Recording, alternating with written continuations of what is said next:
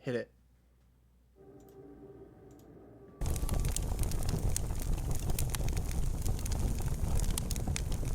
The world of Brotenblaya. One filled with wonderful scenery, unique creatures, and magic. These are the things you'd notice in the daylight, under the golden light of the hand. So then why do its inhabitants hold up in walled-off cities that are illuminated by sacred pyres? That reason lies under the watchful eye of midnight.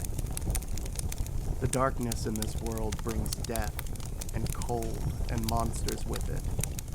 Things that tear flesh from bone, things that break the minds of their prey, things that tower over the inhabitants of this world and herd them with fear.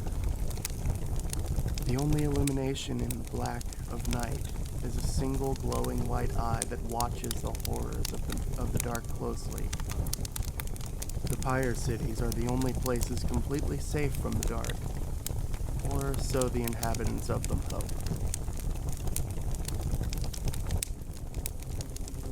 Hello guys. We're doing something new today. You guys can feel free to unmute now. Hello, hello, hello. Freedom. I'm not in charge this week. It's all me, baby. Yeah, baby. Oh, no. Already feeling fear. How you guys feeling? Immediate. You guys want to... Oh, You guys, anybody watching would probably have already seen other stuff, but go ahead and introduce yourselves. In what order? Any order for I thought you were gonna introduce us. No, I mean like as the players. well, you know what? I'll start.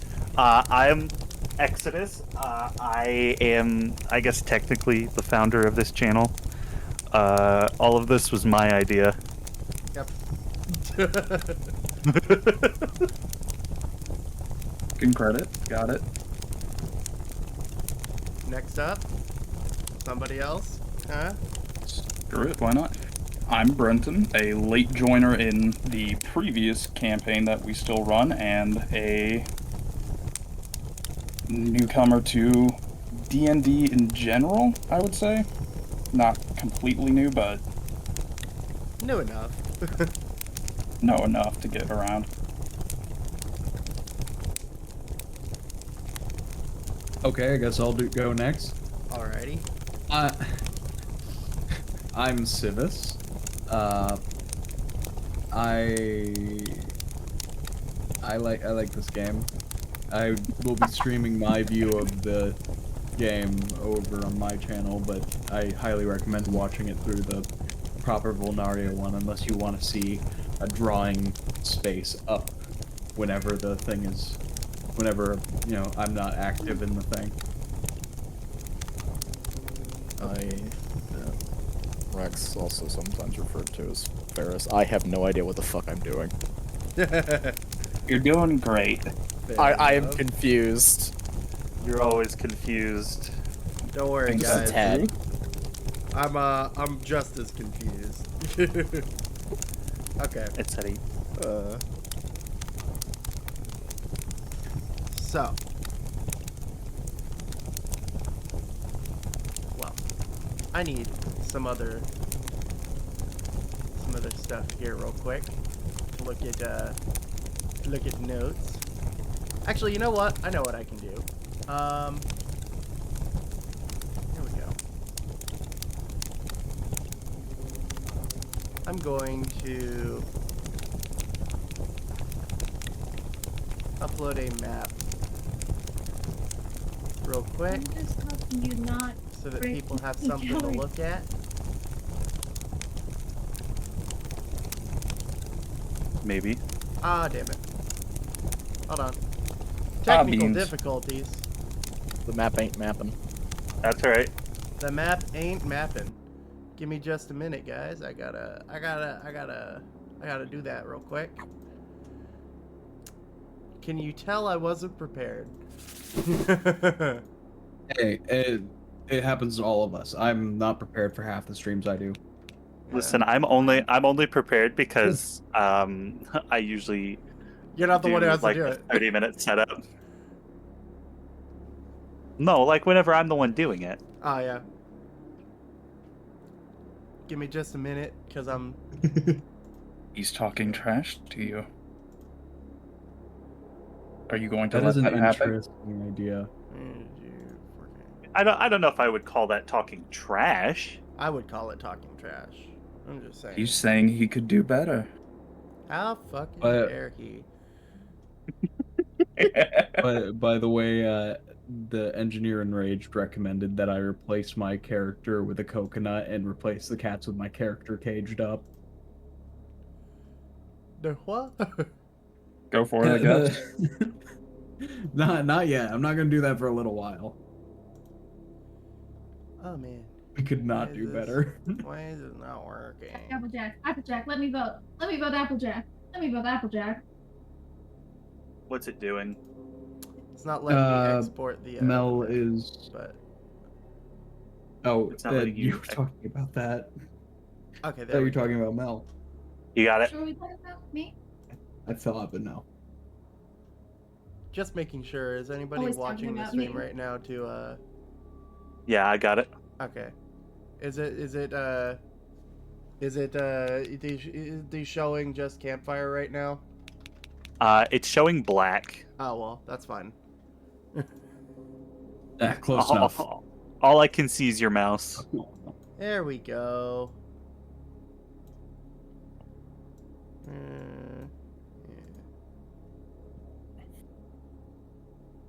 All right. And let me.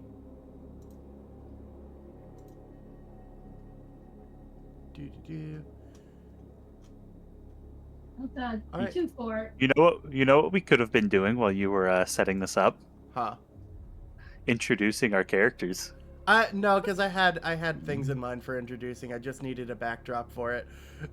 I see. I All am according gonna to go ahead and plan. start the session Oh. on Ah, maps so that you see. guys can Beautiful. join in. Don't add your tokens in, but What's new on maps? All right, I'm gonna add my token in. Yeah, I should do the same. aw man, come on guys, that's what I told you not to do, Token? Got it. man. Okay, Speaking of, and then let me get. okay, my stuff is updated on here. Oh, I like this map. Yeah, we got map. We do got map. We got map. Okay. So Okay. let's see who was first in this list. Make sure whenever things are happening that you have the maps tab clicked on. Otherwise, it won't update on the stream until you click back onto it. Okay, I see. So, real quick, if you guys could, because I do not know all of your characters' names off the top of my head yet. Could you change your names in Discord so that I can call upon them properly? Yeah, hold on. Let me. Okay. Where then? That's wrong character. But while we're doing that, while you guys are introducing yourselves anyway, so Brenton, Hi. could you go ahead and give a small introduction to your character? Sounds like a bot. I guess I'm a bot. Sounds like a bot. Mel's playing TF2, so No, I'm not. Mel is. No. Denial. Server name.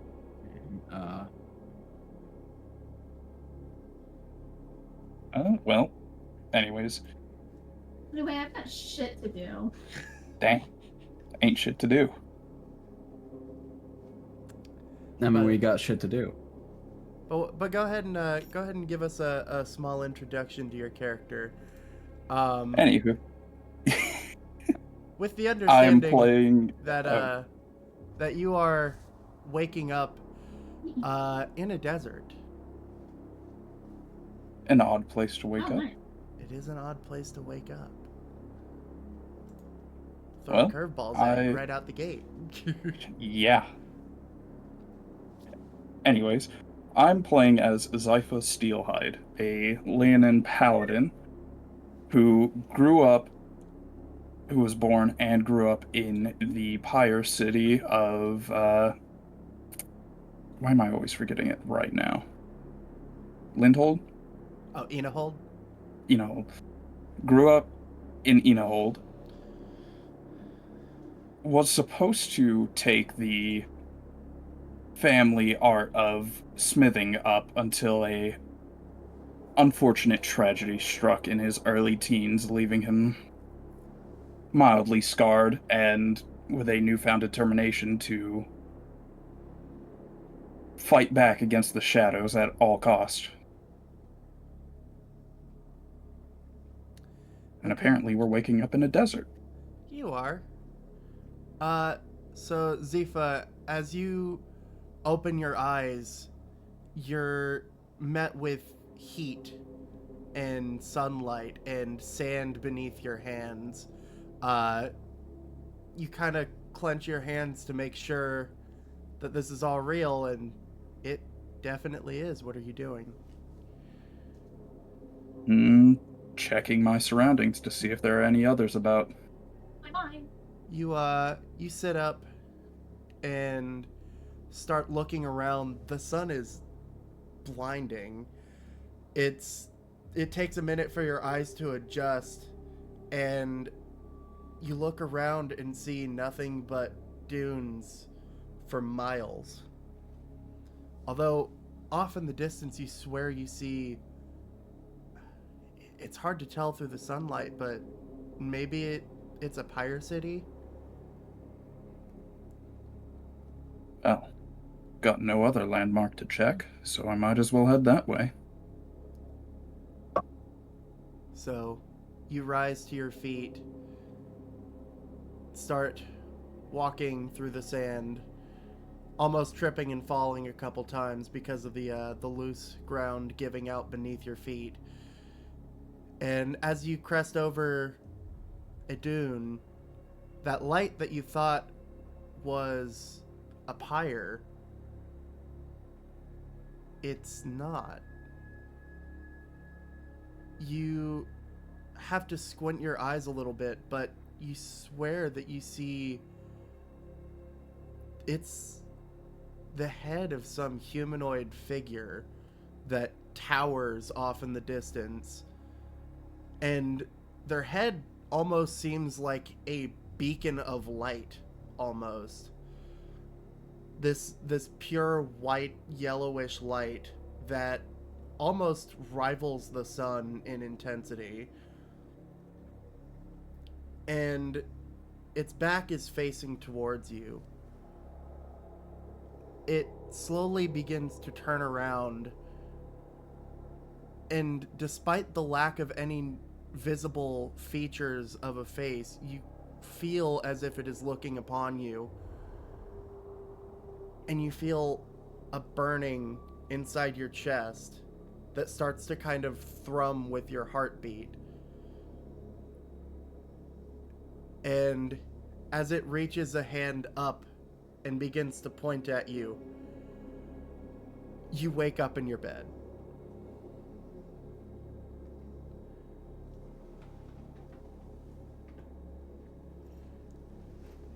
What's your reaction? Was to an this? odd dream. Where exactly is Azifa holed up at the moment? How do you mean? Where does Zifa live? Wall Watcher's barracks. In Enahold. So you wake up, a bit rattled by your dream, and you realize you're waking up to the sound of a shift change. And it's a couple seconds after you wake up that you feel a hand clasp your shoulder, as a red, almost volcanic looking lizard folk kind of shakes you awake, not realizing that you'd already been awake. Hey, it's your turn to take watch. Get enough rest. As much as I could have. Look a little bit rattled. Nothing but a strange dream. Well, best get up. Kind of gives you a pat on the shoulder, and as he approaches the door to walk out, it opens in front of him, and you're met with a sight that is not altogether weird, but it is weird to see here. You see one of the Grand Arbiters standing in the doorway. The Grand Arbiters are these mysterious beings that seem to have built the Pyre Cities, maybe? It's kind of unclear, but the Pyre Cities nevertheless have coalesced around their temples that they have built. They are these kind of tall, lanky. It's unclear if they're mechanical or biological, or maybe some odd mix of both. But they have these flowing sort of robe bottoms that lead up into a metallic-looking, thin, spindly torso, and these long, spindly metal arms, and a head where the face is replaced with simply a glowing white shape. And it stands in the doorway with this. I'll go ahead and tell you his name because you'd know him. Where Thruk is kind of taken aback, and then rather than looking impressed, he looks kind of exasperated. Hello. I believe I am looking for... yes, you and you. Yeah, points towards both Thruk and Zifa. Yes, you have been requested to the church.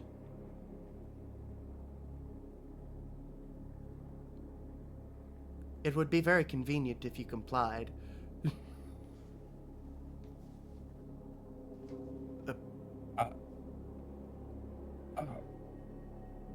Should we get someone to cover our watch then? Yeah. What is it this time? Well, I can't tell you here, but once we get to the temple, everything will be made clear. And the Grand Arbiter kind of, almost floats into the room. The way they walk, it doesn't look like they have legs under those robes. It's almost like they just sort of glide across the floor. And he kind of looks around in the barracks. I think we may need to direct more to these walls. Doesn't look like you have too much equipment in here. Oh well. To the church with you. I will find your replacements.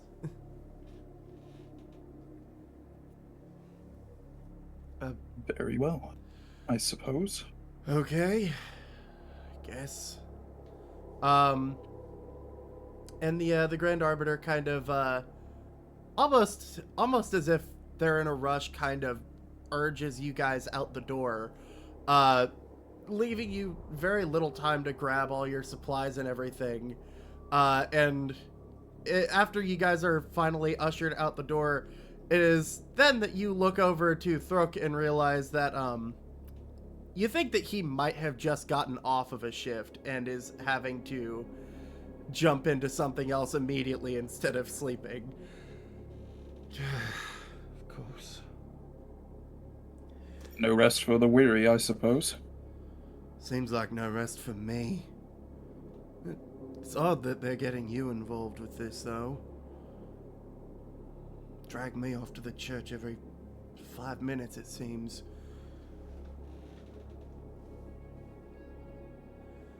Well, I suppose there's Do you know why they would want me, of all people? Your guess is as good as mine. I have a inkling of why they would want me, but it's all bullshit anyway. Some chosen one bullshit about all this. And he kind of like gestures to the volcanic sort of striations in his skin.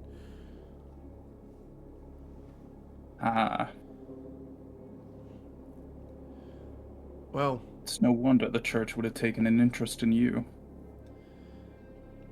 Perhaps. They won't tell me exactly what's going on, but say it's some sort of sign. As for you, maybe it's not about that then. At least not this time. Maybe they just need some guards for the church. Oh well, suppose we shouldn't dally. After all, it could be important. He kind of straightens himself up, stretches a little bit, and begins walking off towards the temple. Which brings us to Exodus. Go ahead and give us a little description of your character, with the understanding that he is waking up bound in chains in a dark room. Damn. Well, I'm playing a dwarf warlock named Hexan Alderwinter. He originated from the coastal pyre city of Penasco Shore. He took a liking to one of the gods of the realm and was granted magical powers from a pact he made with them, and then made his way from his home to the Grand Pyre city of Inahold to further develop his powers and gain a closer connection to said god. Okay. And how is he faring right now with the situation he's waking up in? He will wake up and he will try to reach and rub the sleep from his eyes, but feels himself bound in chains, and he looks to each of his arms, seeing the manacles around his wrists, and he'll go, What the hell? What? And he'll try and conjure a small bit of flame in his hand to see if he can melt the chains, but nothing happens. Yeah, you try to conjure that flame, and it's odd that flame doesn't even appear. It doesn't begin to kindle. And you start kind of struggling, a little bit of a panic, as you try to get out of these chains that you've suddenly woken up in, and to the response of your chains rattling, you hear a voice kind of echo through the room. It's no use. And Who as are you you? hear that voice, it's at that point you kind of turn your attention outward into the darkened room, where you see just faintly a dark outline up against the opposite wall. A very big outline. It looks like maybe the silhouette is sitting down, and even then is 15-20 feet tall. The thing that catches your attention mostly is the source of light coming from what looks to be two eye holes that are illuminated with a sort of red flaming glow. And the eye holes seem to be on this it looks like a metal helmet, almost shaped like a ball with only the eye holes to see through. And it appears to be sort of shackled around the neck of this figure. He will look towards this figure and pull a little bit more on his chains and go, "Who are you? Where am I? What's going on?" And he'll kind of not start to hyperventilate, but his breathing will pick up and his heart rate will increase. You are my ticket out. I don't understand. Who are you? You see you see the hand of this silhouette kind of lift up in the darkness and reach out towards you, being stopped by a chain, but a finger nonetheless points towards you. And it's at that point that you suddenly wake up in your bed. I will shoot awake, gasping, clutching my chest. I will quickly rub my face and look around the room, taking glance of everything I can see before relaxing, realizing I'm in my bed in my home. Go ahead and make a perception check.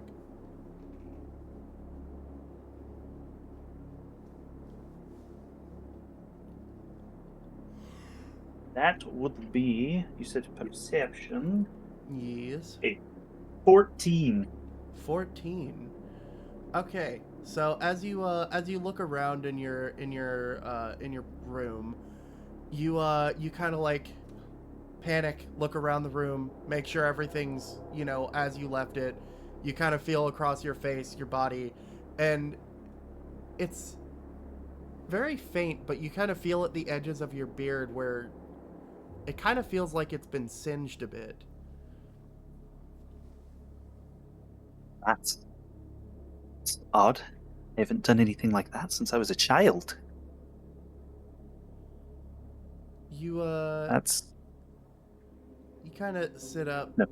in your room, trying to put yourself together after the jarring vision you had. And it's at that point you hear a knock on your door. I will kind of jolt up out of my bed and smoothen myself a bit and grab hold of my wand before tucking it away in my bandolier and going and answering the door. You open up the door to see a familiar but odd sight, similar to our previous players. You see a Grand Arbiter standing in your doorway. Hello there. Hello. How can I help you? Your presence has been requested at the church. It would be convenient if you complied. Okay, I can. Yeah, that's. Lead the way, I suppose. I haven't been to the church in a little while. Such humble abode. I do not see how you live here. Whoa, hold on. What's that supposed to mean? Well, it is so far from the pyre. It's, all I could afford. Well, please continue to the church. I will make my way to the church. Start walking down the street. See familiar faces, some new faces, but it's hard to memorize everybody's faces in a city this gargantuan. You begin to approach the temple that towers in the center of the city, which atop it is the grand pyre, a big radiant flame that illuminates the entire city. Even in the daylight, it makes things just a little brighter. And as you approach the doors, that's where we will jump over to Civis. If you could give a brief description of your character, with the understanding that you are waking up on frosted grass in a sort of dark, cloudy area. Okay. Hold on. Trying to think of voice. I had an idea for a voice, and it's gone now. It's all good. It's all good.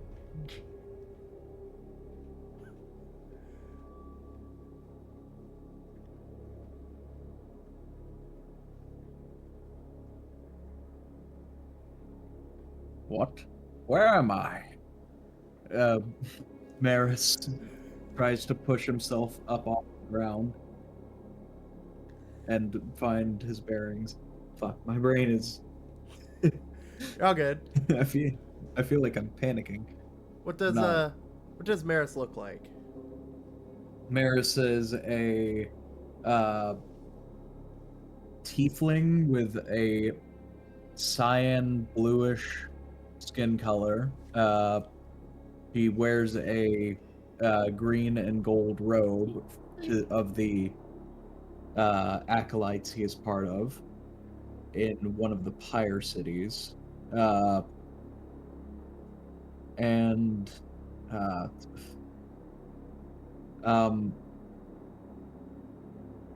he fuck. God damn it! I felt like I was more prepared than this. You're all good. You're all good. So blue skin, whitish hair, blue eyes, horns that are thankfully relatively tucked towards the skull so it can hide under the hood easily. Though it really doesn't hide his heritage very well. And yeah. So Yeah, that's what it looks like. as you stand and look around, you can see it's not quite snow covered, just frosted grass below your feet. And looking around, you see tall pine trees, and through the gaps, you can see that the cloud is the sky is sort of covered in clouds, with just the faint glow of moonlight coming in through. Huh. Maris takes a look around, trying to see if there is a clearing nearby. You look around. Go ahead and make a perception check. I'll have you make a perception check in a dream. Why not? Hell yeah. 18. 18. So as your eyes kind of dart around the forest around you, you don't find a clearing, but what you do see is the occasional glint of eyes in the darkness that seem to reflect what little bit of moonlight there is. Nay, where is the city? I need to get out of here. Where am I? You will leave in time. You hear a Who are voice you? kind of creep out from behind you in the darkness, and as you turn around, there's nothing there. Who goes there?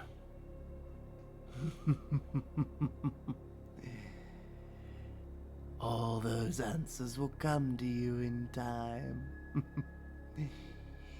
You're a Be funny gone, foul one. demon. Ah. Well, you got something right. And, it's as you're kind of frantically turning around, trying to find the source of this voice, eventually you do find the source of it. A tall, lanky, sort of pale gray-skinned, humanoid figure with draping white hair, and these massive claws that the size of them almost, one of them is probably the size of your arm.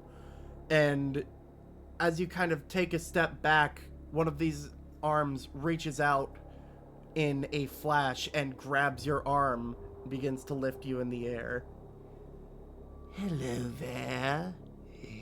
Interesting choices of life for you, considering all this. Robe of Inaru. Release me from your spell, demon. I'm afraid I can't do that even if I wanted to. You and I, we go hand in hand. And he lifts up with another claw and kind of brings it under your chin and lifts your face a little bit before you wake up in your bed. Ah! Maris leaps, well, sits up quickly with a hand to his head. What was that? You jolt awake, and a couple of the other acolytes who are, just coming to wakefulness, and those who had woken up, all kind of jump in unison at your sudden, outburst. And a couple people walk by, make sure you're okay, and it's at that moment that the door to your living quarters opens up, where you see, not an unusual sight for you, a Grand Arbiter in the doorway. Hello, everyone. To work with all of you, except for you, Maris. What reverent title would they have? What, the Grand Arbiters? Yeah, like what say a priest speaking to a higher priest would be like, say, Your Holiness or something. Your Holiness would work, but they don't typically they don't really care about being called any particular thing. Most people just refer to them as Grand Arbiter. Is bowing or kneeling customary? Yeah, if you see fit. Maris, this is gonna sound so stupid. Maris quickly, in his haste, basically rolls off the bed and kneels, like drops down kneeling. Oh, Holy Harbinger, what do you have for me? Oh, well, I can't tell you. Not yet. The Grand Prophet will tell you all that.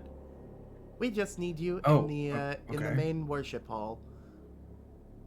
It would be convenient if you complied. Of course, of course. I will follow immediately. As always, your service to Inaru is admirable. Thank you, sir. Thank you, Your Holiness. Continue on.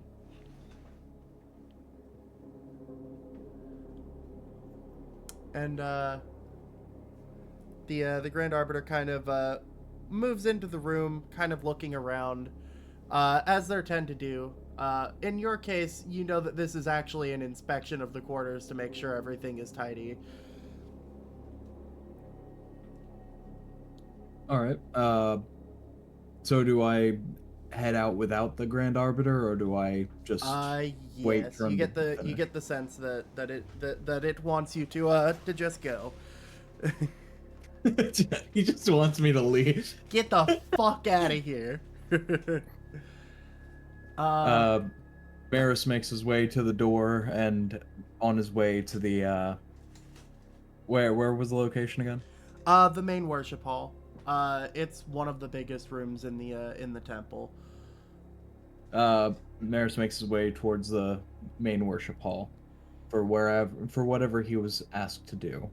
You walk through the halls to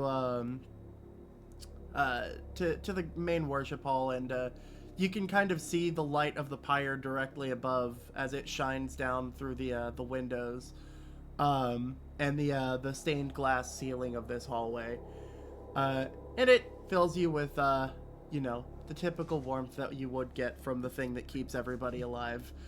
It fills you with determination. It does fill you with quite a bit of determination, yes. I believe that leaves us with just one left.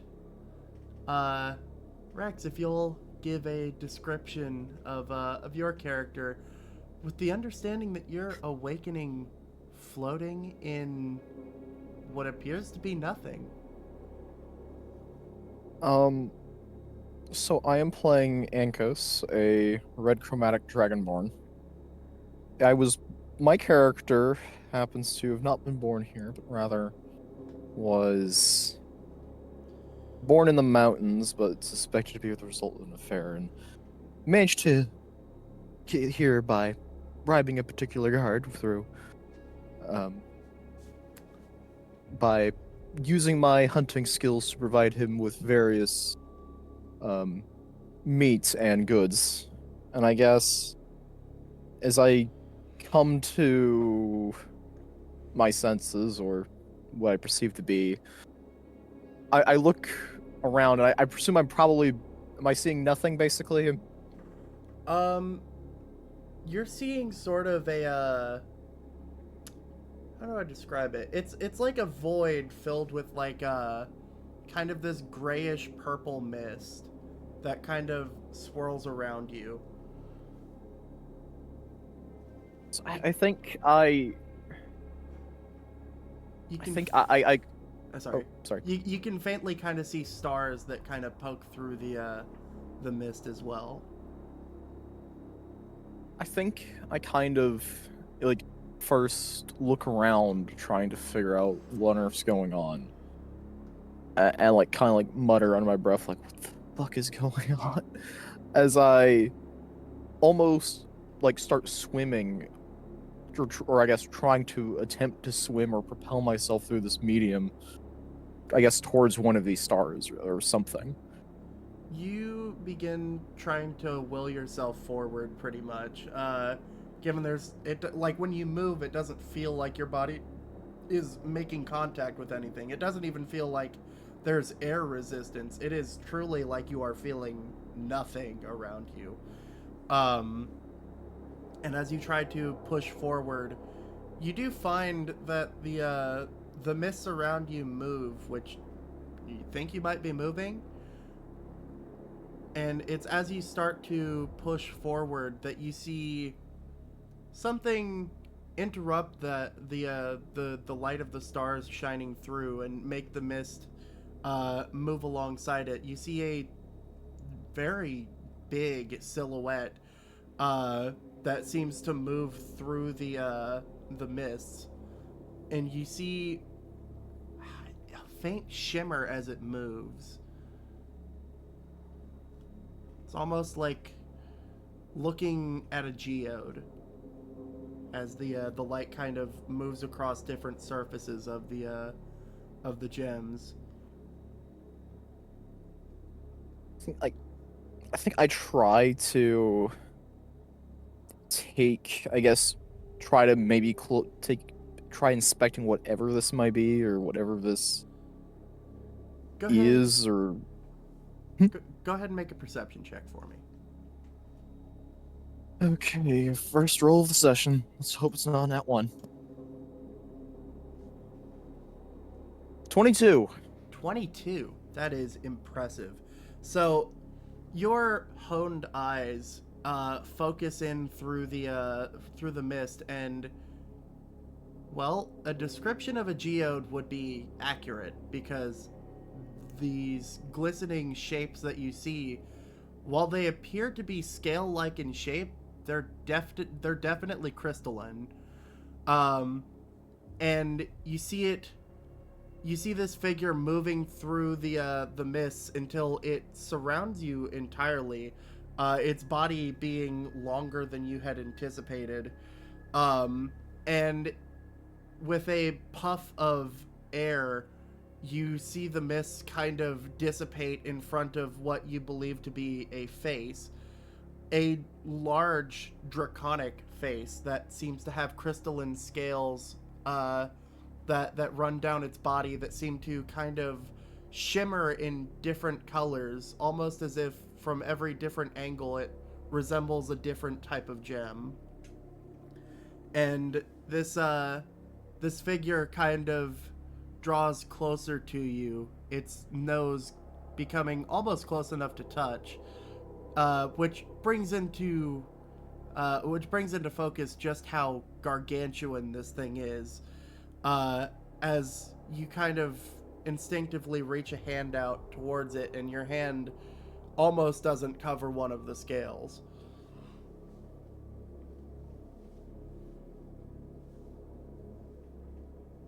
I think I try calling out, like, who are you? Or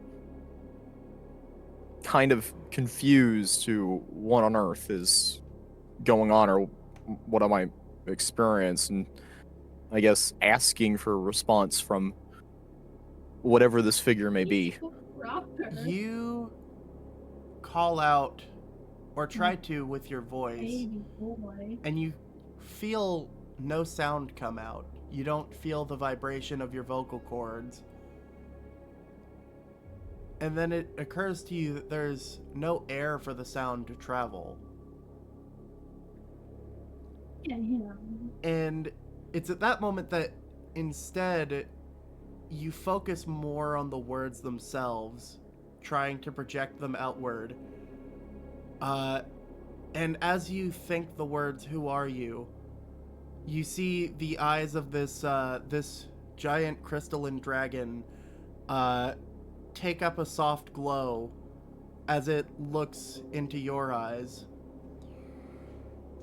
"You will know in time."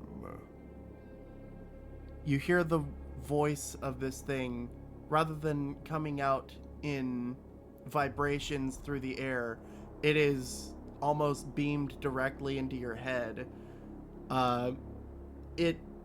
It's kind of imposing the way that it fills your head. It doesn't have a direction, it is just everywhere. And as it says this, you see a claw kind of reach up from the mists that dwarfs your body in comparison, and the tip of the claw just reaches out and touches your forehead. And then you wake up in your bed. Or wherever you slept last night. Where did you sleep last night? I presume that, given my character's past, I probably sleeping at like some form of maybe like an inn or something in a bit of the slums, or in the worse off part of this city. I think that's probably where I'd be sleeping at, presumably. Yeah, you wake up in your room. Everything seems just as you left it. Albeit it's you're a little bit shaken from your previous experience. You hear there's a bit of a commotion downstairs, but I don't know if that's your focus or not right now. I think while sitting up, I sit there and kind of almost like, I guess, scratch my head or something, as I guess I'd probably keep one of my short swords by my bed. I'm probably reaching for that and investigating the room to see if anything has gone. Well, I guess see if there's anything unusual that's happened since I had fallen asleep. Go ahead and make either perception or investigation check. All right, we'll do perception. Yeah, I think you're probably better at that. 14. 14. Looking around the room, nothing seems out of place. You don't see any signs of somebody being in here. What you do hear is the sound of something dragging on a wooden floor, approaching your door. And as you hear that, you hear somebody kind of struggling, and feet kicking against the ground, and then you hear a knock on the door. I think I go to the door with trying to conceal my short sword that I had grabbed as I started looking around the room. I try to conceal that behind my back as I just like open the door just enough to see who is beyond the door without. Not the profile You- change. You crack open the door to see Not the standing profile there change.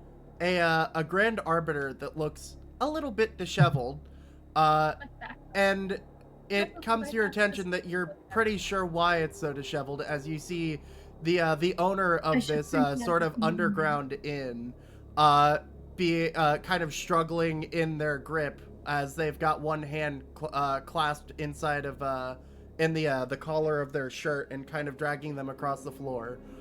Hello there. Can I help you? Your presence has been requested at the church. You see this green scaled lizard folk woman still struggling against the Grand Arbiter's grip.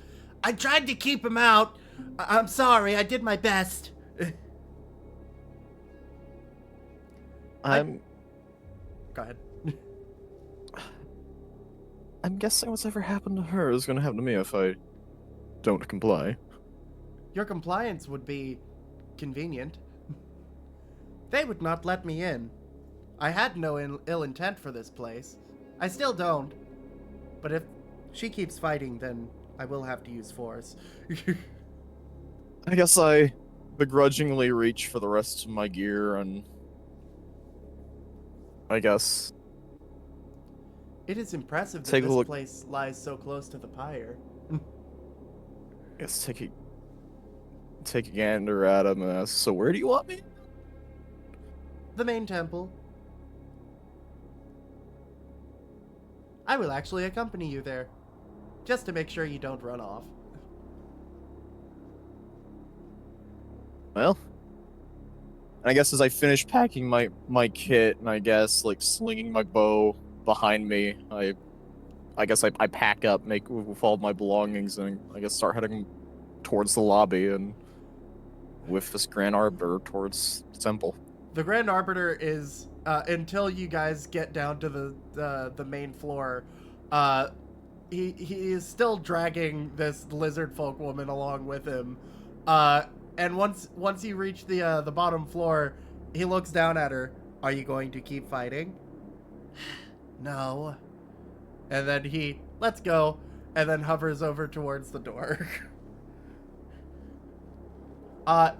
You also see as you arrive at the bottom floor of this inn, you see some of the tables down here are overturned, and there are a couple people who are knocked out. You hope.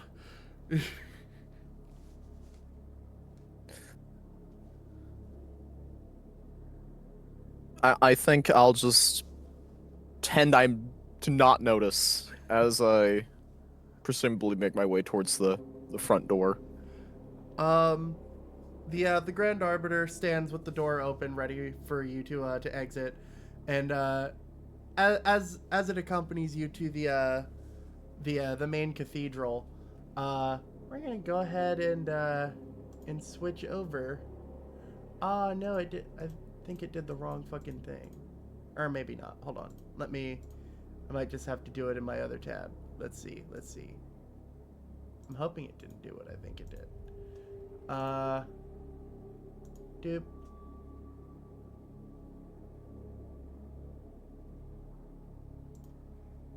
There we go. Okay.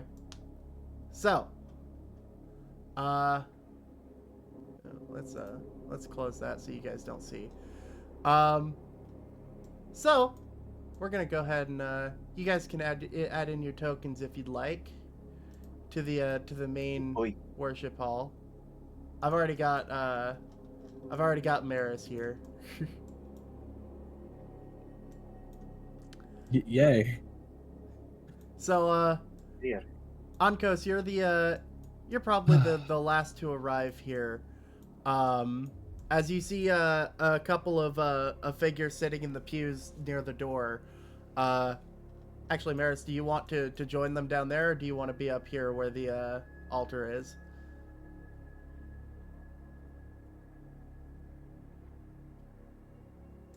Civis? Wait, I'm sorry, what?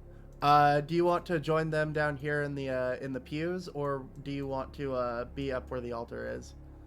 Well, if I was summoned here, then I would know more likely that they would want me up here. Okay, fair enough.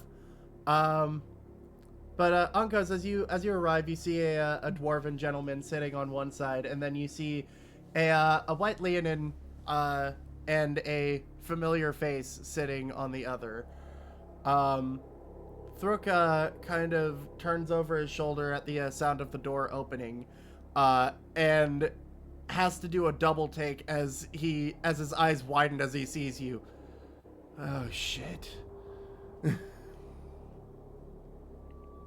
Think like I briefly like glance at him and notice him, and then immediately turn my head away to pretend I do not know him at all. Yeah, he does the same kind of eyes forward. Zifa, you can pretty easily clock this happening as well. I will make no mention of it for the sake of brevity. As you see this red dragonborn being escorted in by a Grand Arbiter, and the Grand Arbiter takes you guys, he calls for all of you. Everybody, if you would please follow me up to the altar.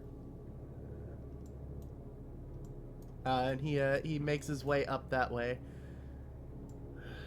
Well, I suppose. Yes, I follow. I mean, I don't want to end up like that one lizard folk woman. And then Hexen will also. Whoop. Alright. Quite a ragtag team we have here. Yes.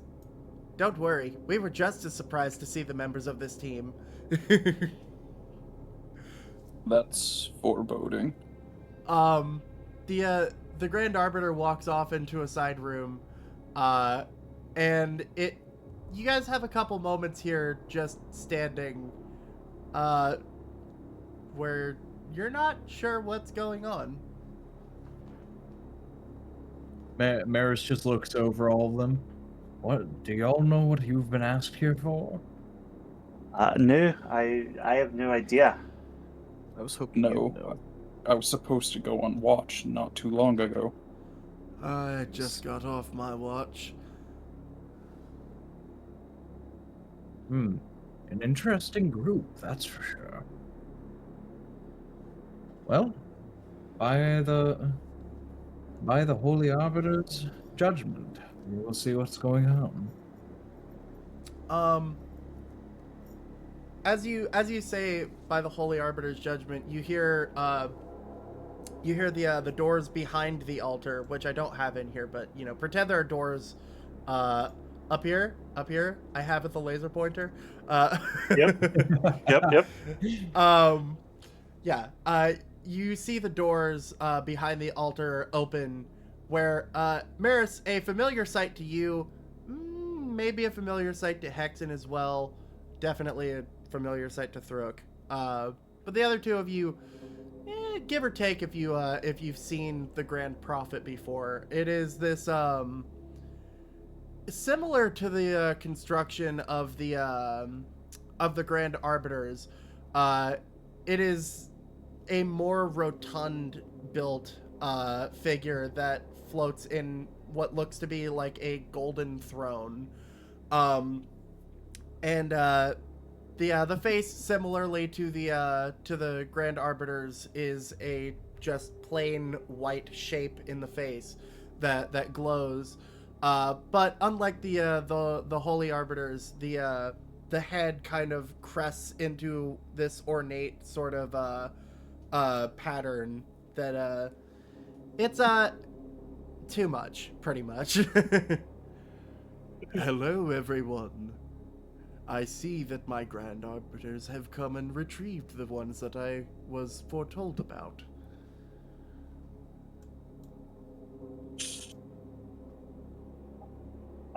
Hello. Huh, I wasn't expecting to be called here today. Ah, well, I was not expecting to call you here today. We were all surprised when we got this news. I like the sound of that. See, I was granted a vision, one of great misfortune for the city, or a city. I know it was a pyre city. I don't know if it was this one. That's... You've called us here and you don't even know your own vision. Well, yes, that is how these visions typically work. I don't know, but I do know that all of you were in it. In fact, I believe that you were requested by Inaru herself. Nar who? Inaru? Quite splendid circumstances, if I do say so myself. It is a great honor to be called upon by the gods. Interesting that she didn't say anything or communicate that to me herself, unless that's what that dream was. You had a dream? I did. It was an odd dream. I've not had anything like it, not in quite a long time, not since I was a wee lad. I was chained to a wall in a what seemed to be a dungeon of some sort. And there was quite a tall figure in front of me. He was speaking ominous things. You as you're explaining your dream, you see the white glow of the face panel start to like turn to a slight orange reddish color, and as you finish your sentence, it just snaps right back to white. Quite the interesting dream indeed. Well, My lord, if I may, I also had an odd dream. you as well. Yes, it was a frostbitten forest in the night. There was a voice, but I can't quite remember what it said.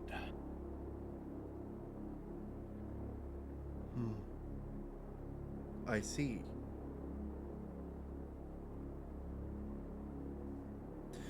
Well, that is quite interesting that two people had a dream. Are there any other dreams I should know about? I had a dream. I had a dream. Free soup on Wednesdays.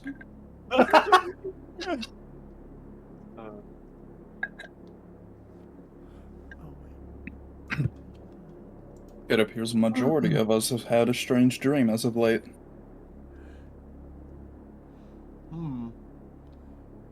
Do tell, what were your dreams like?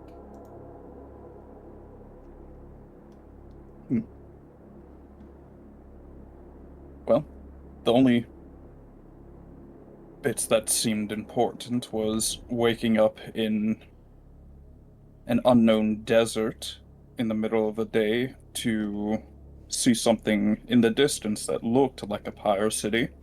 But as I drew closer, it was a gigantic head.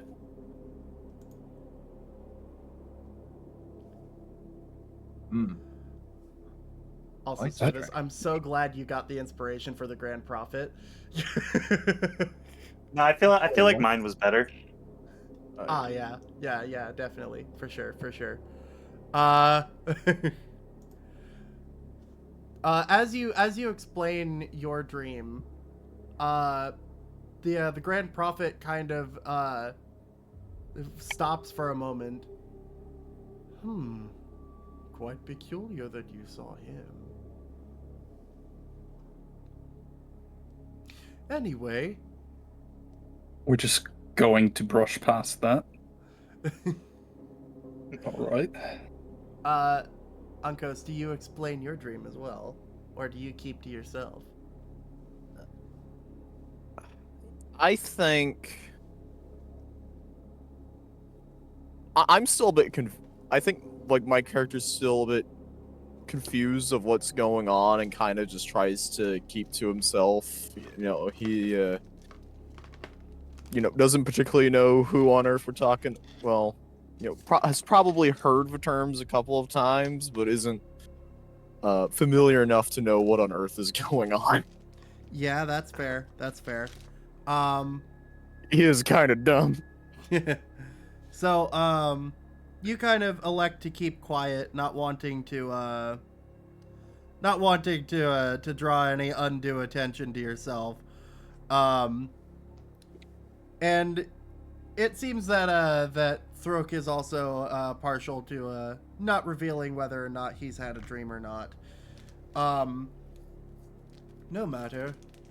I have an important mission for all of you. It is quite important. Would you like to hear it? Yes, my lord. I don't think I have a choice. Excellent. This one gets I it. suppose. We were dragged here for a reason. Well, I'm always willing to do Inaru's bidding. Are you willing to do it at the expense of your life, potentially? I've never said no before. Excellent. You get it. That's a horrendous outlook. To be fair, I've never been asked to lay down my life. Fair enough. But we shall do it willingly, shall we not? Yes, of course. So, Ooh. as you guys accept this grand journey that has seemingly been thrust upon you, the Grand Prophet puts his hands together. Excellent. Now, for the quest itself, it is very dangerous. You may very well die. My life for Inaru. He moves around in front of the altar to get closer to all of you. There is rumors of to the west of here some sort of cave where it is believed that there are dark things lurking that intend to how do you say, bring a fight to the Grand Pyre City and take over some of Inaru's dominion. That is These bad. caves happen to take place in mines. No, Do they are waves not. echo within this cave. They are not caves that make waves echo. There are no lost mines. Is there any value, or some bad people in these caves? There are. There are no lost mines in Inahold. There is no lost mine in Inahold. But there are dark creatures that lurk in those caves that plan to ruin everything we've built here, and that is not good. You wouldn't mind helping deal with that, would you? Of course, my lord. But of course, that sounds honestly right up my alley. Is the wall gonna be okay without us there? Most certainly. We have plenty of Wall Watch members. As much as you may be the leader of them, you are inconsequential compared to the vast majority of them. That is not comforting to hear. I think I'd just like to lean over and interject and just say, I think he's saying you're expendable. That is exactly what I'm saying. What about all the Destiny chosen one bullshit you guys are always spouting on about? Oh, well, that is part of this. All of you are chosen. I'm not sure by who, though. Well, I have an idea for you. And he looks at Zifa.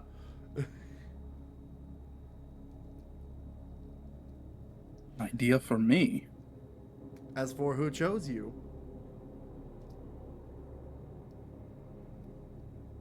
Any hints, or am I gonna have to guess?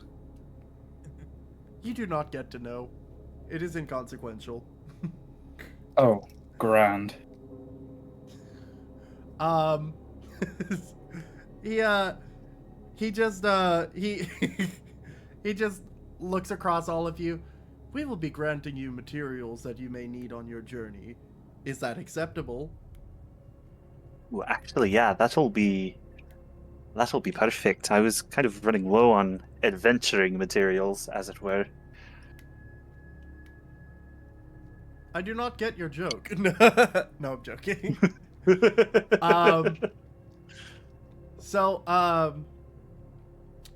Everybody, I would like to ask, what is your preferred weapon?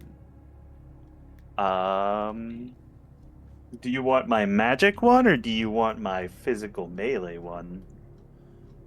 What do you mean, magic one? Well, because I have my wand and then I have my battle axe. Well, I mean like a weapon. Like what is Okay, the preferred weapon of choice? Battle axe. Battle axe. That's lame. No, I'm joking.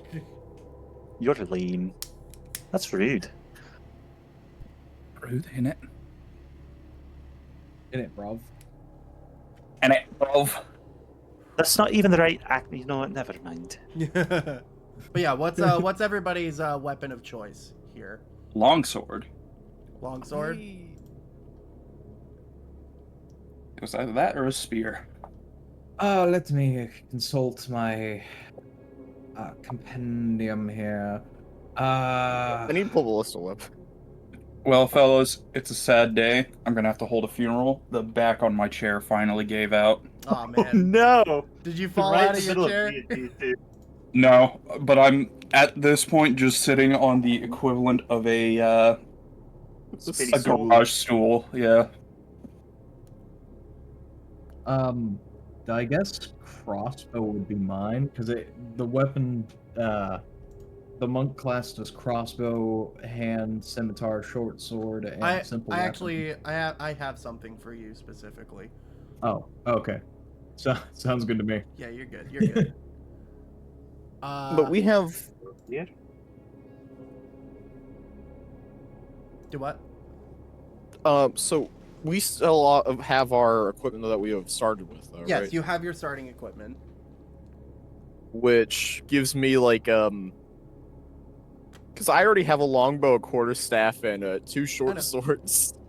Just pick a what weapon do you plan on using most? I plan to probably use my bow the most. Bow? Okay. Yeah. So, as you guys wait here, the Grand Prophet goes like eerily quiet for a moment. Like he just stops after mentioning that he plans on having supplies brought to you, and he just stops. Grandprophet.exe has stopped working. It takes a couple minutes before you hear the doors behind the altar open once more, and you see a group of Grand Arbiters carrying a large, ornate golden box. Oh, I wonder what's in there. These are your supplies. And as it opens up, You see that there are 10 potions of minor healing. There is a +1 longsword. There is a +1 longbow. There are wraps of unarmed prowess, which they just look like hand wraps. There is a +1 battle axe, and then there is a +1 spear.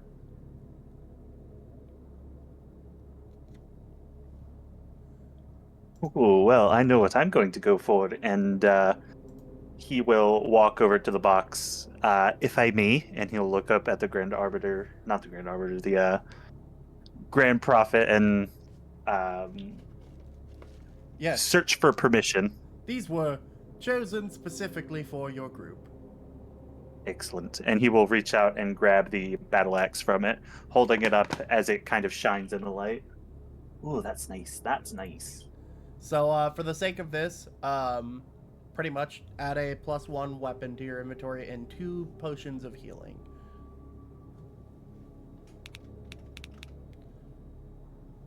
And, Civis, if you just look up the hand wraps, you should be able to find those pretty quickly. Okay.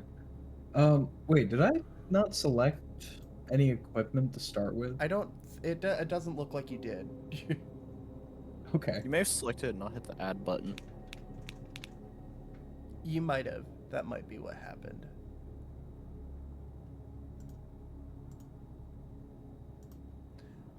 You said look up the hand wraps? Yes. If you look up wrap, it should be the first result. Well, first or second. I think they both do the exact same thing. Wraps of unarmed prowess? Yeah. Because it occurs to me that the wraps of unarmed power also deal force damage, so probably not those. Okay. And then, yeah, two potions of healing. And 2 potions of healing? Okay. Let me know when you guys have all that done. It's I It's the normal potions of healing that do 2d4 plus 2? Yeah. Okay. Then I am... Would we be replacing our previous weapons, or are we Nope. allowed to keep those as well? You keep those. Okay, I've now got 2 bows! Woohoo! 2 bows! If only I had 4 hands! Now, I will tell you all. These are technically on loan, which means you will be held responsible should you lose them. Great. Of course, my lord. In the event of your death, we will send out Grand Arbiters to retrieve them.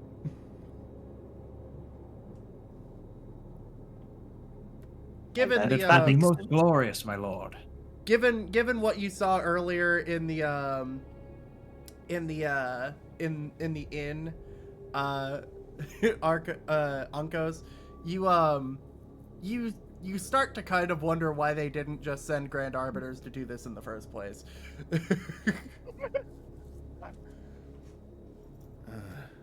All right. Well, do we get a map or something, how to get there? Oh, well, there's really no need for a map. It is due west. From the gates. That is also part of why it is concerning. It is directly west of the gate. Hey, that is rather concerning. Then. Almost Okay. as if someone was planning something. Yes, it is a planned attack. Were you not paying attention to the briefing? No, I was. It's called a joke. I do not get any of your jokes. Anyway. That's Eddie.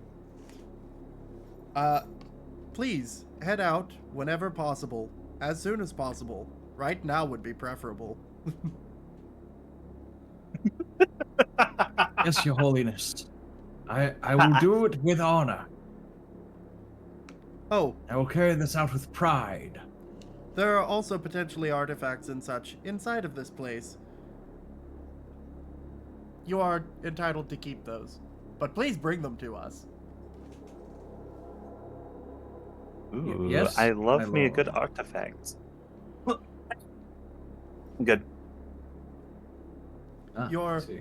travel will unfortunately have to be by foot, as sending you out with horses could get you killed. Yes. You guys are all aware of the reason why, but to anybody viewing, animals at nighttime tend to have awful things happen to them, like turning into mutated monstrosities, beyond the likes of which anybody should and would comprehend. So it's just a bad idea to go out into the dark with an animal. Speaking of going out into the dark, it's now that you guys realize, as he's ushering you guys to go out, it's like it's coming up on Late sunset o'clock. by now. Not quite there, but it's getting close. Well, if we are to leave, we must do it either now or we will have to wait until morning. So we better get a move on. Yes, that would be preferable. Of course, I my have no lord. objections. And Maris quickly starts making his way out. As will Hexan. Meow. Zypha will follow behind. Thruk is going to kind of keep to the back of the group and kind of stick next to Ankos's side. And as everybody gets out, Thruk kind of grabs you by the shoulder, Ankos. What are you doing here? I've got no clue. They knocked at. There was an innkeeper who, I guess, didn't like him or didn't want to comply, and next thing you know, he's at the door with holding her by the collar of her shirt and dragging her across the building. Probably I've thought got- they were coming in to kick you out. I've got no clue why I'm here. Although I didn't get to eat I didn't get to enjoy the inn's free breakfast. Well, try getting off of a watch shift and then having to go out. It's not fun. Either way, I guess I'm glad to see you doing okay. Guess as best as you could be, given current circumstances. Yeah. Anyway, we should catch up. Yeah, he kind of pats you on the shoulder and rushes to catch up with everybody. I'll follow behind while, I guess, at the same time, inspecting this new bow. You see it as it's kind of engraved with sort of a viney pattern that goes from the handle up the arms. And inside of the vine patterns, you see that there are tiny etched runes. I think I just make a mental note of that and then just kind of stow it as I would and just pursue after the rest of the party. All right. Just to be sure, does everybody have stuff for a fire?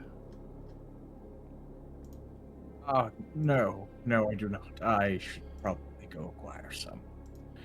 I do. I always keep stuff for things like that on me at all Oh. times, just in case. Speaking of, for the intents and purposes of things, you, if you don't already have it, technically have the create bonfire cantrip. Oh, joy. Who? Hexen.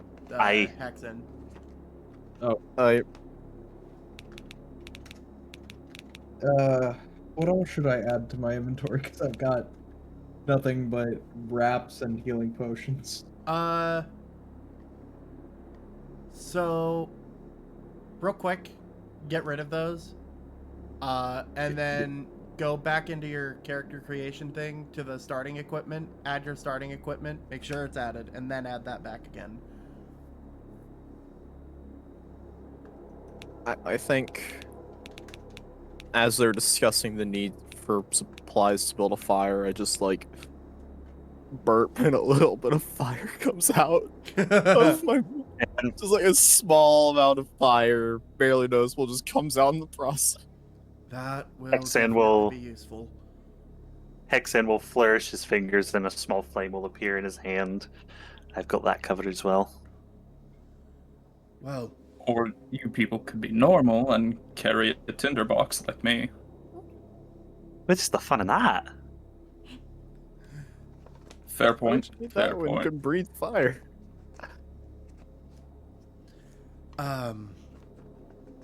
Although I do actually have a tinderbox too.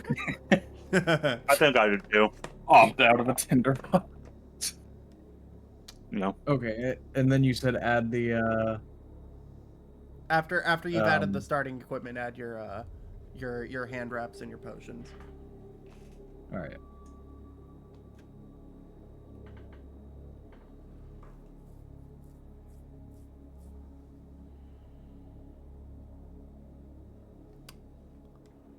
I'm suddenly curious because in Fandelver we've got 2 clerics. Do we have any clerics here? None whatsoever. I'm the closest thing to a cleric. Yep, you got a paladin, which is also why I gave you guys healing potions, because if you're not gonna have a healer, having healing is important. I mean, Now- I'm a monk cosplaying as a. Yeah, you're a monk cosplaying as a cleric. I'm noticing a trend. Although So we have a warlock cosplaying as a cleric. We have a monk cosplaying as a cleric. Wait, how am I cosplaying? Yeah, I guess.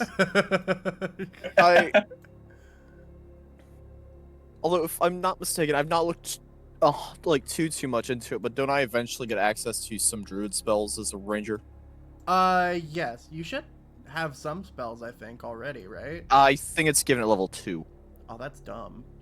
I think it's level 2 or level 3 is when I gain spellcasting. Let me pull it up. Yeah, like I have spells, but it's just You should have basically level 1 divine spells. smite. Level 2, I gain my fighting style, and I gain spellcasting, which is, I believe, off the druid table. Okay. You also get, rangers also have their own dedicated spells. Yeah.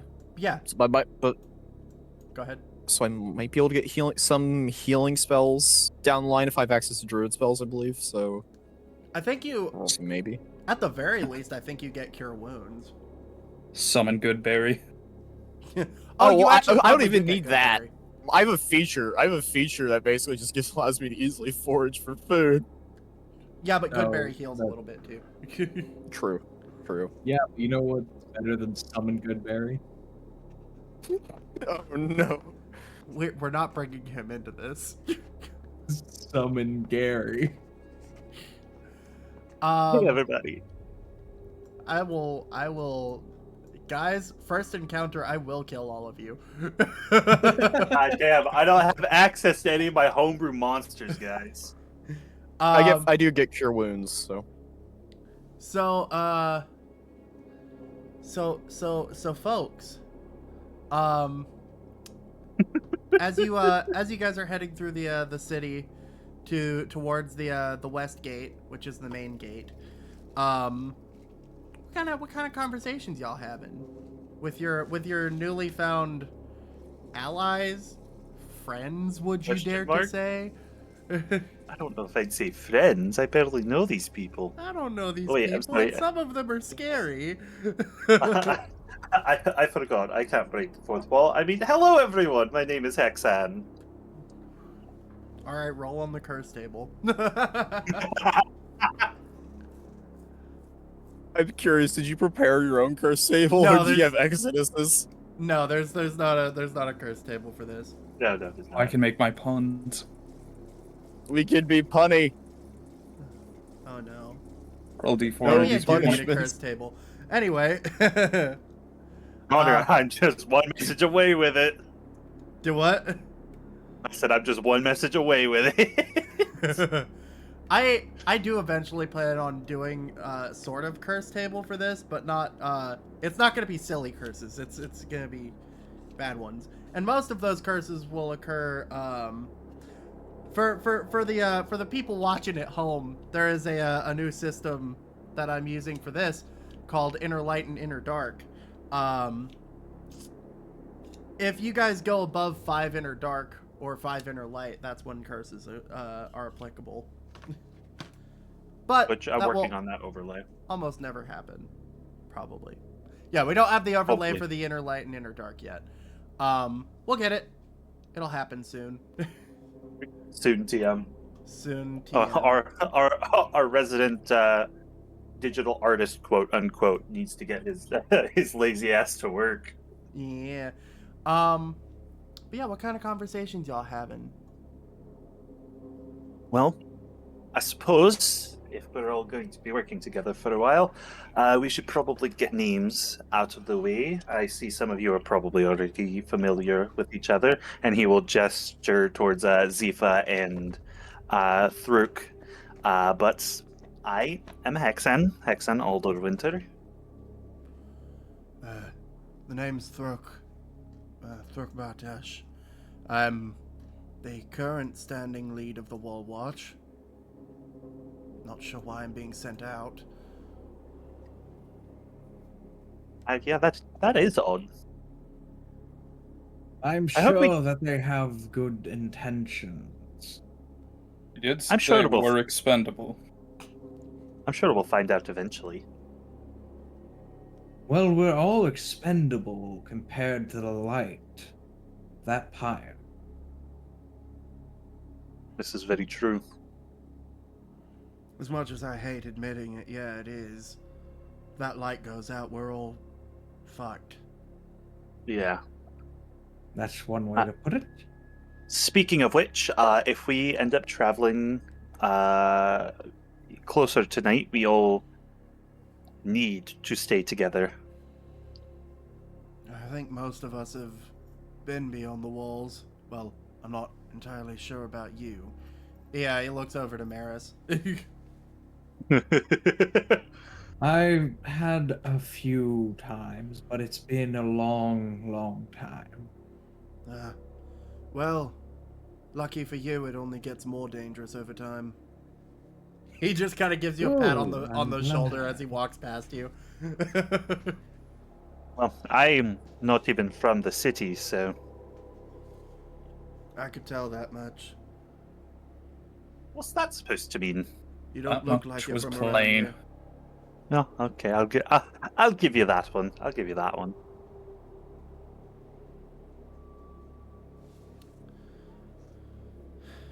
Any other introductions? I'm Maris. I'm an acolyte at the temple, and honestly, it's going to be interesting to have a task like that. Hold on a minute. How rude.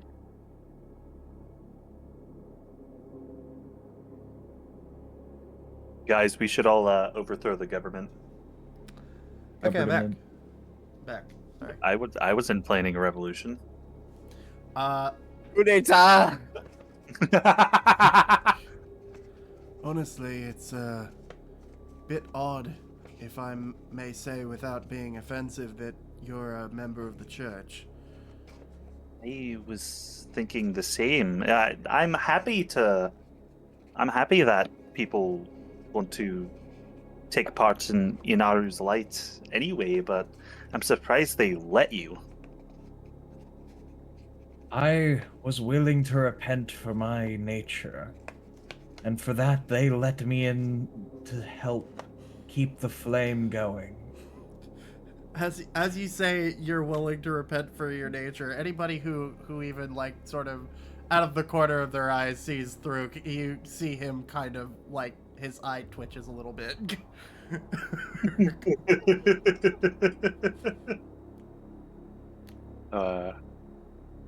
Well, I must. I've I had to change for it, but it's for the best. I've always been of the opinion that anyone can be anything they like, but unfortunately, sometimes in this world, people don't like that. But whatever. Have Zifa and Ankos introduced themselves yet? No. No. No. Zifa, Yes. going to introduce yourself? Suppose it would only be beneficial to do so. Well, as you've heard, my name is Zifa. I am also part of the Wall Watch. Haven't made it up to the highest of ranks, but steady pay and training as well.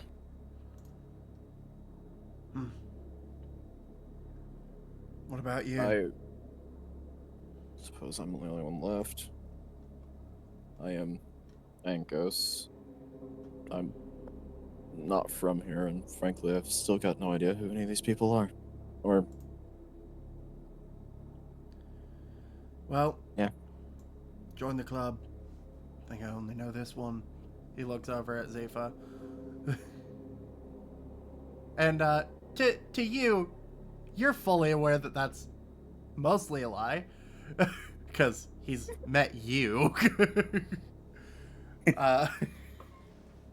But it's as you guys are getting through with your introductions that you guys get to the grand gates that tower 20, 30 feet tall. There are these gigantic ornate doors that require a few people to get some mechanisms moving in order to open. And as you guys arrive, Throok kind of looks up to the top of the wall. Boys, open the gates. We've been sent out. What? I said we've been sent out. Damn. That's odd. What are you all being sent out for? Especially you, Captain. I don't know. Why do you sound like me? I don't know. Because I It didn't have must a be in different his voice. nature.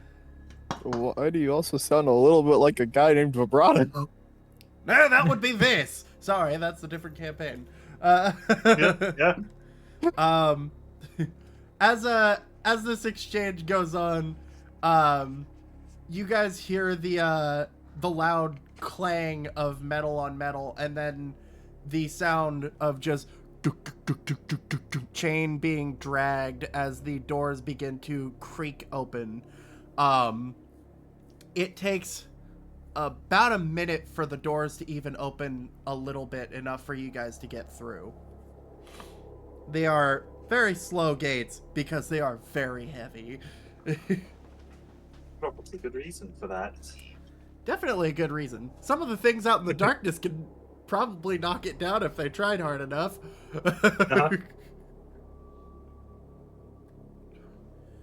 May we return well to these gates. Aye, just don't bring anything with you. Can't get the gates open quick enough to get you in. Understood. And, Not with that attitude. It's at this moment that you guys face out towards face out towards the jungle, and you hear the gates beginning to close behind you. Well, suppose there's nowhere to go but forward from here. Aye? Right? Onward and upward, as they say. Not much of a choice. By the Uh, light we shall go. so, who wants to start off this this little journey you got here with a bit of I'm gonna go back to the world map, that I can't do on this tab because that's the wrong thing entirely. Guys, I promise, I've got this all put together, you know? I got this whole thing. Of course.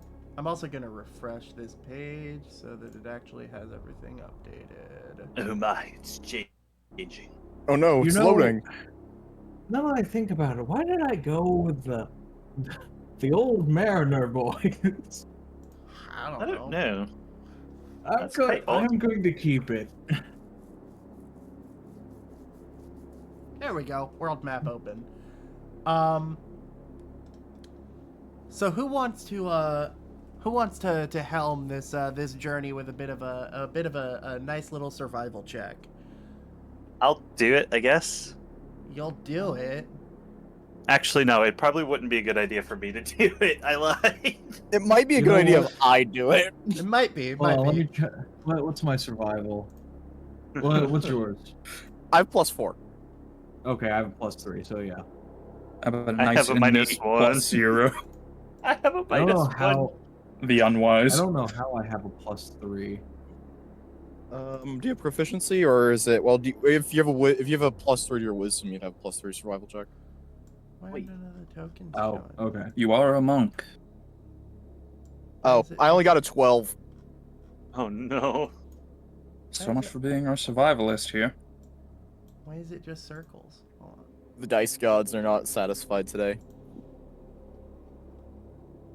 Me when it's just circles. There we go. I don't know why it was being weird a minute ago. It's still not loading the pictures, but Loading them for us. I wonder if it's because you're streaming. Might be. I'm just gonna group you all together here. Wait. Group. There we go.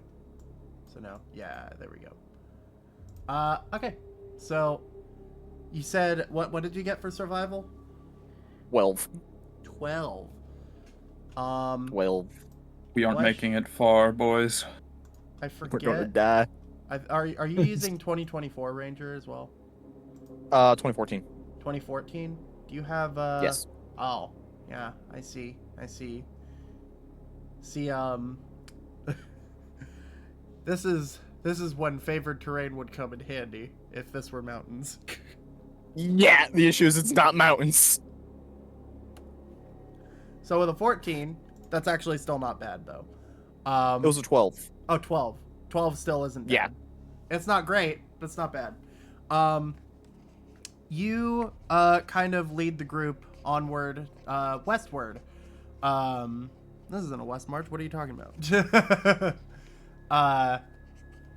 And it's difficult to navigate through the thick trees and the branches. But it takes probably 2 or 3 hours for you to get to it's a small clearing, and probably just in time as you see that the sky is starting to take on that kind of reddish purple color as it is shifting to night, and just over the horizon you see the familiar sight of a giant glowing white eye beginning to peek over.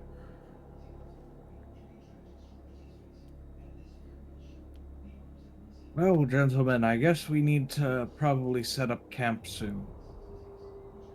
Yeah, Yes, that might be wise. that would probably be a good idea. Especially since, I don't know what's out in these jungles.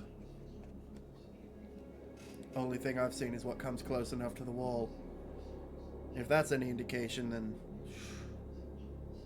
we're in for a rough night. Yes. Let us hope that we'll be fine. Yes, let us hope. So, May Inaru give us her guidance. Indeed. So you guys start to get your camp set up, and as you do, you finally get your guys'. How are you guys doing a fire? What's the fire plan here? We're gonna set this off with a fire breath, or little flicker of the hand, or an actual tinderbox. It's up to you guys. Well, I just need to know what Wait, you're hold doing. on. a little Shia kazing. Does Sacred Shiak. Flame create fire? Unfortunately, no. Sacred Flame is No. radiant. Damn. Honestly, I know this is supposed to be a much more serious campaign, but I do think it'd be funny to just basically burp on it and light it on fire. Yeah, Do I mean, keep if it in worked for mind. the character, it could still be serious.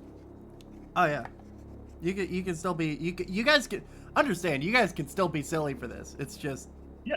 like it's a little more of a Yep. serious setting. Mine is more whimsical. Whimsy. We love whimsy here. Well, I think if not here, but you know what I mean. Hard times create silly men. no one's opposed, I'll just like breathe fire onto it just So, for funsies. assuming you gather some like timber and tinder, not timber. Well, timber and tinder. Both. Just get a full tree. Just lights the entire tree on fire. These trees are fucking big, dude. I don't know if you want to get a full tree.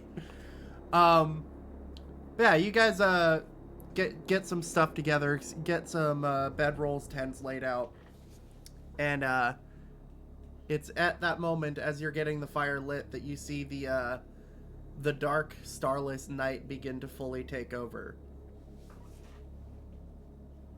The only light source being that one which is an unnerving sight to all who are awake during the night. A large glowing white eye. DM. Yes. Real quick, what is my holy symbol?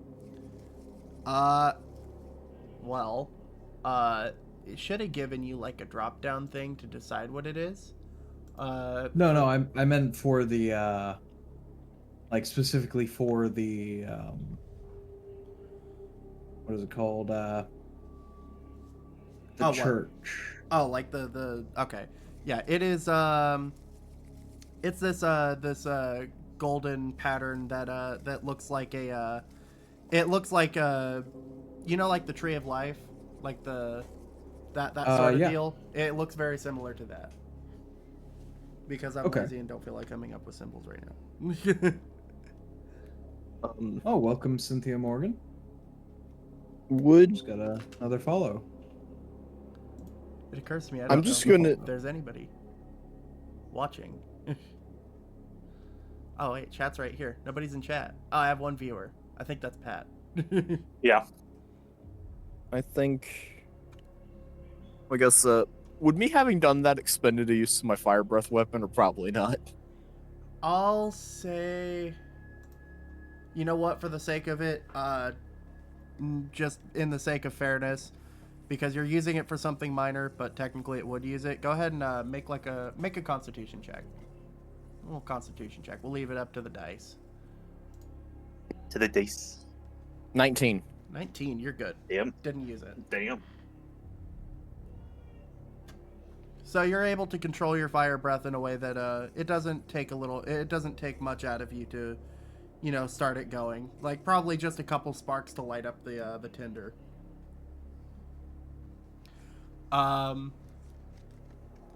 Thruk kind of sits down next to the fire. Boys, I'm gonna be honest with you. I don't think I'm too much up for taking the first watch.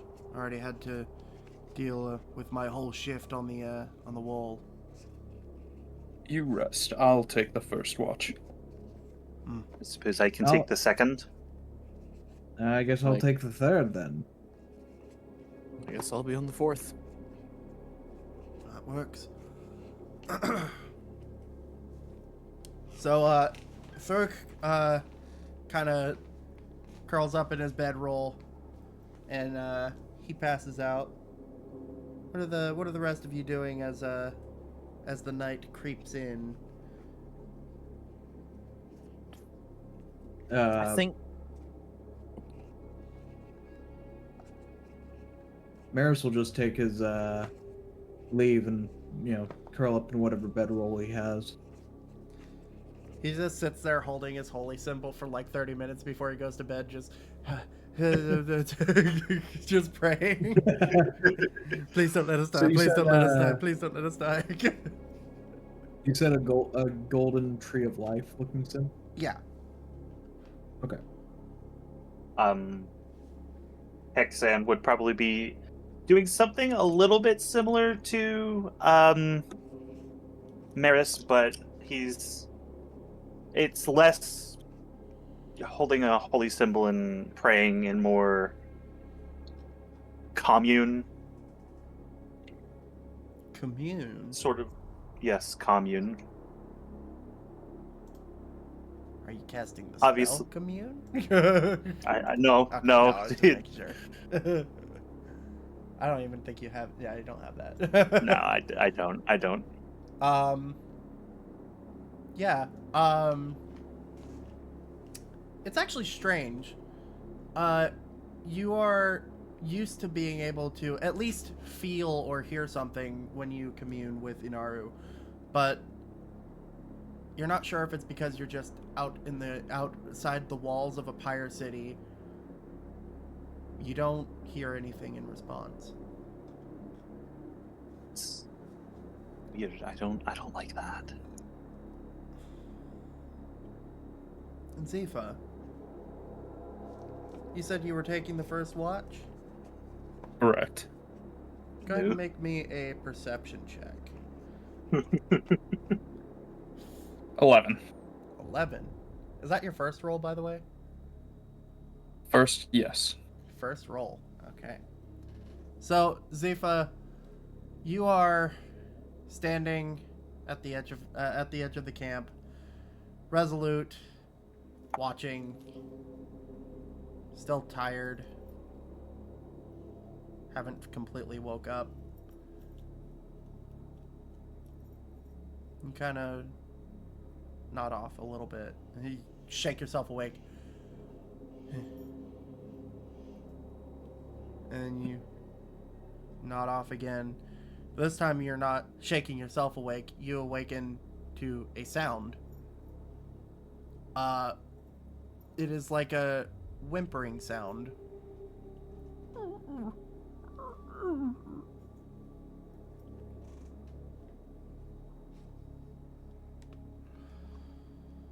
Like that.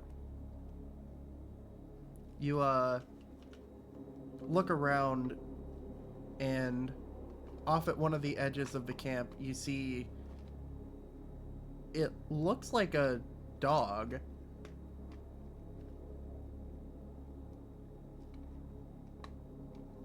Kill it. Do what? Kill it. Kill it. The rest. Murder it. Murder hobos, but specifically for animals. Oh, there was a sound.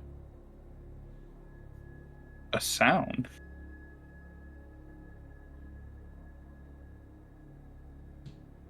Thank you for the follow. Holy shit! Oh my god. Alrighty. But, yeah, Zifa, you see this, strange dog at the edge of your camp. What are you doing about it? Gonna see if I can tell at a distance if it's cursed or not. Go ahead and make a perception check with, I don't believe you have dark vision, do you? I do. Oh, you do? Okay, go ahead and make a perception check then.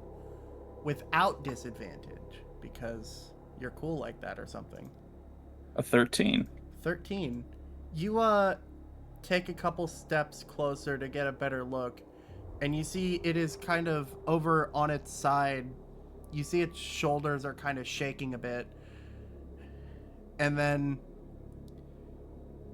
you think it's a regular dog, and then you see it turn its head a little bit towards you, almost unintentionally, and you see that its mouth is kind of draped open, and you see the flick of a tendril out of the side of its mouth for a moment. And yeah, what are you doing about that one?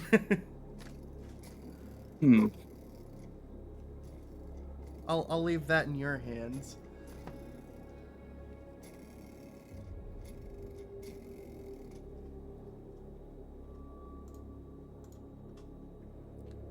Well, I guess I'll just take a step back and keep my eyes on it for any movement that would All right. show any inclination towards an attack. Give me just a minute. Are you getting anybody up?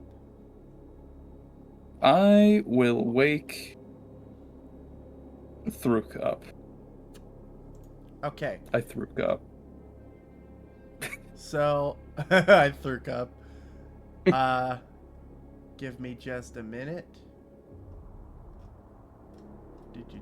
Oh, Captain, my captain.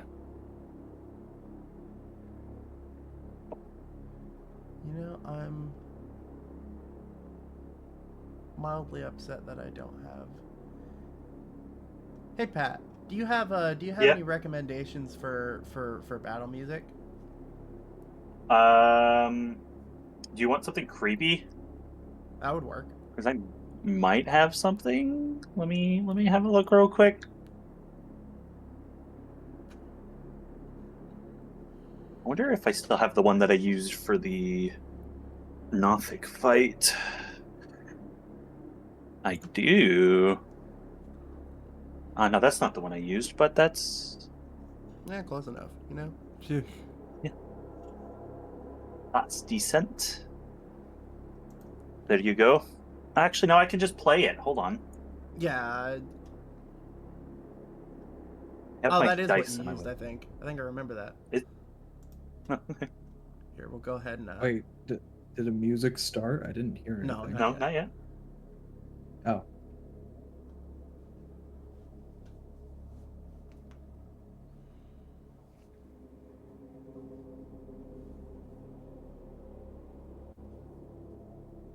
You know, I think this is one I had in the lineup, but you guys killed it fast enough that you didn't get to it. maybe. Oh, that sounds like us. Yeah. Here, let me get that in.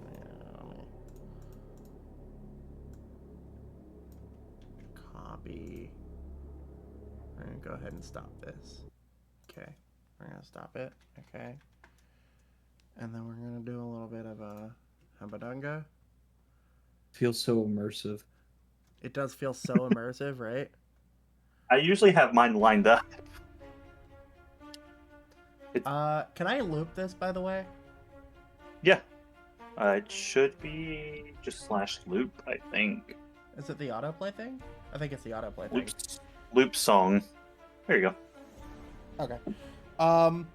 So, Zifa, as you go to Thruk's side, to wake him up, you you get your hand on his shoulder as you hear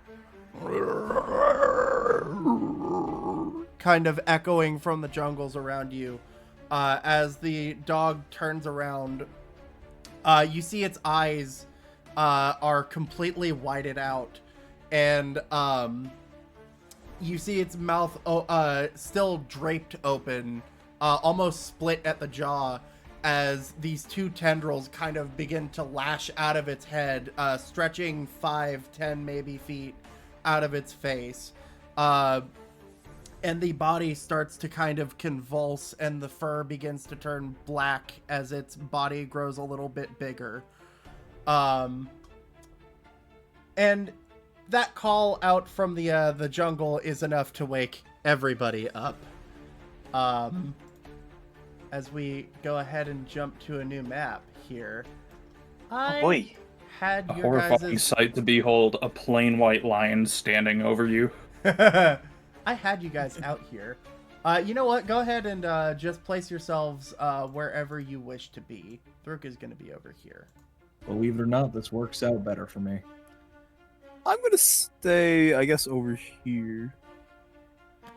Let me. I was waking you up, so. Yeah. I will be over here. That'll work. So you guys... Actually, wait, if y'all are... Sorry, if y'all are forming a line right here, I think I want to be here. I want to... Y'all are more equipped to handle hand-to-hand combat. Literally, in my case. You guys are all awakened to a bit of a start as you hear this kind of call out from the woods. And as you guys awaken, you see these horribly mutated dogs beginning to encircle around your camp. I'll go ahead and add a campfire too. Why not? Let me get the campfire. That'd be a good campfire. There we go. We'll put it over here. Right here. Seems good enough. I love it. And I'm gonna go ahead and have you guys go. Feel free to roll initiative. I'm going to. Neat. Boy, That's a thing. please, dice gods, be on my side. The dice do not like me today. Okay. They are tolerant of me today. It's decent. That's decent. Oh wait, we're rolling initiative? Yeah. Correct. Yes. The first roll initiative roll. First initiative Oh, roll, God. guys. Holy shit! Wow. That's a dirty Man. 20. Yeah. Maris was ready. Dirty 20 for Maris. Okay. Let me. Oh, Apparently, I was shocked horribly. Let me add you guys all to the encounter thing real quick. Okay. So Unfortunately, Ember's not here. Maris. Nope, you're gonna have to find a new way to fight. Okay. Sound off 25 to 20. Which would be Civis? just Maris. Yes, sorry. Give me just a minute. I need to roll for Thruk. I forgot that's a thing I need to do. Okay. Alrighty. 20 to 15.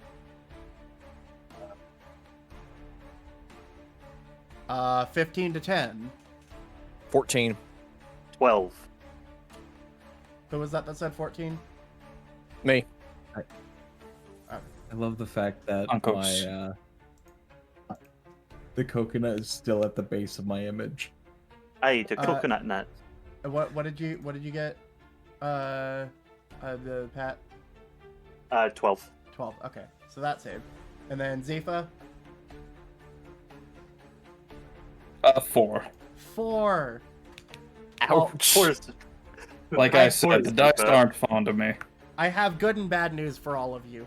Good news is, you're just determining your order.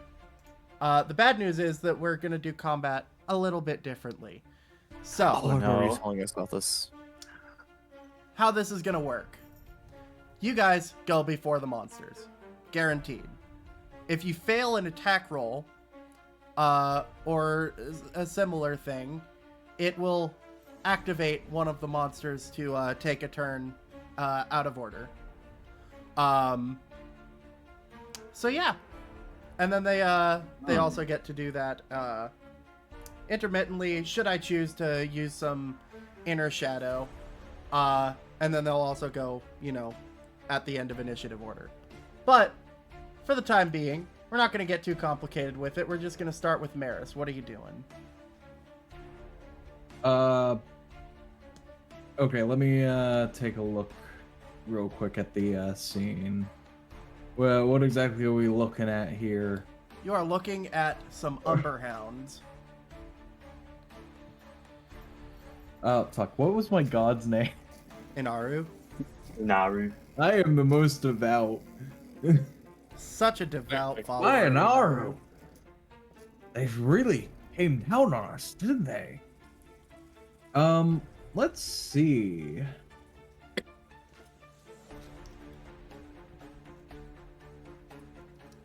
None of them are necessarily really close to each other. Oh.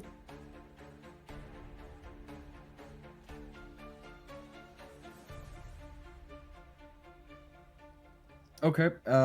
Could I cast Sacred Flame on Umberhound D? You absolutely can. That's gonna be a dex save. Dex of 13. Oh shit! I didn't mean to click that. I meant my brain normally clicks the hit DC. Did it? Oh. Yeah, that's gonna be a nat 1. Go ahead and roll that damage. In that one. Yeah, nat 1. I rolled already and it got a 2. Do you want me to re-roll, or is that what we're going with? If you rolled the damage already, then that's it. That's it. All right. Yeah, 2 it is. 2 damage at level 1 is still good. Don't worry. Okay. So Yeah, I was going after Umberhound D. so you reach out and call upon the powers of the one you worship to let out this this radiant light that kind of burns the flesh of the Umberhound. Any bonus actions you got? Nope. No bonus Wait, actions. hold on. Wait. My Okay. brain is not thinking straight. Let's see. I have unarmed strike if I'm within 5 feet. You can move, so I think you probably have enough movement to get over there as well. If you'd like to. I honestly have no doubt in that. Let's see. You know what? Yeah, I'll go fuck him up. All right. See, that would bring me to over there, here-ish. punch the shit out of him. Yeah. And I'll Beat punch his the ass. shit out of him. Punch the I'll shit kick his out of him. ass. 15. Does a 15 hit? 15 definitely does hit. Go ahead and roll dams. All right. 5 damage. 5 points of bonk damage. That's nice. Nice. Bonk. Shape bonk. Shape. So, at the end of your turn, I'm actually going to spend one of my inner shadows to activate the Umberhound D, because it is dangerously close to dying and it doesn't want to do that. So, it is going to make a bite attack at you. Come on, where's the dice? I might just have to close my other window. I think it's slowing it down. We're gonna close that. Is it gonna do it? Do I have my... It doesn't want to do it. Okay. Let's try that again. Do I have to refresh the page? I might have to refresh the page, guys. You might have to. Hold for technical It'll- difficulties. It'll only refresh it for you. That is one bad thing about maps, is sometimes it doesn't work, and they might show up in the dice thing at some point. Can I get it to go now? There we go. Finally. Oh, okay. Well, I got the same thing as the first thing that I rolled anyway. It didn't go through the first times on my end. 15. Maris does a 15 hit. I believe it does, since my armor class is 15. Alrighty. Ooh. That's gonna be 7 points of piercing damage. Alive. Ouch. That is a big ouch. That was almost max Yeah, that's a damage. big ouch. And you are knocked prone as it pounces on you with a bite. You see it lunges up towards your throat and bites down at your shoulder, going for your neck. and it knocks you to the ground in the process, trying to tear the flesh from your body. Man, I'm so glad I didn't put too much detail into my art. No, you're good. I don't plan on killing you guys in this first encounter. It's a possibility always, because level 1 combat is rough. But that brings us to Ankos. Okay, well, I think I'm gonna shoot Underhound D after witnessing it attack. Yeah, that might be an idea. You should go So- ahead. You should do that. Yeah, let's shoot it with a longbow. The +1 longbow. Yeah, no shit. Does a 25 hit? A 25. That wouldn't happen to be a nat 20, is it? No, it's a 19 plus 6. Okay, just making sure. Just sadly it wasn't. Sadly it wasn't. Yeah, no. That definitely hits. Go ahead and roll dams. I like how this is a serious campaign, and I'm using the most unserious fucking terminology for the damage. Fine, it's 10 fine. points of piercing damage. 7 points of piercing damage. 10. 10. Okay, so you see it tackle Maris, and you see immediately a near lethal wound, and you quickly jump to action, draw back an arrow, and it right in the forehead of the Umberhound, and it kind of backs up a little bit before it kind of starts to shriek and shrivel and turn back to a regular dog as it falls down on the ground. Poor puppy. And I think I'm Kill just the dog. and I think I'd like to expend some movement to move over here. Yeah, that sounds fair. Any bonus actions you got? The only one I've got is two-hand fighting, which I can't use. I see. That brings us to Thruk. Thruk is going to kind of push past Zifa here and take a couple swipes at Umberhound A. Having to go between the windows is fun. That's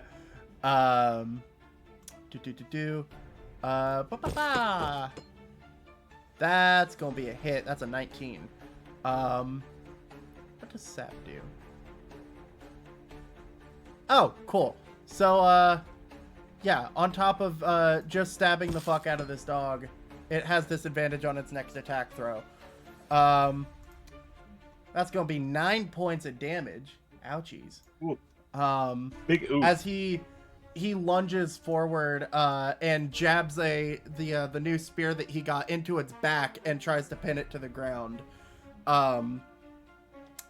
And as a bonus action, I don't think he's going to do anything. I don't think it's worth using anything at the moment. Yeah, no, he's good. So that's going to bring us to Hexen. All right. Well, I'm going to take a step up, and then so there's A, B, and C still alive. I will use shocker. I'm gonna do the warlock thing and use Eldritch Blast on Umberhound A. Umberhound A. All right, go ahead and fire off A. that. Go ahead and fire off that blast, buddy boy. I will pull my wand from its spot on my bandolier, and then purple magic will swirl around it with a 20 to hit. Yeah, 20 definitely hits. All right. Then I will go ahead and don't you fucking what the fuck? Honestly, fucking... I'm gonna give that to you because it only has 2 hit points left. So you fire off your Eldritch Blast. You haven't fought in a little bit, so it's a little bit weak because you're trying to quick cast this, and it fires off and right in the side of its head, and it starts to back up before it falls over and shrivels back into a regular dog. It is no more, no bueno. No bueno. It dead. Any And bonus actions? then Poor puppy. I don't know. This probably wouldn't be useful currently. Not for the fight we're doing it. Well, we're gonna have a long rest anyway, so I will cast Hex on B. Okay. Ooh. for. I'm actually. um, Oh yeah. What kind of check are you giving it disadvantage on? I don't know what everyone has, so I'm gonna default to dexterity. Alrighty.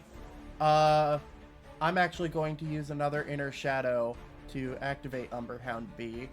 How much movement they got? 40 feet? Alright.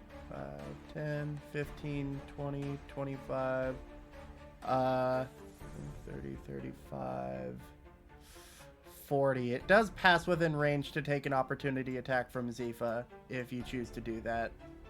Absolutely. Go ahead and roll to hit. 23. 23 definitely hits. Go ahead and roll damage. All right, and since we are long resting, Are you smiting? that's a 4. Yeah, I'm definitely going to smite. Alright, add that 2d8. Or is it 1d8 now? I don't know. 16 total damage. 16. Oh man, it didn't even get to do what it wanted. That was a waste of my inner dark. So, That's my opportunity attack. so as it passes by you, you quickly take the opportunity. Seeing as it's passing, you see the tendrils kind of reaching out from the side of its mouth towards Hexen. And you quickly slash down on it and you cut it in half. As the divine light burns away the mutated parts of it until it is a regular dog once more. That is a brutal hit. 16 damage on first level. Level 1. Yeah. That I brings love us Paladin. to your turn. What you doing, Zifa? Oh, sweet. Well, I'm going to expend basically all of my movement to get face to face with Umberhound C, and I'm going to take a swing at it. All right, go ahead and roll to hit. Does a dirty 20. Dirty 20 definitely hits. Y'all are fucking crushing it. I was hoping you'd fail some more rolls. Right, and seeing as we do have a long rest ahead, Another divine smite. absolutely. Keep in mind, unless Maybe. 11 damage outright kills it. also I will say you can decide to use a divine smite after you roll the 2-hit.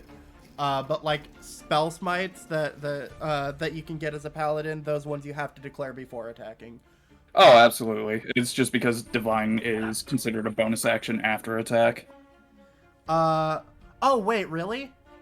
Oh yeah, that's new paladin thing, right? I believe so. Oh wait, huh?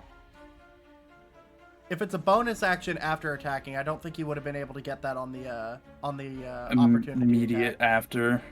Yeah, so we're gonna say Umberhound B is back up because you wouldn't have been able to do that divine smite if it's a bonus action. Okay, all right. Although wait, hold on, it's Mike. fucking hold on. How many hit points would it have? Oh, that's how many. Nope, that's wrong. That's how many. Yeah, because I only did 4 damage with my standard swing. Yeah. In that case, I'm gonna continue Umberhound B's turn then.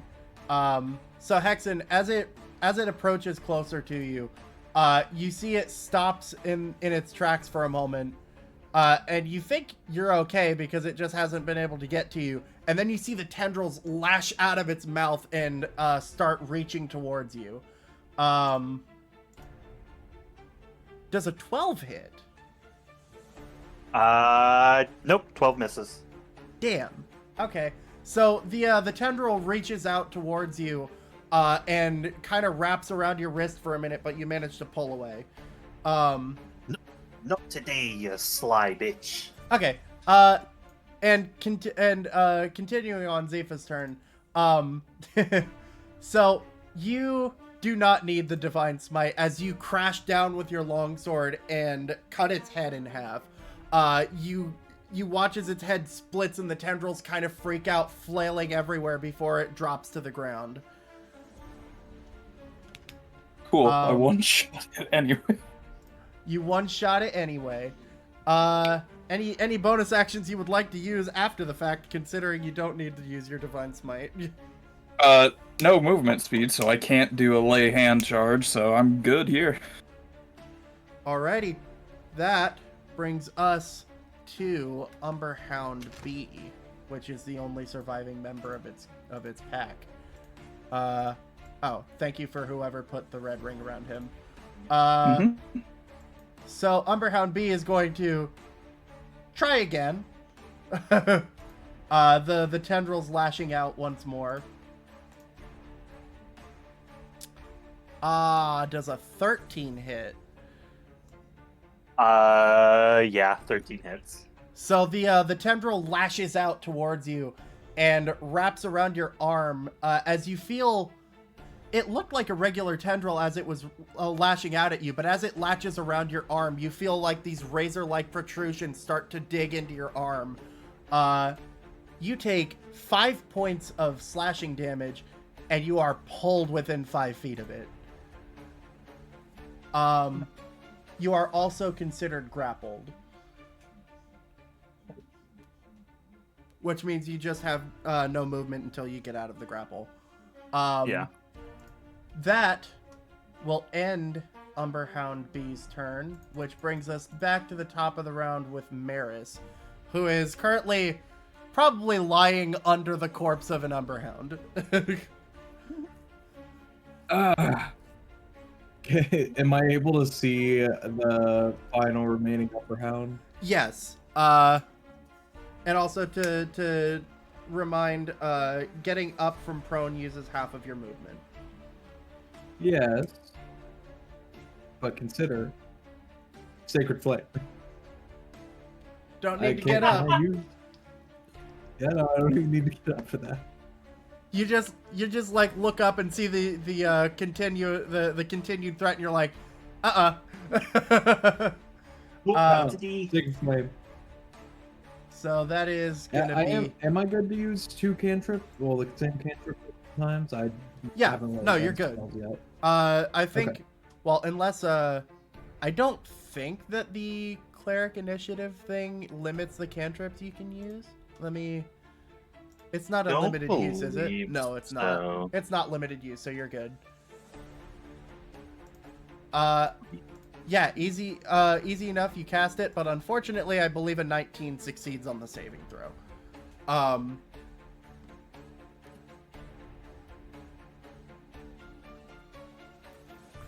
You got any bonus actions you'd like to use? Oh shit. So getting up uses half my movement, right? Yeah. So I can still get up and move over to the battle and punch the dog. Yes. I will do that. What? Alright. Ooh. And arm strike. Does an 8 hit? An 8? Yeah. An 8 does not hit. Damn. And as you move up to try and strike and fail, it turns its head to snap at you. That's gonna be a 20 to hit. Oh my god! Oh no, Ace. For the intents of this, I think it just knocks you down. Yeah. So 7 points of damage. Maris, you feel as it snaps at you and pushes you to the ground, you feel your consciousness beginning to fade. For the sake of this, unconsciousness in our regard, you are still slightly conscious for the sake of, roleplay. But you are you're in a bad state. You start hearing a ringing in your ears as you are knocking on death's door. Knocking on death's door. Go ahead. Do I put it to death saves then? Yes, you're in death saves. You're not Okay. making one just yet, so hold Yeah. tight on that front. Ankos, I believe that brings it to you. So, after having shot that previous one, I turn and face the remaining Umber Hound, and I prepare an arrow and shoot at it with a. Then another. There's a follow. 14 hit. 14. 14 does hit. Right, got- so I get to roll for damage. I think we got another follower. With another 10 piercing damage to that one. Another 10 piercing. Yes. Okay, so you loose your arrow, seeing your newly found ally dropping to the ground, puts a bit of adrenaline in your veins, knowing that you could be the next if you don't deal with this. And you knock it back right into its side, pierce through the heart, and you see it kind of convulse for a minute as it reaches to try and bite Hexen before it drops to the ground. And the battlefield is quiet, but we are still in turn order. Uh-oh. As we get Oh to boy. Thruk, who is going to rush over here and attempt to put Maris in stable condition with a medicine check. Forgot you. That's going to be a fail with a 5. So he seems like he's a little bit out of his depth when it comes to first aid, as he tries his best but doesn't seem to be doing enough. That brings us to Hexen. Hexen will try to do the same with his very, very limited first aid knowledge. Go ahead and make me a medicine check. Oh, that's even Damn. worse. So, Hexen, you also try, and your limited knowledge on first aid is not helping you in the slightest here. And Maris, you are unable to hear their panicked mutterings through the ringing in your ear. It kind of comes through muffled, like you're hearing voices through a wall. That brings us to Zifa. Well, I will book it over to then use a lay on hands healing pool charge to give him 5 health. I will say you're probably And better mend off him. up here. Up there. Yeah. So, how many hit points are you giving him? Well, each charge is for 5 health, and since we're about to go on a long rest, Oh, I'll did just they- give him the 5. Did they change lay on hands? Yeah, I think so. Hold on, let me see. Where is it? Where is it? Oh, That'll be an It's a action. bonus action now. Okay. Yep. You have a healing. Oh, no. You have a total of 5 hit points you can restore.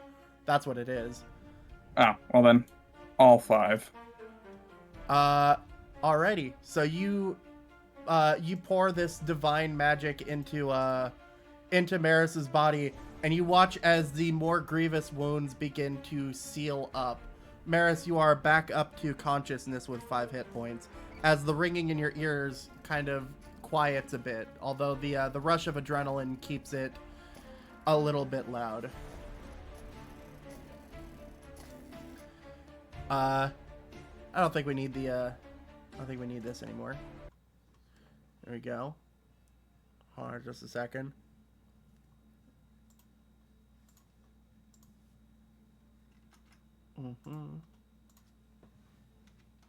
It seems I have saved our wannabe cleric twice. It appears so. Thank you. Well, Very welcome. That was a close one. Are you all right, Maris? Doing all right.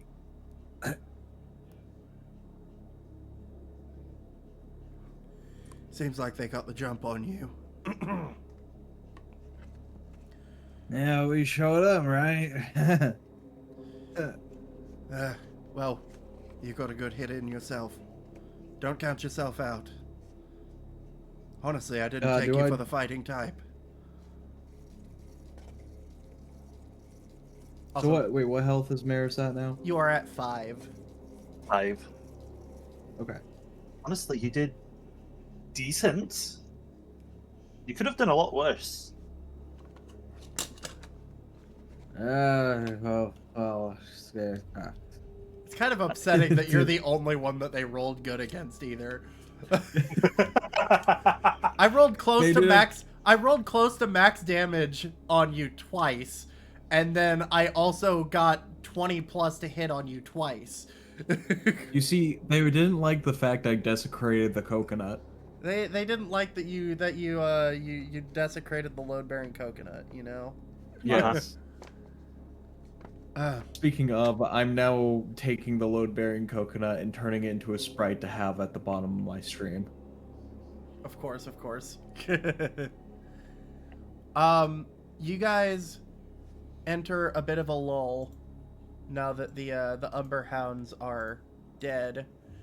Although it's left you with a renewed sense of panic as you realize there could be more things out there, but hopefully with a good enough watch, it can be avoided. Who was taking second watch?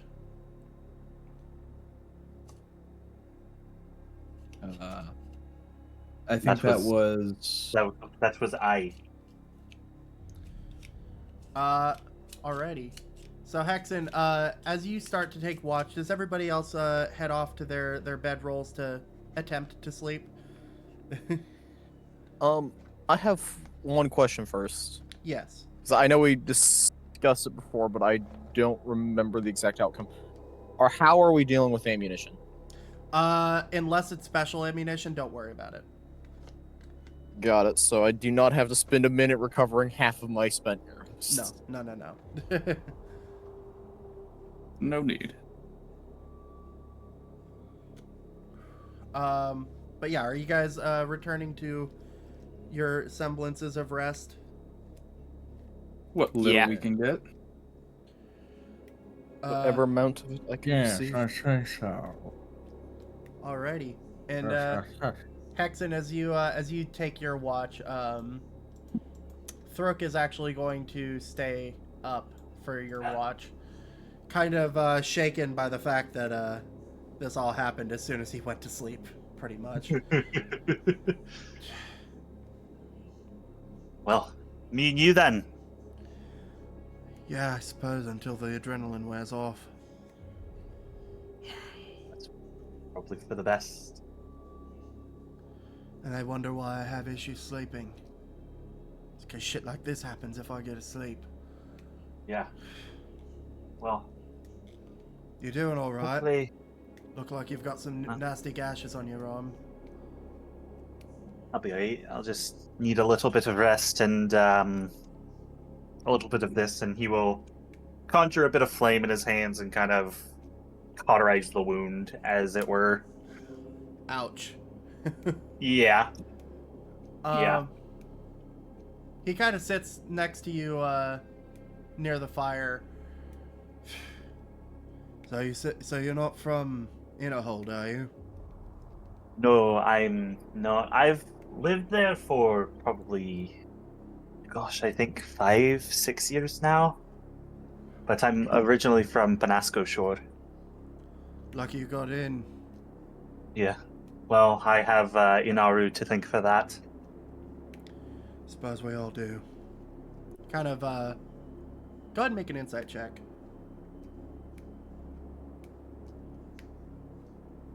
Ooh, that's gonna be pretty good. That's gonna be a 19. 19. You kind of catch out of the corner of your eye as you mention your worship of Inaru. He actually looks a little bit annoyed.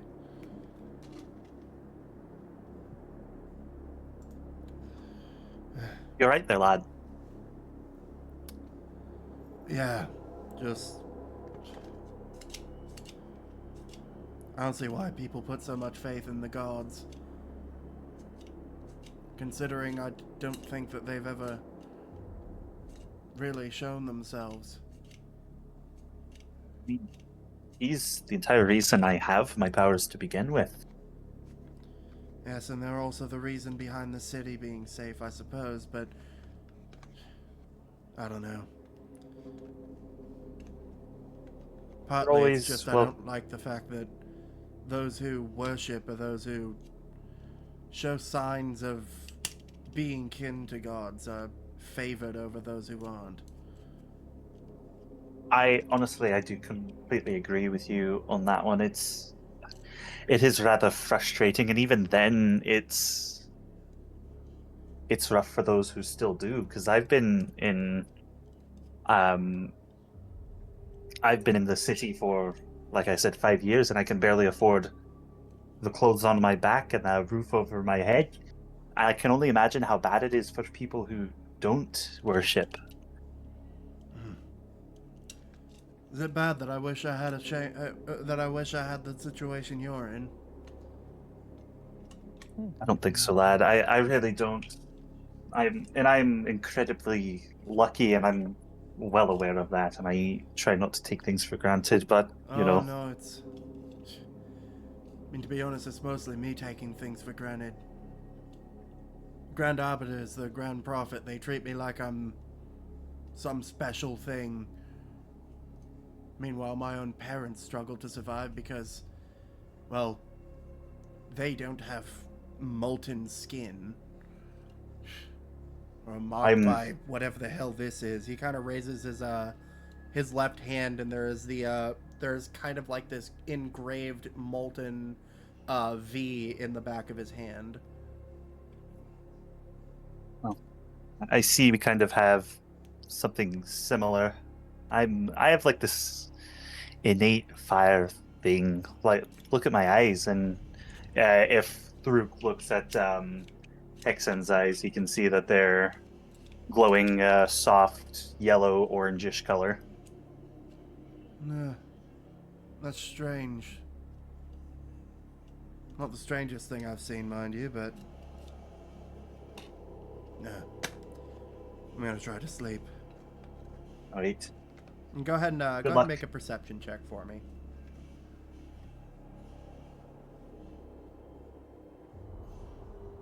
That would be a 13. 13. A 13. 13. You sit by the fire, keeping an eye out. Huh? Other than the occasional creatures chittering off in the jungle, you don't really catch anything. Seems rather calm for the time being. Who had third watch? I believe that was Maris. Wasn't it? I thought Maris had 4. No, I have because fourth. you were gonna take second, and then I said it before you. Oh, that's right. Oh, all right, I'm up. Also, feel free to have any interactions as you guys are switching watches. As Maris arises and makes his way out, Hexen will look at him and give him a light pat on the shoulder. Good luck, lad. You may need it. Aye, thank you. Go get some rest. I will certainly try. Do you want me to also make a perception check? Yeah, feel free. Okay. As I knocked over my dice holder, and now my purple 20's gone. I got a 19. Maris. You are Okay, there it sitting is. kind of this isn't really you're kind of out of your element here. Given that you tend to stick within the walls of the temple. And although you know how to fight, it's still nerve-wracking being out here. But you don't notice anything out in the forest.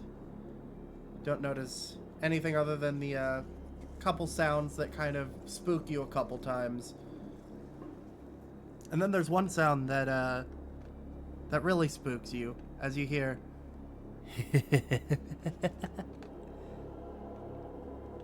that kind of echoes out throughout the trees. I mutter under my breath. Team. You kind of look around. You swear you see the glint of eyes out in the darkness, and you blink and they're gone.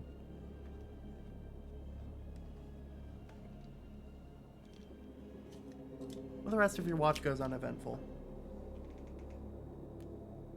Wonderful. Wonderful. Wunderbar. Who was fourth? I am. I thought who was on All right. first? Damn. Who's on first, guys? Who's on first? First was Noxu. Isn't what on second? Yeah. I don't think Rex is getting the I reference. don't think so either. I don't know it well enough to respond. No, it's fine. I was just fucking around anyway. Maris walks up to Ankos. Ankos is the one that's next, right? Yes, I believe so. Yeah. Ankos. Pokes Ankos with his boot. Wake up. Wake Wake up. up. Wake up. You gotta wake up. Get up. I like to think of it as it's not even like looking down at him at all. It's just wake up. I'm tired. Wake up. Oh, good, you're up. Anyways. I'll, I guess, walk outside and start my watch. Alrighty. Go ahead and make me a nice little perception check. Well, so I need a clarification. Yes. A natural one is only a fail and is only an instant fail in combat, correct? Generally, yes, but most of the time a nat one is a fail anyway. Wow.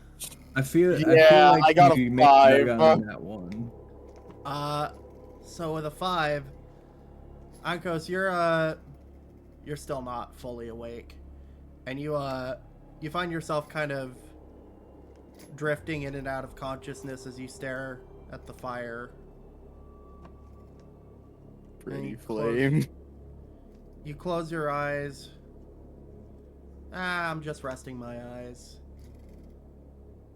And then you open them, and you see that grayish purple mist again.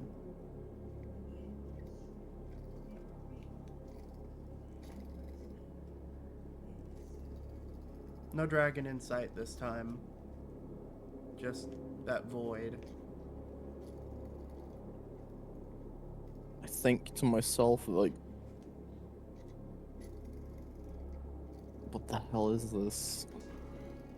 What could this mean? I try my best to keep quiet and not alert the others, as I had not previously disclosed this to the rest of the party.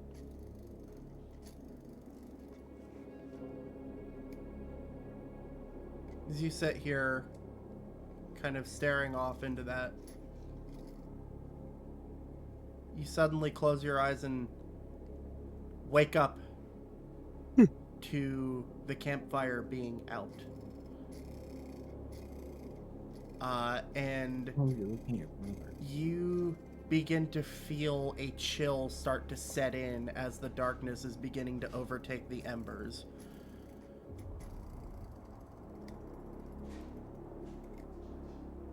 What are you I doing? think in panic, I think I start to look around, see if I can make out anything in the darkness, or... You make out the sleeping members of your group still resting. You don't see anything out in the darkness, but the fear that overtakes you is enough. Go ahead and add an inner shadow for me. As you feel fear and despair start to kind of creep into your core, You get the sense that if the fire is not lit in the next few minutes, it is going to get worse.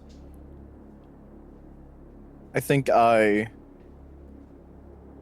knowing I dozed off, and I'm probably, if the party discovers I'm going to get, I'll probably get an earful.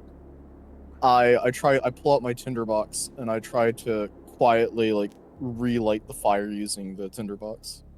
All right, go ahead and make a survival check. Okay. Hopefully, I don't roll a nat 1 again. Hopefully not. This would be quite entertaining. That was cocked.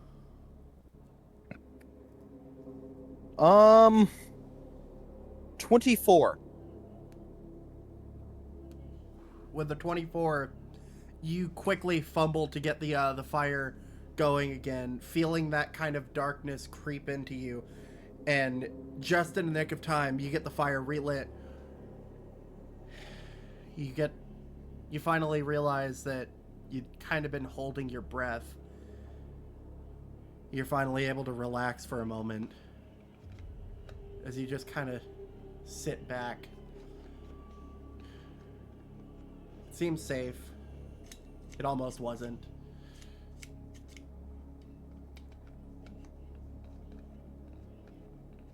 And it's after about another hour, everybody begins to stir and wake up as the white eye is chased over the horizon by what appears to be a common sight for all of you, a giant golden hand in the sky, bringing light.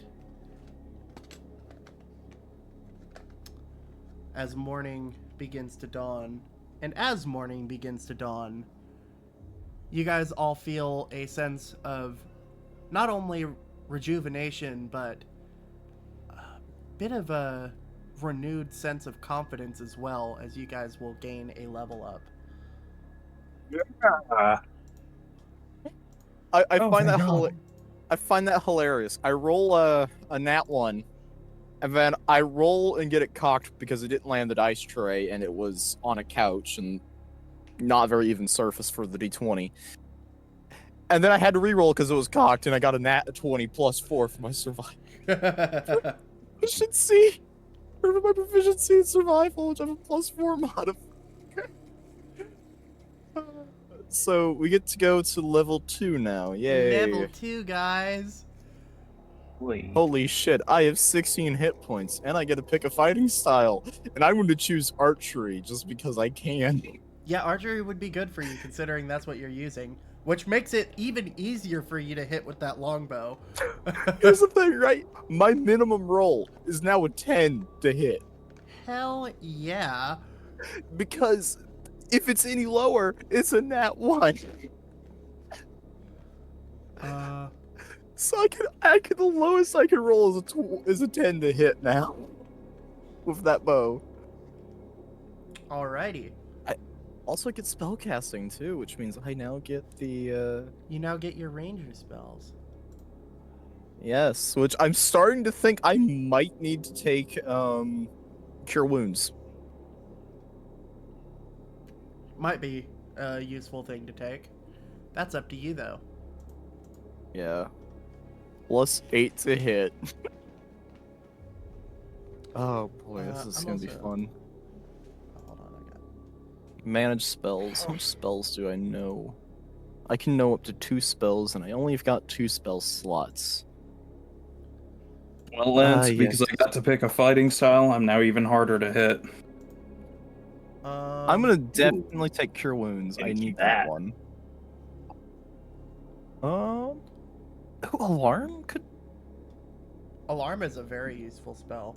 That would be really useful for. spell. Alarm could be really useful for watch. And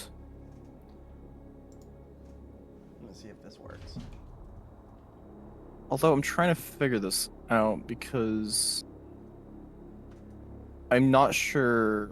It's a ritual spell, but I'm not sure how long. Well, I can cast it as ritual, but You I'm can trying cast to it as a remember. ritual, or you can use a spell slot for it.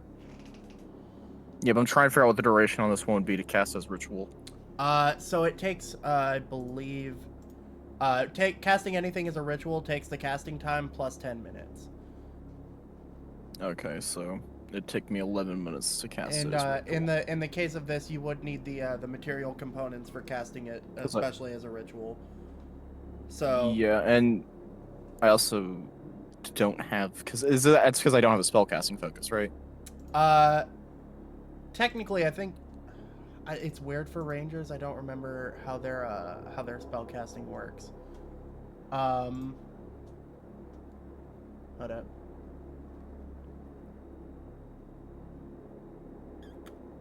Because I remember, if I remember correctly, you only need the material components if there's a physical value or if it's consumed. Yeah. Oh.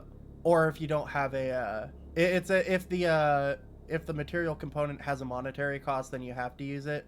Otherwise, you can use a focus. Or if it, right? And then there's also the if it's consumed, you also have to have it if it's not your focus. I believe if you don't have, regardless of your spellcasting focus. It's easy 'Cause enough for for you to get a. I'm gonna say you can probably just use your bow as a focus. Why not? Because most of your spells that you get as a ranger are like part of an attack roll, or they're part of your attack. So Yeah, yeet arrows at people. Or chuck arrows at people.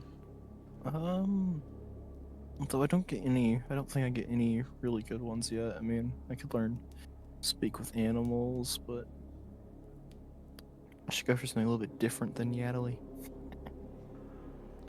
I think I'll take for now. Probably take Alarm, just because that could be a useful utility spell, and I'm Yeah, it probably also- mostly going to be using my spells keep in as mind utility. if you take Alarm, then that also slightly negates the use for you guys needing somebody to keep watch, because if something trips that alarm, then you get immediately woken up. Oh. Oh. So yeah, it is a useful spell, especially for this this sort of setting. Yeah, because it seems like there's I can actually create it as two different kinds of alarm, and because I can either create a mental alarm that alerts me with a ping in my mind as long as I'm within 1 mile, and then there's the audible one, which is just a bell for 10 seconds within 60 feet. Mm-hmm. But as you guys are awakening, what's the feel across camp? I mean, Certainly a feeling. I probably argue that I feel kind of rejuvenated given the sudden level up, and I suddenly feel like I could take 60% more beating. I can take double the beating. Oh yeah, how many hit points did Thruk get? Yeah, Thruk's golden. And also, having at level 2 a +8 to hit with a bow feels kind of ridiculous, but I'm here for it. Just a little, just a little. Well, I think I get my dexterity modifier plus my proficiency bonus +2. Yeah, and then plus the +1 because of the bow. Right, plus the +1. So that's, I've got a +30 dex and another plus. Even without your dexterity modifier, that's what fucking that's 1 and then 2 and then It'd be +5 before you even add the dex. So +5 before the dex modifier. That's crazy. It means a zombie I'll always hit it unless I roll a 1. Yeah. I can't miss a zombie unless I roll a 1. That's the only one whose AC I remember off the back of my head. So did everyone sleep okay? Anything eventful happen? No, Not nothing yet. at all. Everything Good. seemed to be fine. You sound a little panicked, friend. Are you sure there's nothing that happened? Yeah. At that mention, Thurk's actually gonna make an insight check on that. I would also love to do that.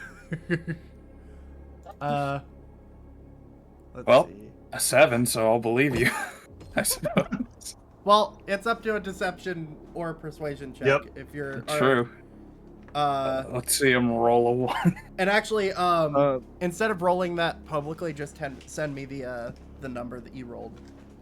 Okay, so I can make deception or persuasion. Deception or persuasion. You don't have to tell which.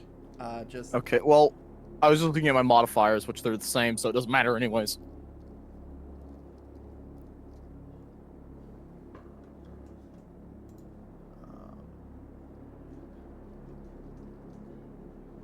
I forget. On D&D Beyond, can you just roll to the DM? Yeah, I think so. I believe you can, but I've been rolling physical dice anyways. Yeah. So, like, if I were Dungeon to Master. do this,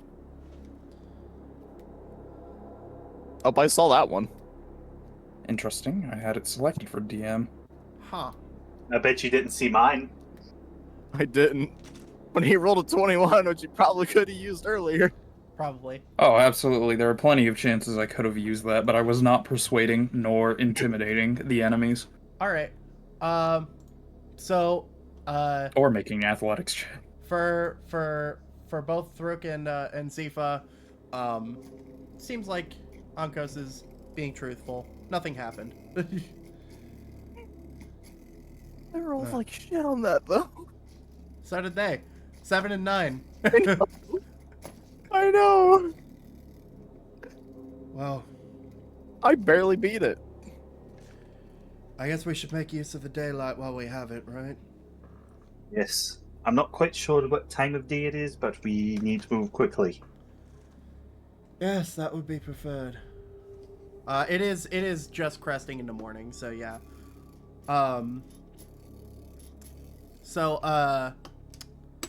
He kind of gathers all his stuff together, making sure to get everything ready to keep traveling on. I'll tell you one thing. Connor. This is do what? I was gonna say I sent you some things in your DMs if you didn't. Oh, I saw. Okay, cool. Just making sure. At this point, will we have expended any rations? I do not usually use rations. Like, I'll keep note of the fact that you like need to eat and shit. Like have them on you, but yeah. Well, I guess it might also kind of be circumvented anyways, because I literally can just effectively forage as long as it's actually possible in that terrain. Yeah, you can forage for food. In fact, if you want to make a survival check to just see if you can get stuff for some nice breakfast. You know what? Why not? Another 24. 24. Yeah, damn.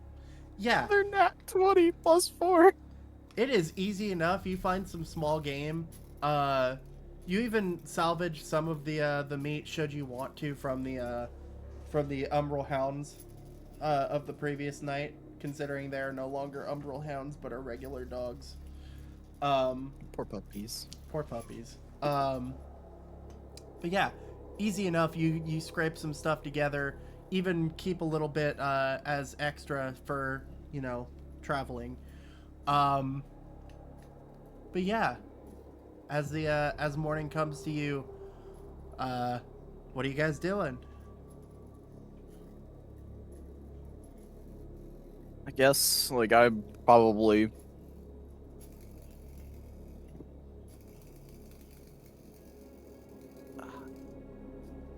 I guess I'm probably using that moment to, I guess, continue foraging while everyone else is I'm guessing intermingling or whatever they're doing at the start of their day. Well, yeah, that's what I'm asking. Why everybody's doing? Is everybody intermingling? Is everybody, getting ready to get on the road? Well, I suppose that Hexen will pack up what he rolled out and make light conversation with whatever person is nearest to him, assuming that is Thruk. And while that's going on, Zifa will pack up his things, take a step away, and just start stretching for the morning. Maris will just make sure that the campfire is properly put out to not cause any issues? Yeah, easy enough. You put out the campfire. Thork kind of leans over to you, Hexen. It was a rough night. Yeah. Hopefully we can get to where we need to go without much more trouble. You get any sleep after that? I got a little bit. It's more than enough, I suppose, for what we're doing. Suppose. Yeah. On Ghost. You about ready to navigate for us? I suppose. I finished stuffing some what I foraged in my bag, and I quickly just pick up my bedroll and I guess just roll it up and attach it to my bag and sling it over my body. I think I'll help you out with that today. Give me something to do. As he kind of, without really waiting, for you guys to finish what you're doing, he starts to walk off, helpfully west. Hold on. I need to make a survival check for him as well. I thought you meant West. Oh. Yeah, I think Also a 24. Yeah, I think the nat 20 covers it. It seems like we're rolling nat 20s for survival checks pretty often. Yeah, it's gonna be great when you guys roll a nat 1 on your first attack roll against fucking God. Hexen is going to follow Thruk, because if he doesn't, he rolled a nat 1 on his survival check, so he would start walking in the opposite direction. Ah, that's funny. How probably just far try do you digging think down. we are from the Do what? site? Do what? How far do you think we are from the site? They said due west. I don't think they really gave They a also measurement. said close west. No, they didn't. I'm hoping not more than 15-hour travel. That's I want to make use of our daylight. Be out another night. Well, we're never gonna know until we get there, I suppose. I'm guessing it's probably not too far. With any hope, we might be able to stay the night there if we finish off whatever we need to do. Yes, hopefully there is somewhere we can rest in there without too much trouble. Just to be safe, can somebody gather some firewood in case there's not any available? Sure, I can do that real quick. It's easy Hey, enough real quick, to... DM, Huh? did we get short rest or long rest? Y'all got a long rest. Oh, Okay, yeah, I forgot should to click that. I should also tell you guys the thing about leveling up with this game. I have good news and bad news. The good news is that I am doing feats and ability score increases when you level up. So you don't have to pick and choose. Yay. The bad news is level ups do not count for long rests in this case. So if you guys level up, you'll get the hit points that you get from your level, and that's it. Okay, in this case, you guys got a long- long rest, and a level up at the same time, but... Alright. Leveled up in her sleep. Go ahead and, so no matter what, you're gonna find some firewood, Maris, but go ahead and make a survival check to see how much you get. On a natural one, Better you be a actually 24. 11. 11? Yeah, on a natural one, you just grab, wet logs. No, no, 11. 11, I grabbed brush. you get a decent amount of firewood and kindling, enough that you think you can probably manage a few days. Alright, I'll strap that up in my pack. Roll with basic black. What? It was rolled with basic black. Uh-huh. The dice that you're using. Is that what it's called? Yes. How do So I fancy. change the dice set? It's somewhere near settings. I've got the best In the dice set character though. sheet? I have the mimic dice. I have purple gem dice. If you open the log and Say- look at mine, Lego dice. Okay, wait. You said it's in the settings, so I'm assuming it's under manage. It's under my collection in D&D Beyond. Oh, You'll My see dice, my okay. dice. oh yeah, my dice, yeah. Oh, that's bright.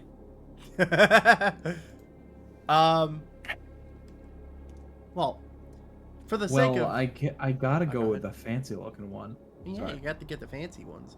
You went with the orange jagged one, didn't you? Yeah. Same. For the sake of brevity, I'm gonna say Thruk kind of leads you guys off towards west, and by the time you guys have been walking for 3-4 hours now, your legs are sore, your feet are sore. Unkos, you're doing your best to make sure that the terrain is traversable for everybody, not too many tripped over roots and vines and things getting in the way. And as you kind of pull out your short sword to cut away some vines, you grab the side of the vines to hold them still and push to the side, where you see in front of you there is what looks to be a small stone hill that appears to have the entrance of a cave.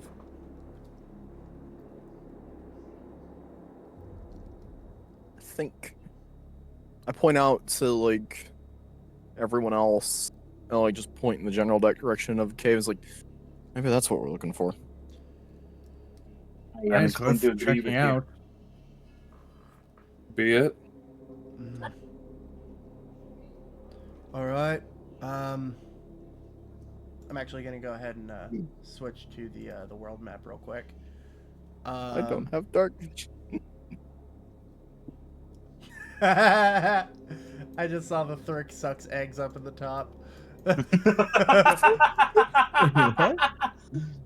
So, as you point that out, Thurk kind of sees the cave entrance.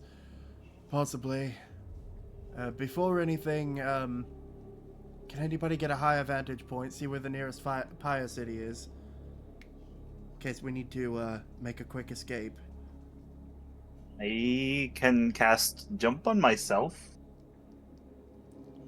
Maybe we could Nope. find them out. Don't bother. I can climb the tree. That would be a good idea. I'll make What, sure you don't fall to your death.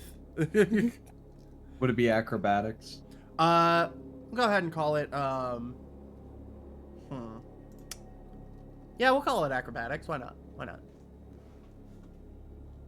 Maris does some stretches, like the kind that's very cartoony looking, but actually do work. Then, Have to Oh my clarify God. that they do work. Holy Holy Fuck. shit, they worked! It seems like we're Really doing a lot of smart. 24s. It's gonna be real bad when that luck turns around. oh, you Next know session it. is just all ones. So, Maris, as if it was completely natural to you, just branch after branch, pulling yourself up. It's weird. There's a couple times as you're climbing, like you think that there's a branch just out of reach, and your arm manages to reach it, and you pull yourself up. It's Extendo arm. odd. But How convenient. you manage to pull yourself up to the highest point you can get to in the tree, and off to the south, you see that there is a Pyre City. Looks to be maybe an hour or two of travel away. Pyre City, due south, about 2 hours away. Okay, you can come down now. Unless you see anything else up there. guess. You also, as you take one final glance around, you see that to the north there's another Pyre City, similar but a little further distance. Another one to the north, about 3 hours away. Should need be. All right. And Do you want me to do another No, check no, on no. the way You down? easy enough. Your nat 20 will definitely get you the benefits of Drop getting like a down bag of bricks on the properly way as well. down. Guys, it's okay. I have slow fall. Dunk. Do a There's backflip. a few branches on the way down. Bang, bang, bang. Although for the intense, hold on a minute. Let me look real quick. I don't know if you have that ability yet, but I'm gonna check. Do you have slow fall yet? I think it's a higher no, level that monks No, I get don't it. think you do. Okay. So, yeah, you climb back down the tree, and you easy enough. You get back down to the ground and are standing face to face with a big cave.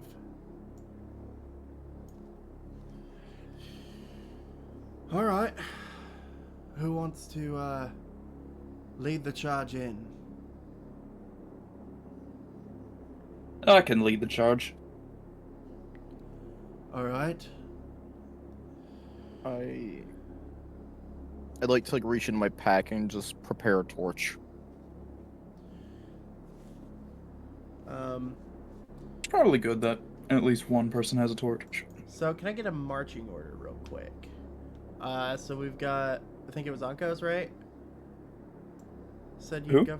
Was it Ankos or Zifa that said they'd go first? Zifa. It was I'm Zifa. Zifa. Sorry, your guys' voices sound similar sometimes. I will go second. We can also do this 2 by 2. Oh, okay. Then So- I will enter first with Zifa. Zifa. All right, Thurk is going to take up the rear. If anybody wants to stick in the very back with him, that's possible. Otherwise, Maris and Ankos are side by side. Middle of the road. Middle of the Yeah, road.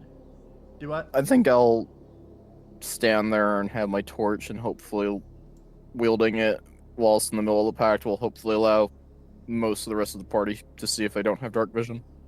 Alrighty. And that's where we're gonna switch the map. You thought I was gonna say that's the end of the session. No. No, I thought you were. I knew. Hey guys. You've been working too hard on this to not use it today. Why is it not showing up? There we go. And then the map crashes and Holy decompiles itself. shit! It's a big map, guys. No wonder it's taking you so long. Oh, okay. I was wondering why I wasn't seeing shit. There we are. Yeah. Why are you doing this to me? Thank you. Okay. So is the front of the party just the tallest and shortest of the group? I think so. Uh-huh. Yeah, I think so. Wait, hold on. I actually I- do want to know like what everyone's height roughly is. 4'5". Honestly, I've not determined that part yet. 6'10". Oh, you are Standard. nearly double my height. Standard buildings are a bit tough on my back. As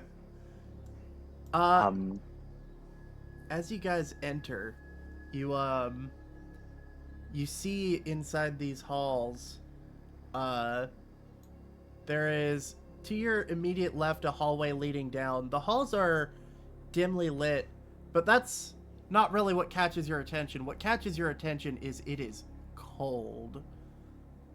It is extremely cold. The saving grace here being the few members of your party who have a bit of natural warmth to them. But yeah, it is unnaturally cold in here. You can see that there are bits of frost building on the sides of the walls. There are chunks of ice across the floors. Down the hallway to the left, you can see that stone door down there. And Would anybody like to make a perception check as well to see if there are other things that are noticed? I'd like Might to as make a well. perception check. You know what? I will too. Hold on. Two people. Who's the two people making perception? I will. And So shall I. I will also say interchangeably investigation works here too. So Oh boy, I am Not Alright. smart enough for investigation. go ahead and make your rolls. not bad. That's not bad. I got a 15. An 18. 15 and 18. Give me just a minute. Let me. All right. So looking around, you see that the ceiling goes up further than you thought, and it gets a little bit darker as you start looking up. You don't notice anything of note in this hallway, though.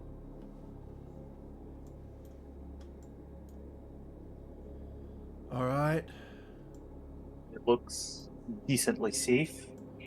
Suppose keep your wits about you.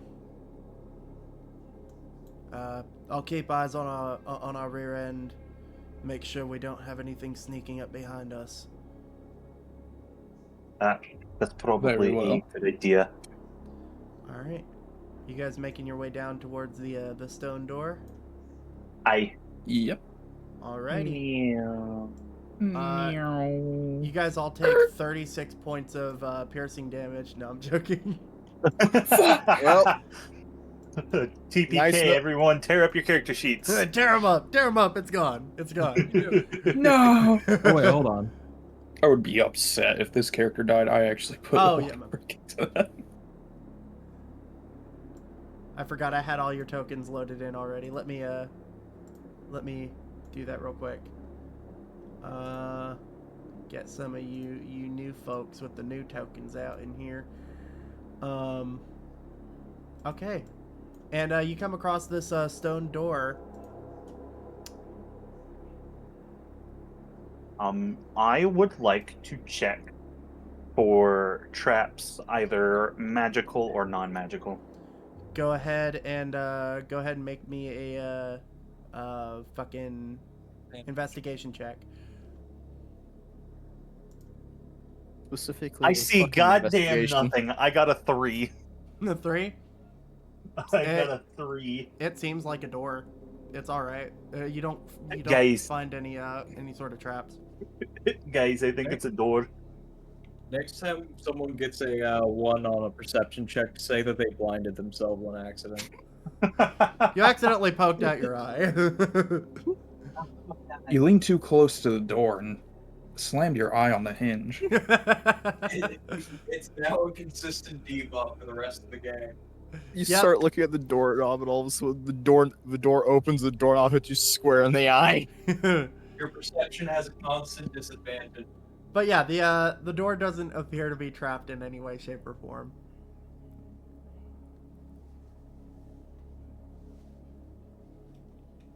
Oh, there we should go. Go through the door. You try to open it? Okay. You reach for the handle and try to turn it. It's locked. 8. Does anyone here have, I guess, a lockpick of some sort? I would like to make an attempt to rip the handle off to no. unlock it. Oh no. That's the first option. Well, I suppose we can see if someone can lockpick, but if all else fails, I will attempt to rip the door open. Okay. Does anybody want to try and lockpick? Keep in mind, you don't need lockpicks. You don't necessarily need lockpicking tools in order to pick a lock. It definitely helps. Can I punch the door? I mean, I'll try to lockpick it. I don't have tools. I don't have proficiency, but I'll try. With improvised tools, go ahead and make me just a dexterity check. With disadvantage in this case. Disadvantage check. Yes. Would that not be a sleight of hand? No. No? Sleight of hand and using tools are different things. That's cocked. Stop cocking your dice, bro. I know. That's why having a tower is nice. It won't cock itself because it bounces off the wall. I don't have Okay, any so of my... straight dex.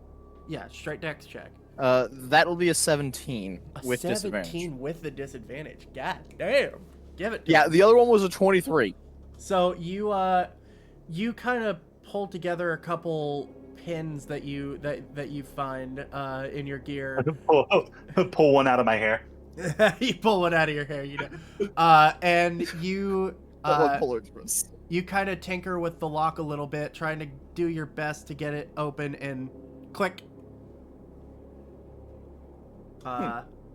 You open the door after. Yeah. I don't see why Alrighty. not. So you crack open the door. And it's more hallway. Just kidding, it's a room. Holy shite. Guys, it's, I think, a room. Let me get all this stuff out of the There's middle something in it. first. Ooh, and a chest. That's definitely... that's definitely trapped. I presume I'd probably be in the front at this point because of I haven't yeah. opened the door. Considering you opened the door, yeah. Can I walk in and immediately investigate the chest? Okay, what are you looking for? I guess just to see if there's any inclination that it might be trapped. Give me just a second.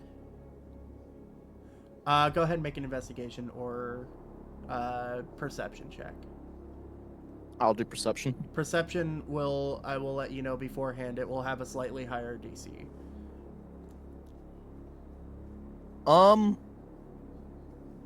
Well, I probably failed because I just rolled a 10. 10. For perception or investigation? That was for perception. If it was investigation, it would have been a 7. Okay. So you kind of examine the area. It doesn't look like there's anything up. It looks like a box. I think I'll kind of call over to the rest of the parts. There's a chest here, and then I think I'll presumably flip whatever latches on it and try opening it. Hold on just a minute. Let me check something real quick. It's about to be a mimic, isn't it? You try to crack it open, and it is locked.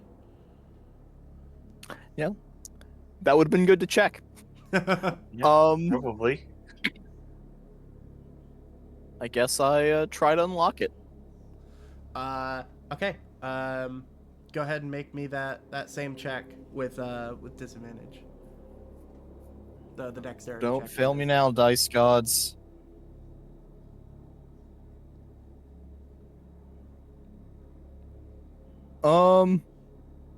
That will also be a 17. 17. You do manage to it's a little difficult, and at some points you think you might actually break what your improvised tools here, but you manage to click, the lock comes undone. Maybe I should become a locksmith. Maybe. I seem to be a natural at this. A guy named James walks up. Hey guys. He jimmied the lock. How'd you get in Roll here? for I'm a curse. Who are you and how'd you get in here? Do I'm a you- locksmith. Do you open up the box? I don't see why not. All right. You crack open that box. Give me just a minute. Enough explosives to cave this entire place in. I just accidentally killed the entire party.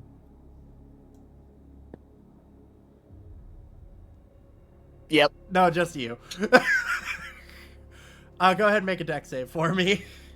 Oh my gosh. Out of every moment I could have rolled low, I've only rolled an 8. Actually, wait, one moment. Actually, it might... No, correction.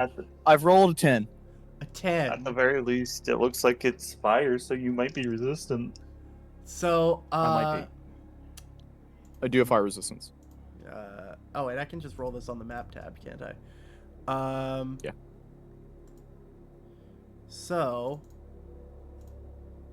you do fail the saving throw, and you take 9 points of fire damage, reduced to 4 because of your resistance. As you see, Ouch. you lift the lid of the chest, and there is a glyph on the lid of it that shoots out a gout of flame towards you, that starts to slightly melt the statue in the middle of the room. It's now that you realize, oh shit, that statue is made of ice, and it's cold enough that statue has not been it has not been melted or anything for however long this has been down here. But nevertheless, the box is open, so you do get that. I'm gonna go ahead and do as I normally do. I'm going to where can I put that? I'm gonna make a party fund channel just for whenever you guys get stuff. If I had my journal, I could have written it in there, but I don't have a journal. Well, why don't you have your journal? You should have got it. It's in Carl's car. Yeah, I know. You've had plenty of time to get it. I'm not allowed Eat to. anything without my Okay. journal. Here's what you find in that box. I will also just read it out for the viewers. It is 1,300 copper pieces, 1,400 silver pieces, 60 gold pieces, a brass coffer etched with draconic runes, a cloth mantle threaded with silver, a jasper cup set with spinel and tourmaline, a malachite cup engraved with dwarven axe heads, a malachite puzzle box engraved with draconic runes, dust of dryness, a potion of fire breath, and a potion of greater healing. Wait, hold on. Is Dust of Dryness just diatomaceous earth? Do what? Is Dust of Dryness just diatomaceous earth? I don't know what that is. Pocket sand.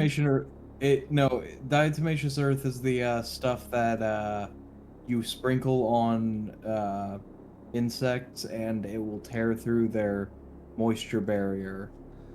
But it's perfectly safe for humans to touch. Oh, But by doing so, it kills them by dehydrating them. sort of.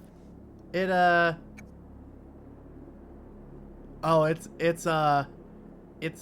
even it's worse than that. Oh? The dust turns a cube of water 15 feet on a side into one marble-sized pellet, which floats or rests near where the dust was sprinkled. Hey, Oh. Connor, Huh?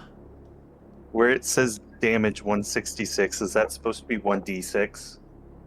No, I think it's the dungeon. No, Master's that's Guide, Dungeon page Master. 166. It's giving a reference to I see. yeah. So it's Dungeon Master's Guide, page 166 is where that's at. That's stupid. No, it's not. I'm kidding. I presume that's the 2014 DMG. Probably. Also, as you guys are in this room looking at the statue, this statue depicts a woman or a feminine humanoid shape that is shrouded in this kind of gown that looks like it's made out of fractalized ice, and has hair that kind of drapes down almost as long as the dress that covers the eyes.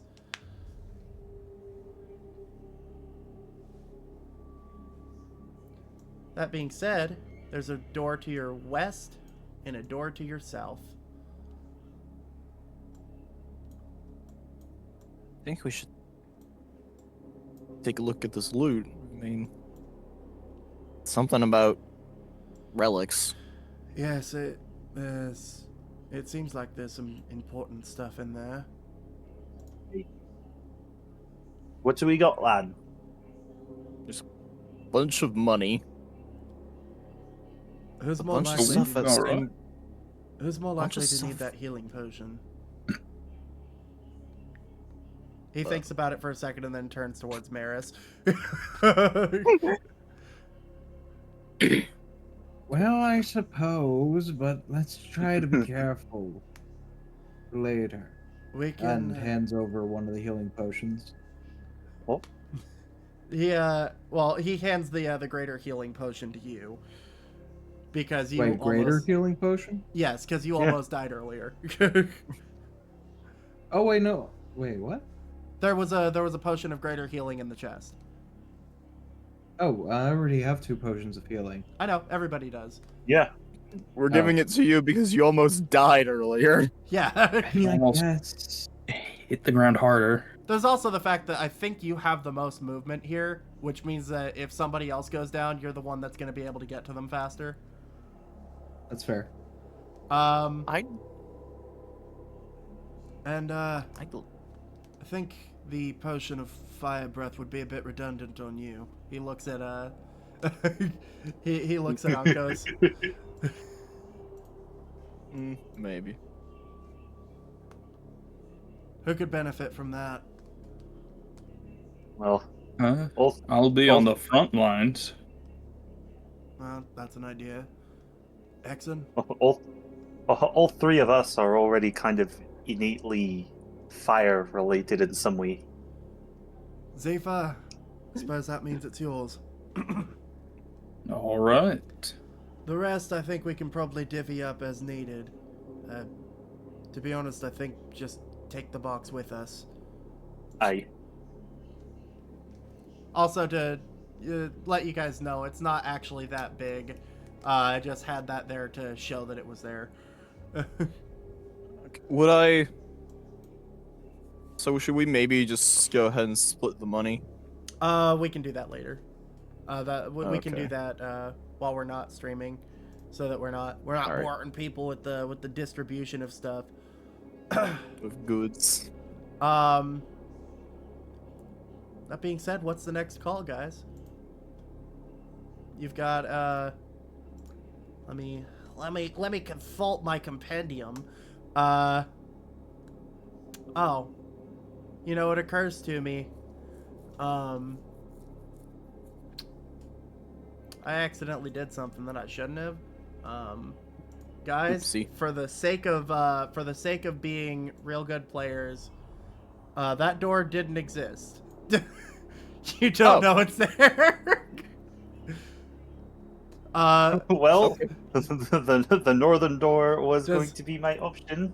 Does anybody want to make a perception check to see if I You know what? Yeah. Sure, why not? Let's do it. Make the check. Make the check. Oh, Connor. Actually, no. I'll tell you later. Okay. I should not be on that screen then. I will go elsewhere. Does a 14 succeed? A 14. Hold on a minute. Okay, no, unfortunately. Darn. So, you are blissfully unaware of the door that you saw 5 minutes ago. Oh, that's a Short-term funny memory little loss. animation. So I found out what the nat 20 animation is for the dice. Oh, what is it? Yeah. A fat dragon just appears and eats the Oh, dice. it's the Themberchaud dice. Yeah. But Yeah. also it was the thing I rolled for a perception check. Oh wait, did you roll a perception check? Yeah, I rolled it initially just to fucking for the shits and giggles, but I accidentally selected the roll for self option. Oh, But I'll well, fucking re-roll it. no, that's fine. I don't think anybody else made a perception check, did they? Oh, that's that. So Because so that would mean that just 2 people, which is usually my rule. So yeah, Zifa, you see that there is something back here. It appears to be ignore the fact that it on you know your vision, it is clearly a wooden door. There seems to be just a recess in the wall. That looks like it could be an entrance, but you're not sure how to access it. A recess in the wall. And you said you got a nat Check the 20, didn't Emperor you? looking yeah, correct. I can send a screenshot. As you kind of approach it, you kind of look off towards the rest of the room to you know, let your friends know, hey, there's a door. And as you're about to say it, you look at the statue and see in the base of it, encased in the ice, there appears to be a lever inside of it. It's odd. Anyone willing to melt that statue? I got it. No. Does anyone have that much heat? And I can will help. cast Create Bonfire. And Thruk is going to help by walking over here, and he actually just presses his hands against the ice, and it starts melting through. And we all suffocate because we're in an enclosed space. It's And I will press my hand on it as well. you're Did not in I an also enclosed just breathe space. fire?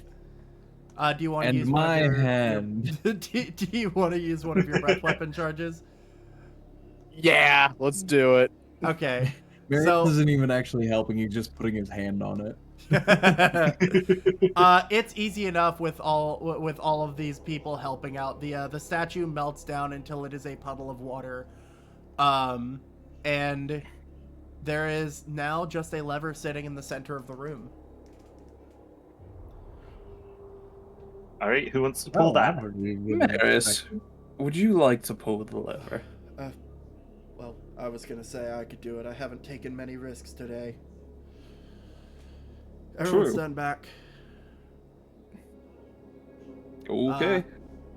He pulls the lever, and there's a click. For a moment, you think nothing happens, and then you hear the sound of crackling ice as the ice that's formed in the cracks of the door begins to shake loose, and the wall begins to rise until there is a wooden door that you can see behind it. Okay. Lovely. Oh, Well, well, that's lovely. are we checking it out? It was hidden for a reason, so there's gotta Aye. be something in there. Could be a good All right. idea. Uncos, what are you doing? Well, I'll check it, I suppose. He's gonna go ahead and check it. I haven't had Thruk do too much, so I want to take some of the load off of you guys. 16. Doesn't appear to be locked or trapped in any manner. So he reaches out and pulls on it. Seems like it's stuck. I'm gonna go ahead and make an athletics check to see if he can. Yeah, easy enough. He pulls it and it kind of slides off to the side. Let me get back to the tab where I can reveal the room. So we got. The room. You know what? I'm gonna reveal to you guys as you would see. You know. So outside the doors, there is a limited visibility. You know. And don't worry about all that. That's just filler for the background of the dungeon.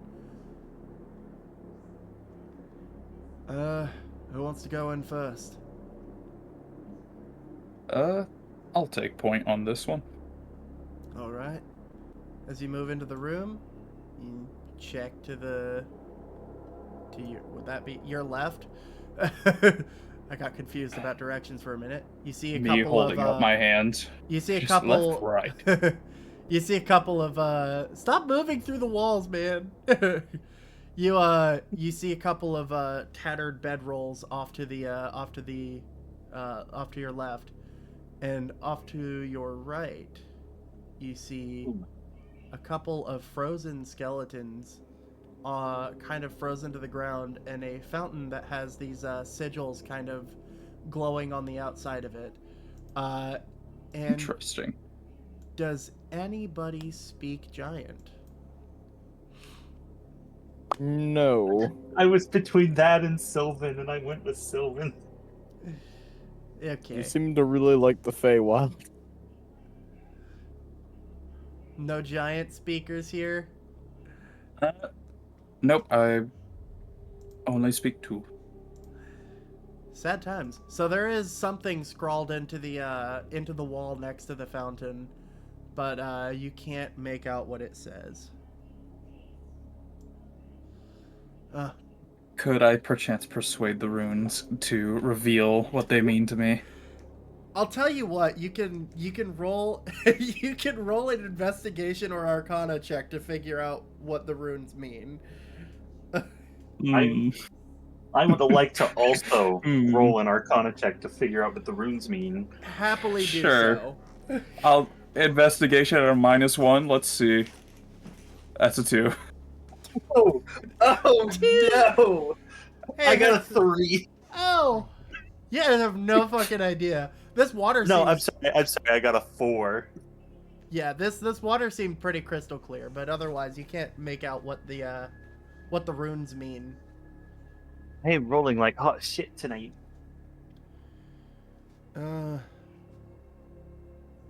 Well, these fellows seem It to have means been trapped something. in here.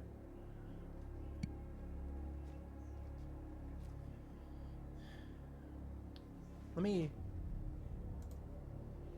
double check. Okay, yeah, no, he only speaks Draconic. You know what?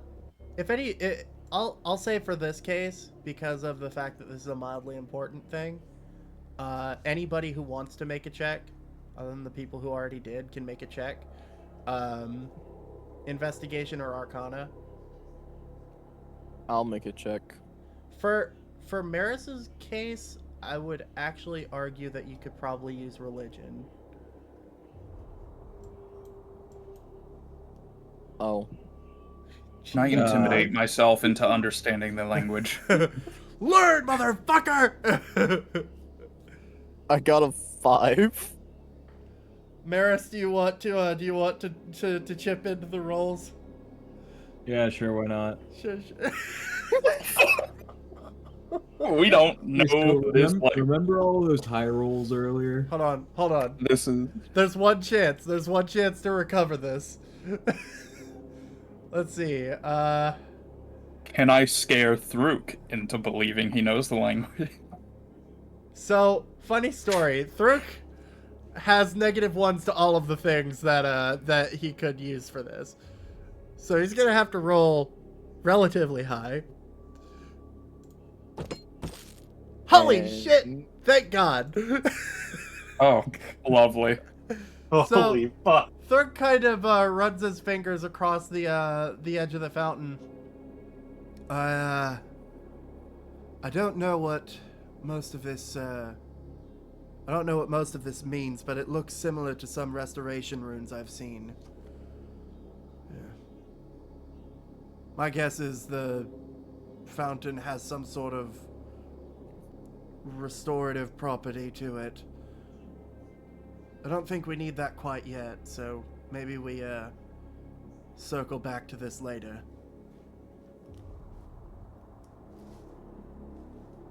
If it has restorative properties, it can always be used at the end of our dive here. Perhaps. Or it could be a nice spot to rest if we take a prolonged period of time in here. Seems those gentlemen had the unfortunate reality of being trapped in here.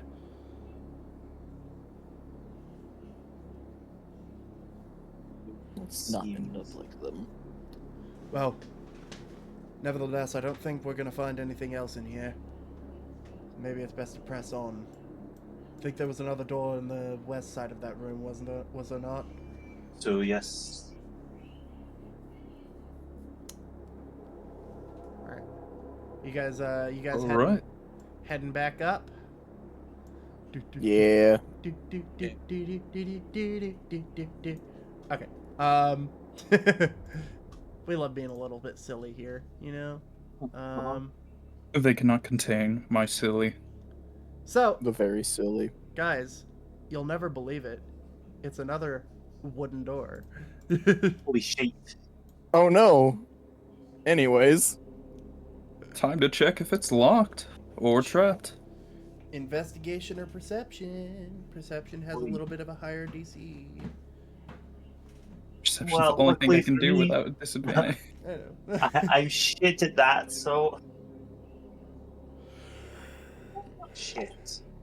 Terrible. Perception check. Such a nice That's a Intelligence. 6. Intelligence-based party. It doesn't seem like it's locked or trapped. Let me just give it a whirl. A 17.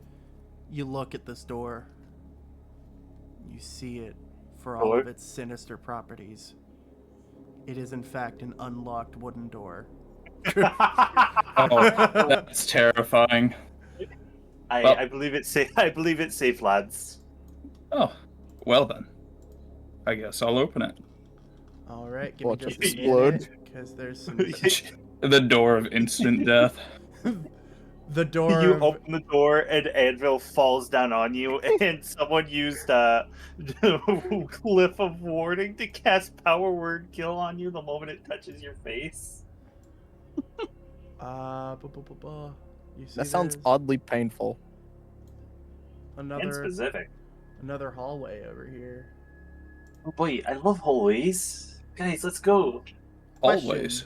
Can you guys see me drawing out here? Where are you drawing? Okay, that answers my question. Oh, I zoomed out all the way just so I could figure out if you're drawing anywhere at a distance. From a distance. No, that answers my question. So, yeah. Actually, I'm not gonna bother with that anyway. But yeah. So as you guys creep out into this hallway, I can't see what I drew, but you know what? Here we go. We'll see it eventually. You guys creep out into this hallway. You see that it leads out into another hallway that branches out. No! And while you're at it, you guys go ahead and make it. Oh my god, I see a giant dick. So I did draw it correctly. Good. Man, guys, you're very. It's even I would- funnier Oh. because of. It's funnier because of How where you drew it. disproportionate did I make that? No, it was I weirdly would- proportionate. Oh shit, my and headphones unplugged. where it was pointing. I'll when you guys get to that room, I'll let you know what was so funny about that. Go ahead and make a perception check. The two who are in front. I got a 14. A 15. 14 and 15. You hear the faint sound of footsteps, but you can't quite tell where from. If only I had the ears of a rabbit. Yeah, that would be helpful. Guys, That's there's a no rabbit. time for dallying. Let's go. Oh, Through Quate, and he falls through the floor. Hurrah! there goes my captain. Oh, Captain, my captain jumps into the hole. That makes you the captain now. I am the captain now. Look at me. I am the captain now. Look at me. Yeah, do you guys continue down this hallway? Sure. Why not? You I'm continue going to down be this very hallway. careful about Everybody roll a dexterity saving throw with disadvantage. Why is your token locked? Oh wait, we're rolling dice at disadvantage. No, I was joking. I already Oh no! disadvantage Oh on my debt. no! I was joking, guys. Oh, okay. I'm gonna move everybody else up into this hallway. That's very good because I got a 4. Yeah. So peeking off into the side over here. I'm trying to keep line of sight as best I can. Joke's on you. I can see the entire map. No, I'm kidding. Well, I have mean, no technically i- you can, because you have the stream pulled up. But I'm not. I have my character sheet up. yeah, I know. But that's also want why to I'm spoil it I'm for myself. strategically hiding stuff by zooming in on you guys. I can't that's wait the till we best get way to to roughly this area so I can see my drawing. No, I got rid of it, but I'll you'll find Maybe. out why it was So- funny. And I would like to go right. right, okay. Right. Yeah, let me. And then, assuming you also, Zifa, checked the left, you can see that there is A wall. another hallway. going Hallway. down. Let's go. Well, okay. Here's the thing. I once heard that if you go into a maze, if you follow the right wall, you'll eventually find the exit. Oh, so it was a And roll. how true is that statement? I mean, I'm sure if you follow either wall, you'll get there eventually. Suppose. Potentially. Maybe. Well, which direction do you want to go then? Let's go this way. This way? I have This way. no reference for. Are you talking about right? Yeah, where my character is standing. So like right, like as in down this way or up this way? Right. That's okay. Thank you. You see Oh boy. a dead end, and That's what I figured that was. up this way you see more hallway that leads. Alright. Hold on. Wait, let me make sure I'm not doing something stupid again. Got to make 2 more Okay. right so I can go left. And you see a door. Wait, guys, look, a door. Holy And shit. as you Another. approach closer to this door in particular, you hear heavy footsteps on the other side of it. I would like to walk up to the door carefully and quietly. Go ahead and make a stealth check. I'm curious why there's a border around 10. my character. If that was just a result of an accident. Oh no, I did that on purpose. Yeah. Oh. Now, why did you do that? You said you got a 10? I got a 10. Hold on a minute.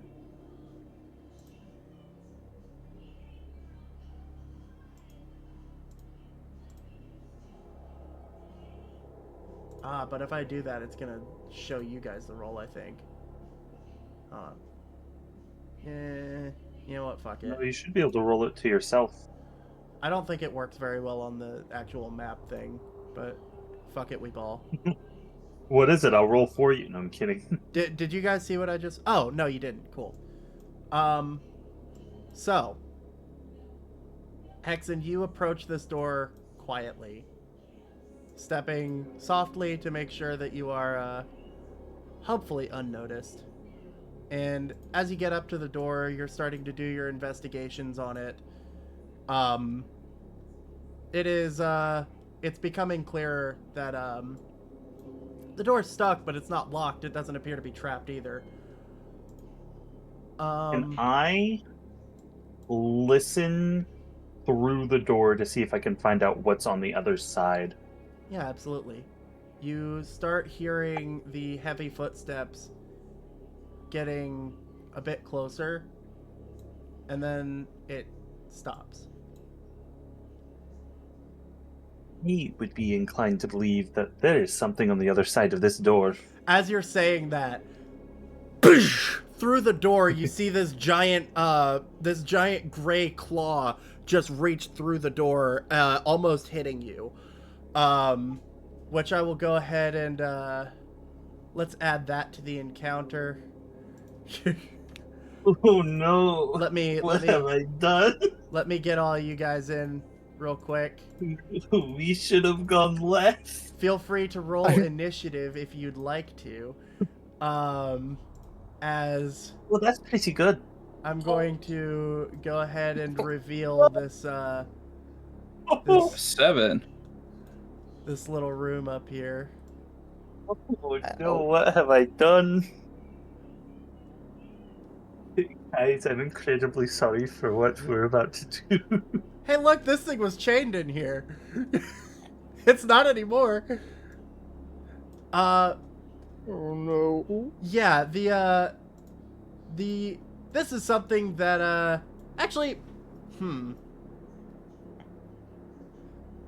So Ankos and Zifa, go ahead and make, we'll call it nature or arcana. One or the other. Sweet. I'm screwed either way with those, so nature it is. That's a 7. 7. All right. Also, I firstly meant to change up the music in the first place. It's not supposed to be this anymore. Let me just do that. And it's gonna be very underwhelming because I don't feel like finding more battle music. But The Five Nights at Freddy's menu music. Ankos, what did you roll? Rex? Hello. I got a 4. A 4? Yeah. Okay, so neither of you recognize this creature. You do notice Oh, that wait. it is... Do what? Was that for a nature check? Either nature or arcana. Oh, I thought you were asking about my initiative. I'll roll for... No, but I will... Oh, wait, it already put it in there. Okay. You said 4? I'll roll... Yeah, I'll roll for nature then. A 2. 2? Yeah, you don't recognize this creature. Let me roll Thruk's initiative. Nat 20, baby, let's go! Holy shit. Okay, so... Just making sure I've got everybody 25 to 20. I think that's just Thruk. 20 to 15? 19. 19. It didn't put it in automatically. Oh, you That's probably because rolled I a roll physical it. die. 15 to 10. 10 to 5. Or actually, I got a 7. I saw a 6 pop up, and I just read that instinctively. And I think that's, yeah, and then 5 to 1 would be Ankos with a 4. Yeah, because of the fact that this weird looking, as the door finally gets broken down, you see the claw is followed by a big hulking brutish body that has these this gray fur with flecks of white stripes going through it. The head is bear-like, but it seems to be dripping with... You'd think it was some sort of black liquid if it didn't look like it was just dripping with shadow. It looks very, very intimidating. That being said, we're gonna go ahead and let the Brute Bjorn get a quick round in, as it has Not a got the jump surprise on round. you.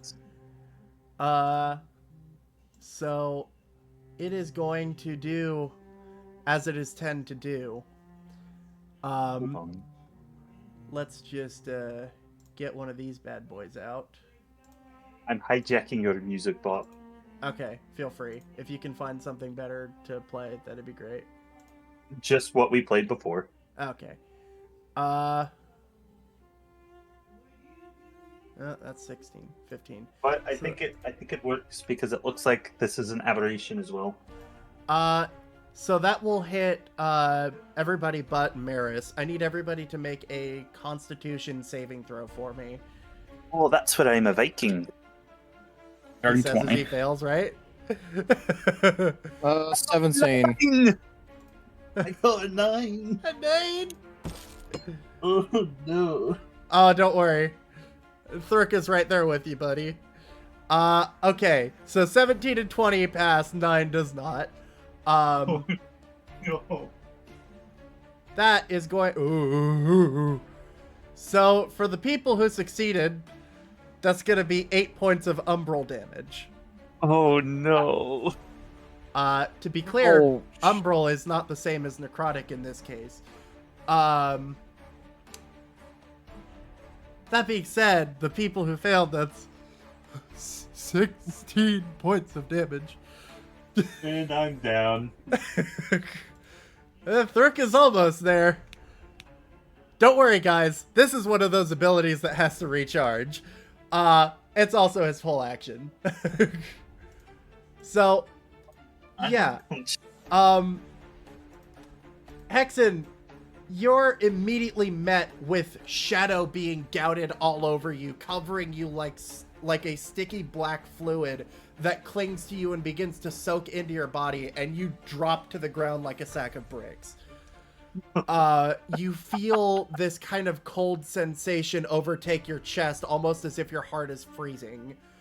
Thruk feels the same thing, kind of being taken aback and having to take a gasp in for breath. This is bad. That brings us to Thruk's turn. He is going to immediately, right out the gate, use Second Wind to get some hit points back. That's gonna be... Hold on, there's a... Where is it? Second Wind. That's 6 hit points back. Oh, okay, good. It did it. And he's going to... Yeah, he's going to stand up behind the two people, kind of posturing himself over Hexen's body to make sure that he's safe, and take a couple jabs with his spear. Or actually, I think he'd have to move into the room. So yeah, he's gonna have to step over and get in close combat with this thing. Yeah, so that's a 22 to hit, thankfully. That's going to be 9 points of piercing damage. Let me... That'd be 9 damage. I don't think it has any damage resistances. Oh, it does. Okay, but not against piercing, so we're good. And that's going to be Throk's turn, which brings us to you, Hexen, where I believe you're going to be making your first death save. Uh-huh. Shit's rough at level 17. 2, guys. Woo, success. So, Hexen, you feel a little bit of that cold begin to fade from your body as your own internal warmth begins to try and pulsate it within you to get your body functioning again. That's going to bring us to Zifa. What are you doing? I forgot to ask what these enemies are classified as. For this sake, they are classified as monstrosities. Monstrosities, so not a fiend or undead. Got it. Cool. Anyways, I take a step forward and Hit it with your have hit it with your a sharp stab stick. at it for a lack of better words. Sharp stick, go! Yeah! Oh, 10. 10 does not hit. Oh no. So, do you have any bonus actions you want to do?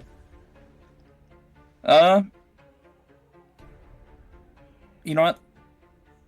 I will use a lay on hands Get to Hexen back? to get Hexen back up at 5 health. Alright. Leave! Holy shit! And as you're reaching over to help him out, the Brute Bjorn seems to take offense at your attacking of it, and it is going to hopefully not get its soul sap back. Okay, it's gonna take a claw attack towards you. That's gonna be a 13 to hit. I don't think that hits. No. It's going to take a second swipe then. That's going to be a 22. I believe that does hit. Yeah. For 6 points of slashing damage. And it is going to posture itself in the doorway, trying to make itself pretty much a wall. That's going to bring us to Maris. What are you doing?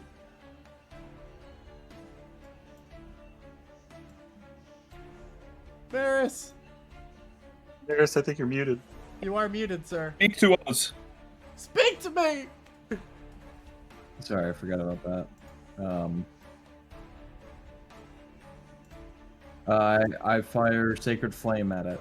Sacred Flame, okay. Dexterity saving throw. That's 17, unfortunately. Any, or what's your saving throw, DC? Mine? Yes. For saving throw for what? The spell for Sacred Oh, Flame. 13. 13? Okay. So yeah, that does succeed, unfortunately. Do you have any bonus actions you'd like to take? Not that I can take because there's too many people at the door. Okay. That's gonna bring us to Ankos.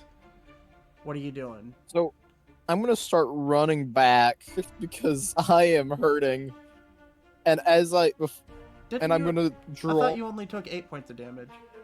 Yeah, but remember I took damage before. Oh yeah, because of the fire. Yeah, I'm at 4 hit points. Wait, why And is as I'm running, Zifa at 6? The Oh 8 yeah, you initial got, and the yeah, 6. Never mind. Forgot. Sorry. and, Bro's Listen, killing me and forgetting about it. and I will I'll- not forget about this. as I'm running back, I'd like to just pull an arrow and notch it in my bow and let a round off before I tuck into behind the wall. All right, go ahead and roll to hit. That's a 22 to hit. 22 will definitely hit. Oh, I can get rid of this black circle around Hexen. For wait, what's that? Longbow?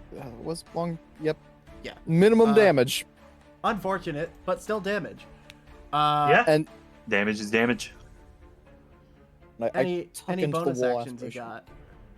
No, I'm just gonna use some of my movement to just tuck in behind the wall and to cover, All right, easy hopefully enough. in safety as I. That brings us to the Brutbjorn, who is going to. I'm gonna say only once per round it can try to get the soul sap back, so I'm not gonna re-roll for that, especially because I don't want to kill you guys. It's going to take a slash at Thruk to get him out of the way. It's gonna be a 15. Does that actually hit him? That might hit him. No, it doesn't. Good. So it takes a slash at Thruk, but Thruk stands his ground and then takes another slash towards Zifa for a 13, which also doesn't hit. It can't seem to get past you guys, and it is getting frustrated at it. I'm gonna go ahead and re-roll at the end of the round so that I know if it has it. Okay, so it doesn't get its soul sap back, which brings us to the top with Thruk again. Thruk is going to he's gonna take a stab at it again. That's gonna be a 15. Does that hit? Yes, it does. For another 8 points of damage. That's not bad at all. And he's gonna try and use his Hungry Jaws feature as he actually, yeah, he's gonna do that, but he's actually gonna spend one of his inner light to make it succeed. Let me get that real quick. Mark that off. And that's gonna be 7 points of 7 points of damage. And what is it that Hungry Jaws does? If the attack hits, it does normal temp HP equal to your proficiency bonus. Okay, so he gets 2 temp HP. And yeah, it was 7 damage, I think I said. Yep. Which brings us to Hexen.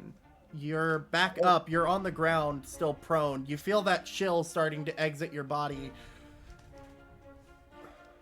I will use half of my movement speed to get unprone.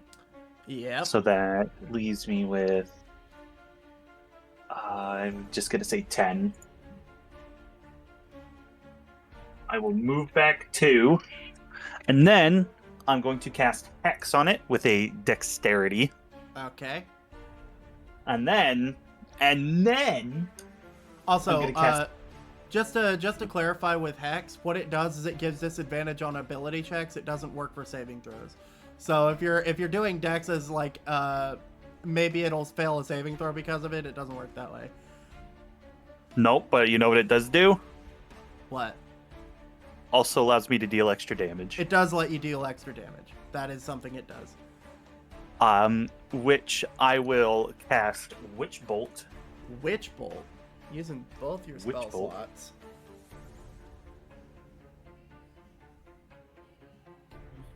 Go ahead and roll to hit. With a nat 20. Fuck. Okay, yeah, roll that damage. 32 damage plus 32. a d6, How much making damage? it 37 damage. How much damage does Witch Bolt do? It does 2d12? 2d12 normally, It plus does 2d12. That's one more d12 than I thought it did.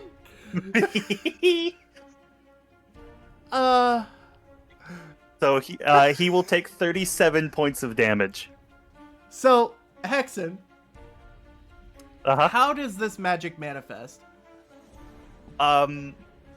He will pull his wand from his sheath, and he will point it at it and shout something along the lines of, "You stupid bitch, you only get one of those!" And a bright purple beam will spiral around the edges of the wand before shooting and slamming into the Bjorn right in the face. As you're watching the energy leave the tip of your wand, it's almost as if time slows down, and you hear a voice kind of echoing throughout your head. Dying in dungeons is not for us. As it releases and starts to crackle with purple lightning throughout the Brute Bjorn's body, and it tenses up and goes for another claw attack, but drops to the ground.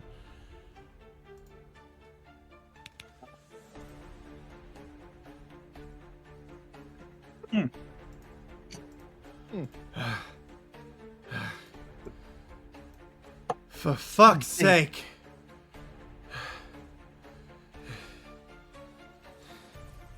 It doesn't look like there's anything else in there. No, it doesn't appear so. There's another statue. Yes, another statue of the same variety as well. We could always melt that one, see if there's anything interesting. Does it keep the queue? It should. Nope. No, that's okay. Hold on, I got it. I have it copied.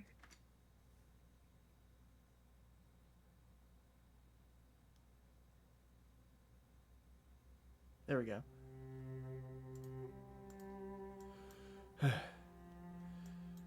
Okay. And before anything else happens, I would like to do this thing where I can take 1 minute and regain a spell slot. Simple enough to do. And also, you guys can see scattered across the floor, there are a couple of copper coins among the around the statue. There are 21 to be exact. Why couldn't it have been a number divisible by 5? Because that would be too easy. Thruk kind of gestures to Zifa to help him shove the massive body of this mutated bear out of the way. Which, by the way, unlike the dogs, this one does not revert to an unmutated form. Interesting. Are we still in initiative? No. Oh, could I cast Cure Wounds on myself? Absolutely. And I also want to use one of my healing pots. Healing Okay, potion. I've got... 2d4 I've managed to... plus 2. I've recovered 8 hit points.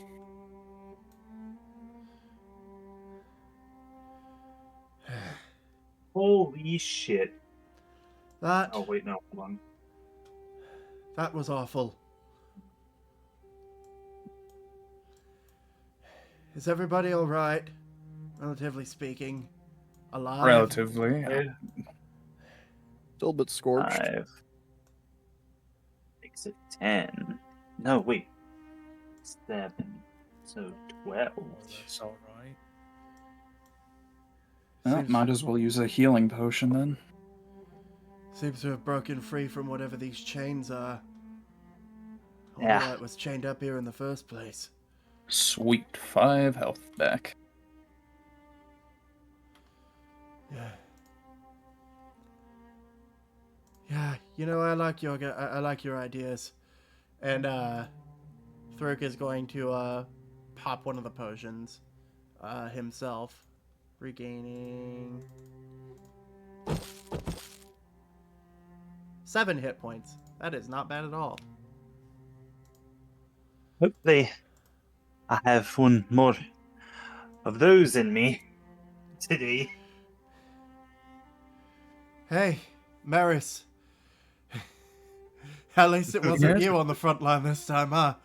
Yes, that was a nice refresher.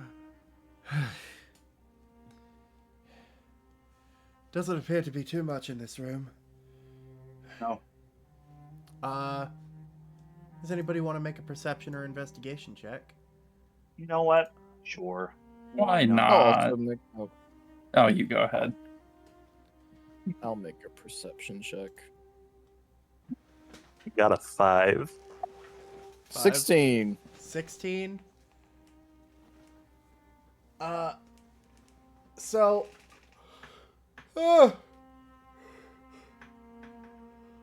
Sorry. So you look around the room. The first thing that you clock with that 16 is on the south side of the room. You see that there is icy rubble that seems to be concealing a door. That the rubble in this case doesn't seem like it needs to be melted, just moved. Which you get the sense that that door probably leads back out to that main hallway. Additionally, as you're kind of scanning the room, you notice that there is something on this west wall. Give me just a minute. I need to... My west wall. Yeah. It seems to be... There seems to be like some sort of... What's it called? Almost like a statue in the wall made of stone. That looks like it could potentially also be a door. Ooh. Which I'm gonna go ahead. Is there perchance a lever in the base of the statue? There is not. So I think beans. I point out to, I guess, Maris, since he's the closest. That looks like there's door beyond the rubble, but to the south of that ice, and just you there, you there. Seems to be something behind that ice. DM. Huh? I think I'm going to have to tap out a bit early today. Oh, that's fine. You getting tired? Yeah, I woke up way earlier than normal on Fridays. You're good. Do you want me to kind of pilot you, or? Yeah, you can pilot me. Just give me footnotes when it's all said and done. Okie dokie. All right, I'll talk to you all later. See ya. Alright. Hopefully this one- Have a good Get one. some rest. Doses. That being said, I did send a DM that oh, is just kind of about character traits and whatnot.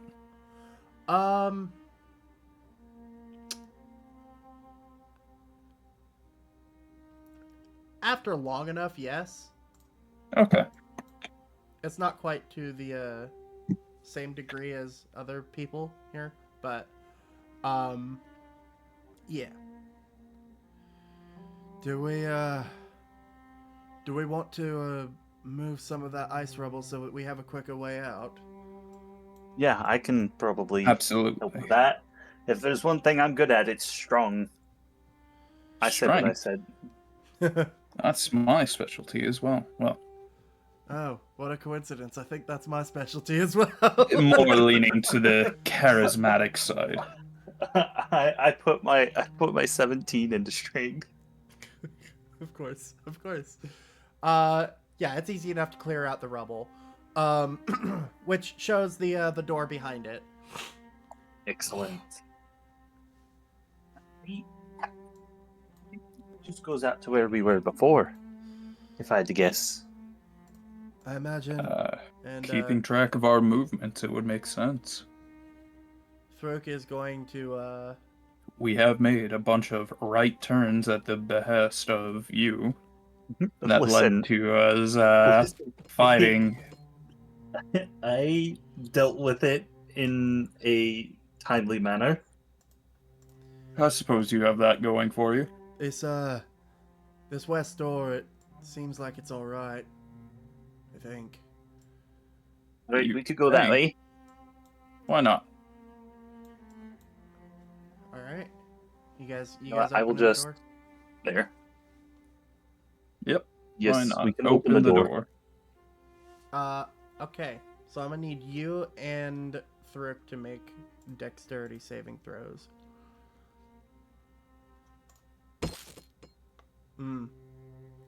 Thruk might die. Oh, through no. No, he's not gonna. No. He's not actually low enough for that.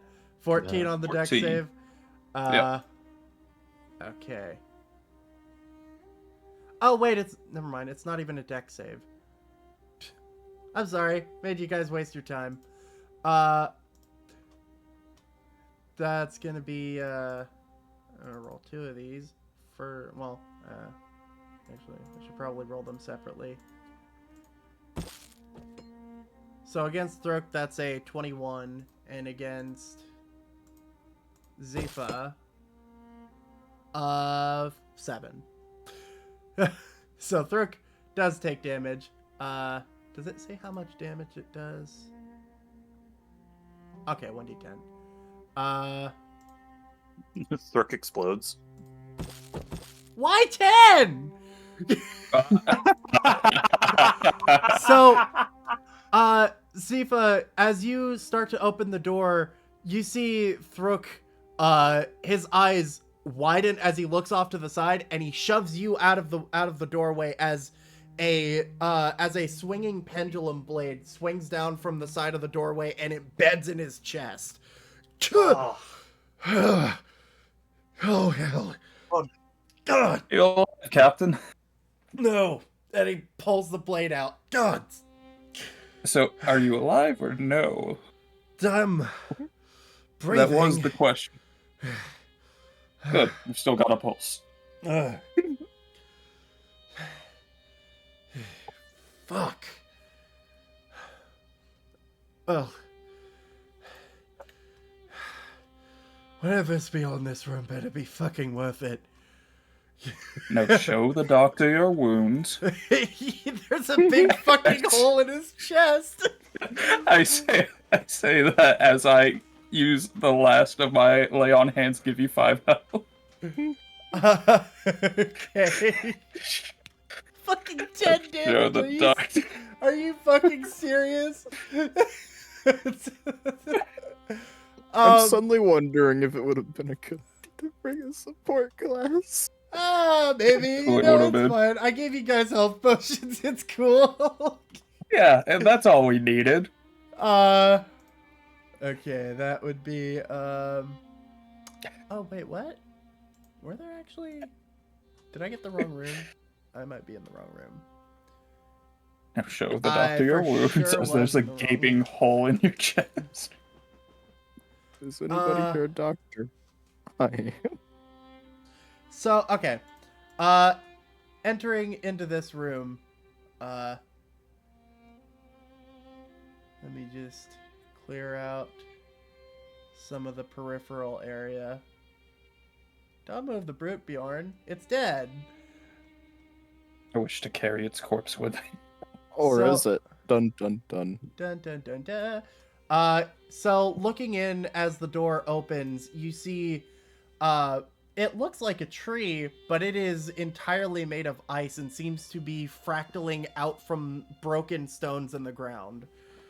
And you can see that a couple of these frozen skeletons are actually impaled on some of the quote-unquote branches. And actually, because you guys are probably going to move into the room proper, I'm just going to reveal the entire room. You see some of these skeletons are kind of knelt down on the ground, almost as if they were praying. Others have long since fallen, to disarray. And do not... That's quite a sight to behold. Well, that's comforting. Can that just happen here? I don't know. Feeling any better, though? No. Still got a bleeding hole in my chest. It's Billy. Well, I did what I could. It's appreciated.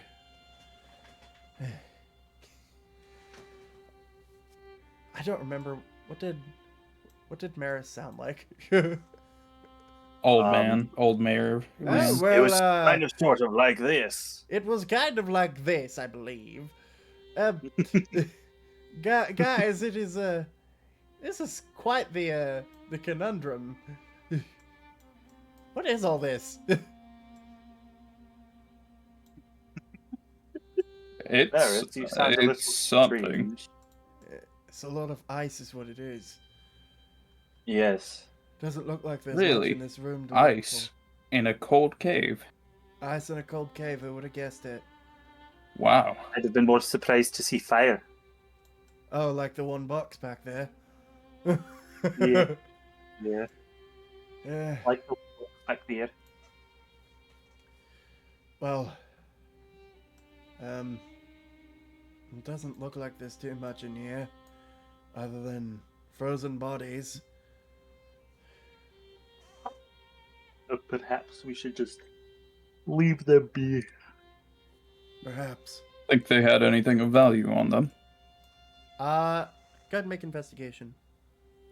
Ah, beans. Ah, beans.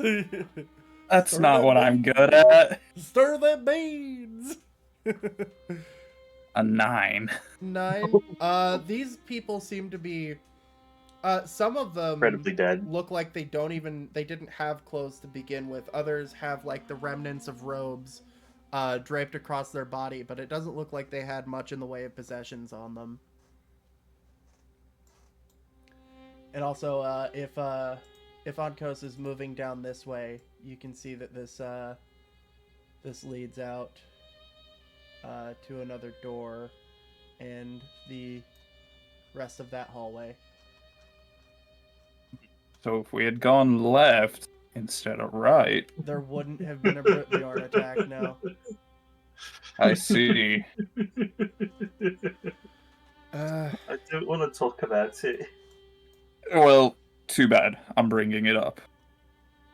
I already apologized and I killed the creature. Do you, I feel like I made up for it. do you folks True. want And you to- did go down. Do you lot want to take a moment, take a breather? That might be a good idea. Are we doing hit die? Yeah. Okay. So for the sake of this, I'm gonna go ahead and say, well, who wants to take watch?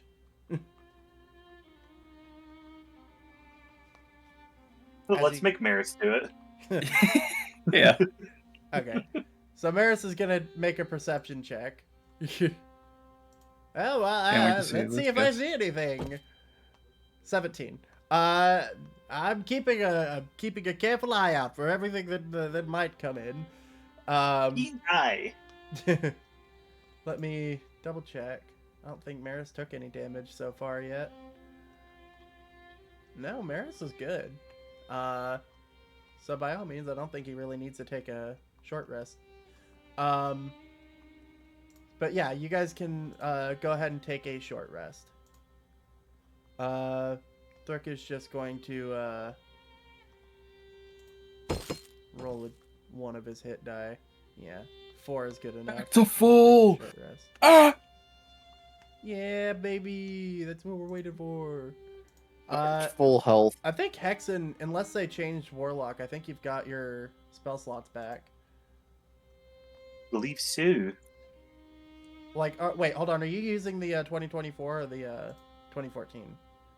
I don't remember. I'm pretty sure I picked 2014. I think you picked the 2024. No, yeah, you did because you don't get your patron until yeah. So, do you get your spell flash back? I have a patron. I just don't know who it is yet. Yeah, it's funny. Table. I meant to Okay, do the yeah, you 2014. get your spell slots back on a short rest still. Sick. That's why Warlock is amazing. I also forgot how to do my hit die because I never do that. When you click on the short rest button, it should Ah, have little short rest. boxes. That you can click one of them and then click the dice roll thing. If you want to use one or both of them, options there.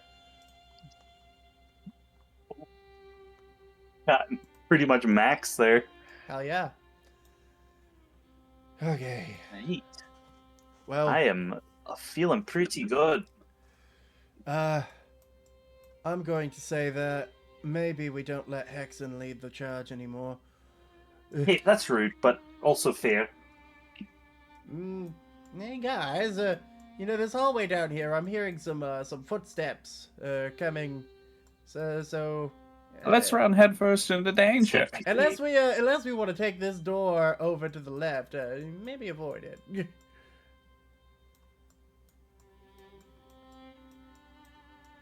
I like footsteps.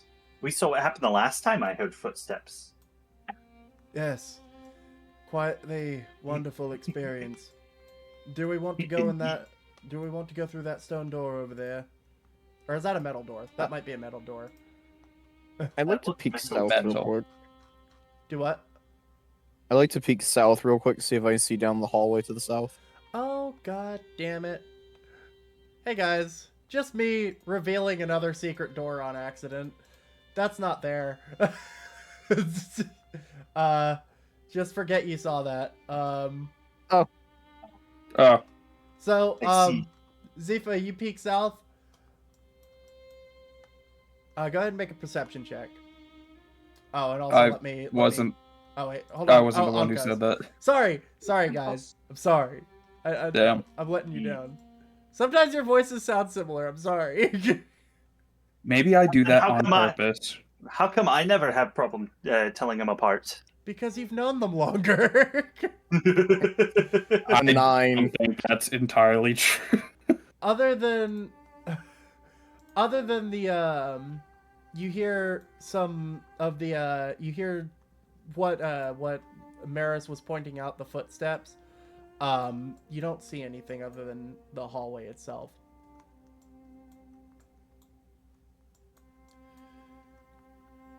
Hey, I think there's probably not a door here.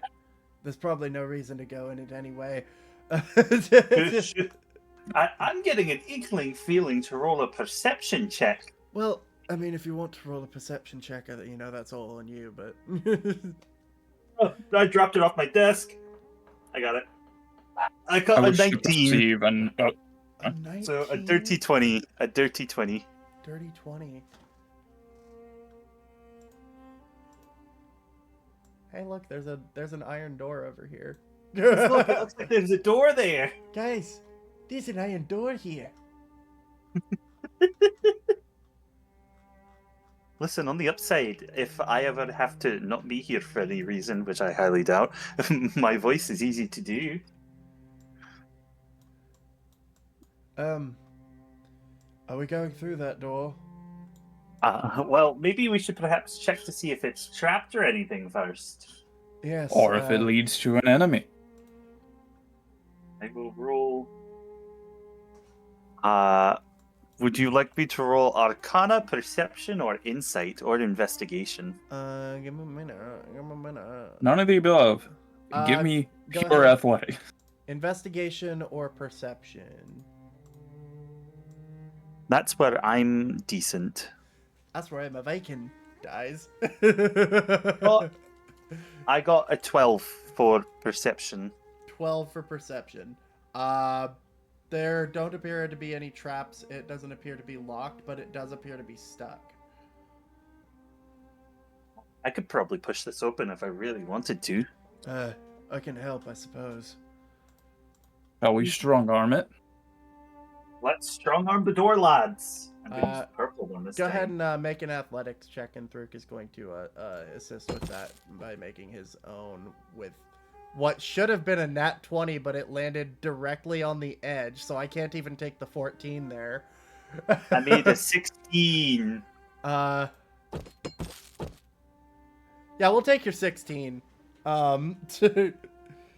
Yeah, so easy enough. You push the door open, revealing. Guess what, guys? More enemies! No, I'm joking. Dude, I was about to be so pissed. The dick room. It's not the dick room.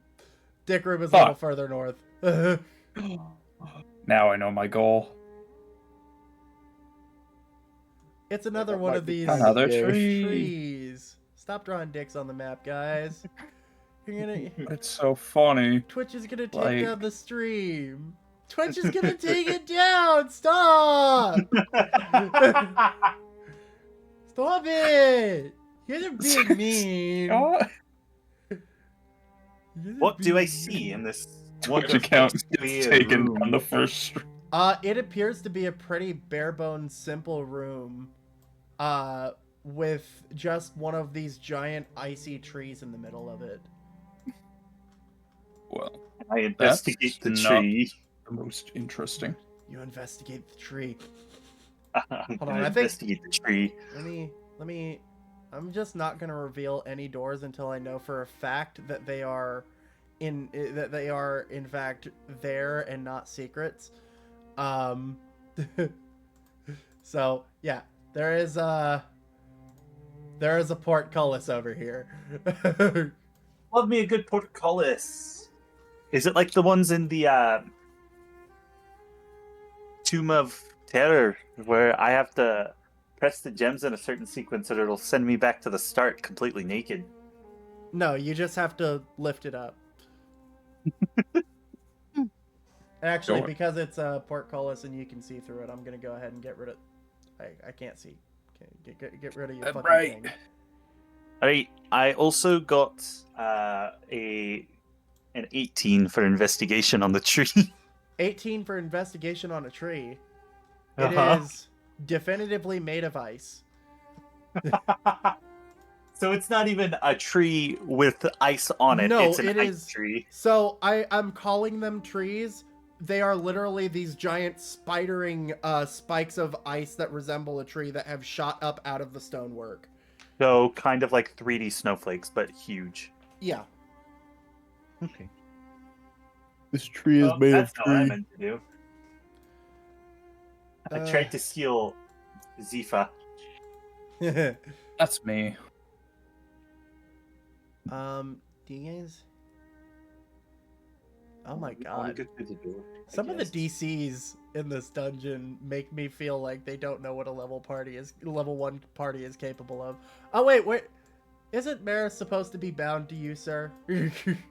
Oh yeah. Well, you unbound him. Oh, I did that, didn't I? Here, you just take Maris the Repentant. Wait. The way you said that made me think you didn't make this dungeon yourself. I generated it with Donjon, but I mapped it. I put the effort into making this map. I'm also modifying some of the stuff in it, so leave me alone, bitch. Guys, it's a portcullis. What should we do? I think we should probably lift it. Wow, really? I figured I would fuse it to the ground using my fire abilities. Zephyr, do you want to? I figured I'd open it to the side. It's a lift, but yeah. Go ahead and because Thurk is No helping you, jokes. make an athletics check with advantage. Connor, that was sarcasm on his part. I'm sorry. I was gonna let him just go. I'm a little dumb, but if you do 21. 21, You actually managed to beat the DC that the dungeon generator set, which is 20, for a level 1 party. Holy I might add. shit! That's stupid.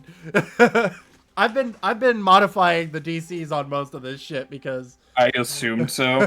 This entire time, I'm just like, with what we've encountered, if something tells me it's just not meant to be a level 1.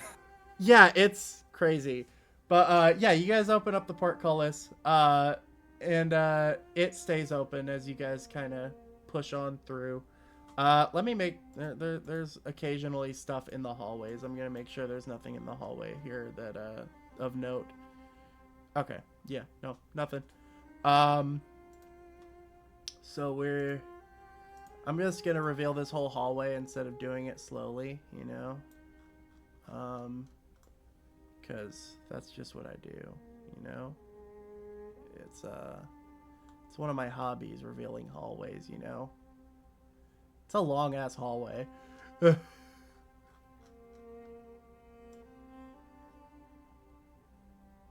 God damn.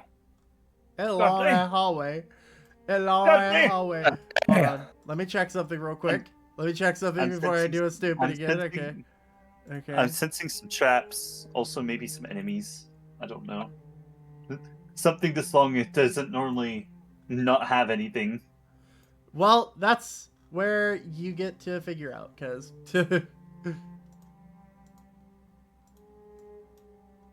Leave it up to you guys. What you guys doing? You going down this hallway? You doing a little bit of investigative work? You know, Mary seems Yes. quite durable. Huh? Yeah, that is true. Quite durable. I mean, he did get mauled by wolf things like twice and seemed fine. True. Hexen, how about you lead the charge? Oh, wait, okay, I guess we're doing that now. Listen, all I'm gonna say is if I lead the charge and there turns out to be, like, fucking, I'm gonna I blame don't you. know, lizards or something, I'm gonna kill you. I'm gonna I- roll for perception because I'm not stupid. You say if it turns out to be lizards or something, and then Throok just gives you the meanest side eye. That's not what I meant, Throok. I meant, like, kobolds or something. Also, what did you get for perception?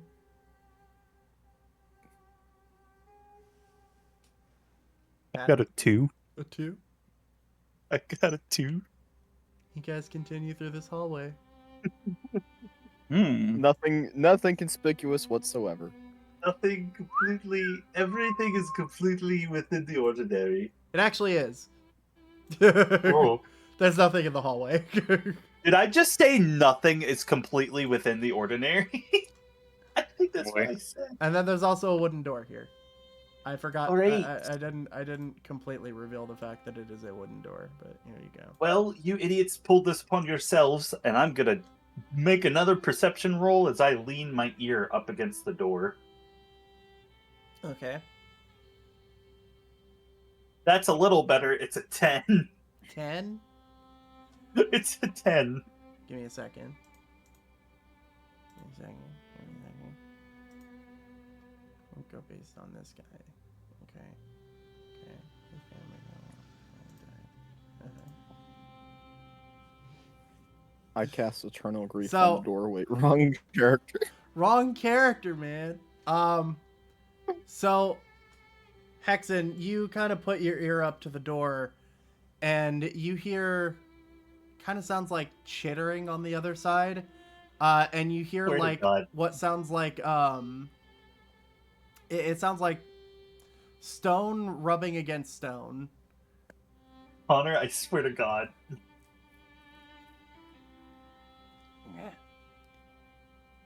Guys, I think there might be a dragonborn artificer in that room. There's A kobold artificer, you say? working. Yes, kobold artificer. Alright, I'm going to see if the door is locked. And if it is unlocked, I'm going to open it. Make a perception or investigation check. Can't wait to blame you when this is going wrong. An 8. 8. 8. 8. Okay. We're about I to meet rolled an Korok. 8. The door's unlocked. I Sudden. push it open. An army of 300 Koroks. So, as you push the door open, I'll go ahead and reveal the part of the room that you see. So, down this way and over this way. Oh no! It's Korok. Let's go, Rook. And additionally,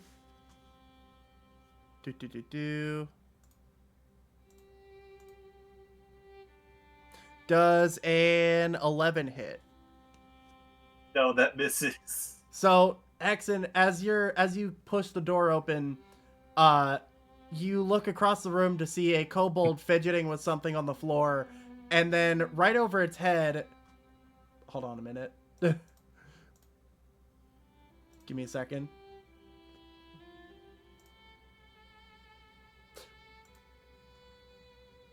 Oh, it actually does notice as an ice spike shoots over its head towards you, and you dodge out of the way. Ah, it worked. And he turns around and sees you guys, and then his confidence in whatever trap he had made working is quickly shriveled by the fact that there are 5 people standing in the doorway. 5 people. All looking very intimidating. And I would like to look at the kobold, and I would like to go, don't you dare even think about attacking us. No, I never dare to do something that dumb. No, that would be Can I stupid. roll insight, please? That would be suicide, actually. Can I roll insight? Hold on a minute. Yeah, you can feel free to roll insight. And I persuade him to join us in our adventure, only to use him as bait for traps. I rolled a 14. 14. Give me just a second. I haven't 14. rolled for the kobold yet. I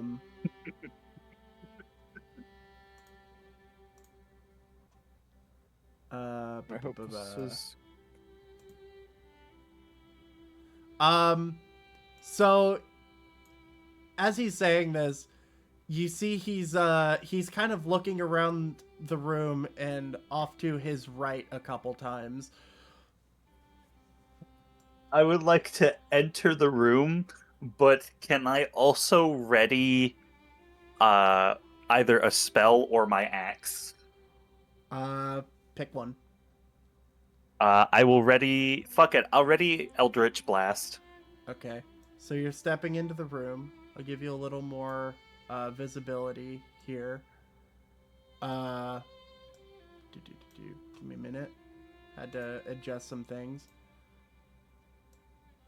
So you are able to see the full room now with these ice crystals bursting out of the side wall.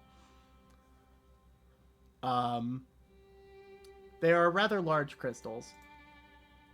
And you've got Eldritch Blast ready. Is everybody else following inside? Yep. Yeah. Okay, how far do you step in? That's up to you. I think I'm, given how close everyone is, I think I'll just stay like right before the entrance of the doorway. I will keep my wand readied, but I'm going to move towards the ice and kind of let everyone in if they choose to come in. Go ahead and make a And perception check. Perception? It You fucking kidding me? It's a 2. Oh. No, I rolled a 1, but it's a 2. Oh. if possible, Uh-huh. could I like just have my bow and a low ready with an arrow in my other hand? Yeah, that's possible. What are you guys doing in here? There's not supposed to be people in here. We're on a special mission. We are. Oh yeah, yeah. That's you're probably a good mission to have or something. I don't know. Just you hear him making these like kind of flustered, almost frustrated sounds, and a few things happen at once. All right. Yep. Uh-oh. Because they remained hidden Uh-oh. from you, they are going to get an attack off on you, Hexen. But you also were readying your Eldritch Blast, and Unkos was readying an arrow. So those are going to happen simultaneously. I'm going to also go ahead and have you guys roll initiative for me, please. Oh boy. Okay. That's Hey, that. the fat dragon. Fat I'll just go ahead and Dragon! roll initiative on there. That's not terrible. That could have been worse. Let me put that in there. Yeah, I do. And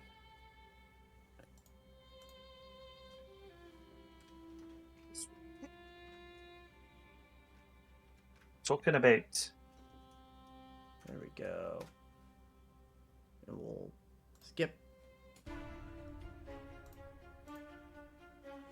Okay. Let me roll for Throok. 18 is not bad at all. So 25 to 20. 21. 20 to 15. 15 to 10. 13. Oh wait, I need to roll for Maris. 10, I guess. Oh, Maris got a 19. Damn. 10 to 5. Or wait, is that everybody? That might be so. everybody. Unkos, did you get a 13? Yeah, I got the 13. Okay. Sometimes it does, and sometimes it does. Sometimes it doesn't show up in the thing automatically. So, first and foremost, the Kobold Dragon Shield is going to make an attack on you, Hexen. Stabby stab. That's an 8 for the first swing, which I don't Misses. think hits. Second swing is 10, which also misses. Yep. And his friend is not within 5 feet of you, so it didn't get advantage on that.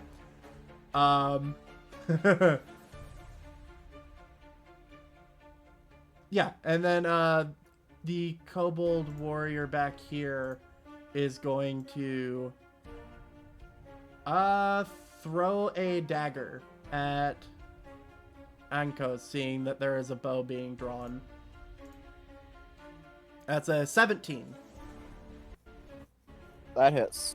So that's going to be 4 points of piercing damage. And then, Hexen, your Eldritch Blast. I got a 13 to hit. 13 to hit. Which one? Oh, not 13. I'm sorry, 16. I forgot to add the +3. The guy that just tried to attack me. Right. And you said that was what to hit? 16. 16 does hit. Go ahead and roll damage. Excellent. Boink.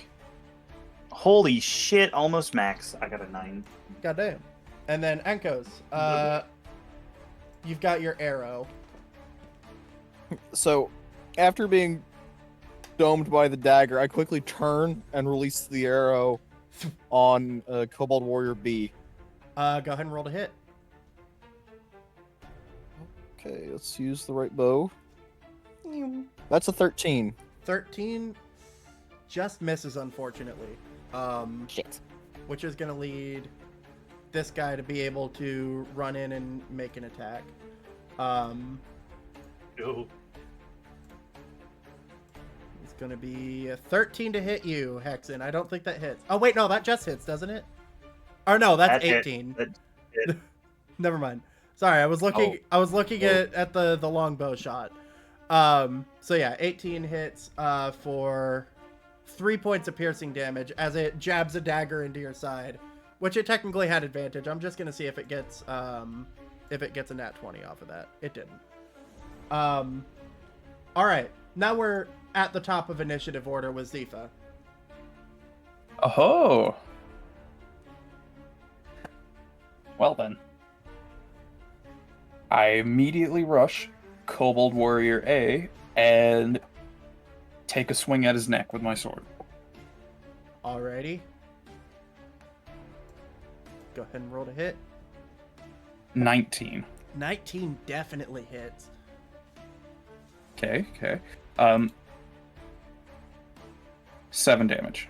So you, in one quick motion, just drop your sword across its back, and you see it drops to the floor like a sack of bricks, and you see the, what appears to be the better armored kobold over here, get increasingly frustrated at this fact, kind of grimacing as you see kind of pinpricks of tears at the corners of his eyes. Bonus actions. None that I'm willing to use. Okay, that brings us to Maris. Oh dear. Have at thee. We're gonna do a sacred flame on. We're gonna do a sacred flame on main guy. Yep. Oh wow! For once, something failed. That's gonna be 5 points of radiant damage. Yeah. 5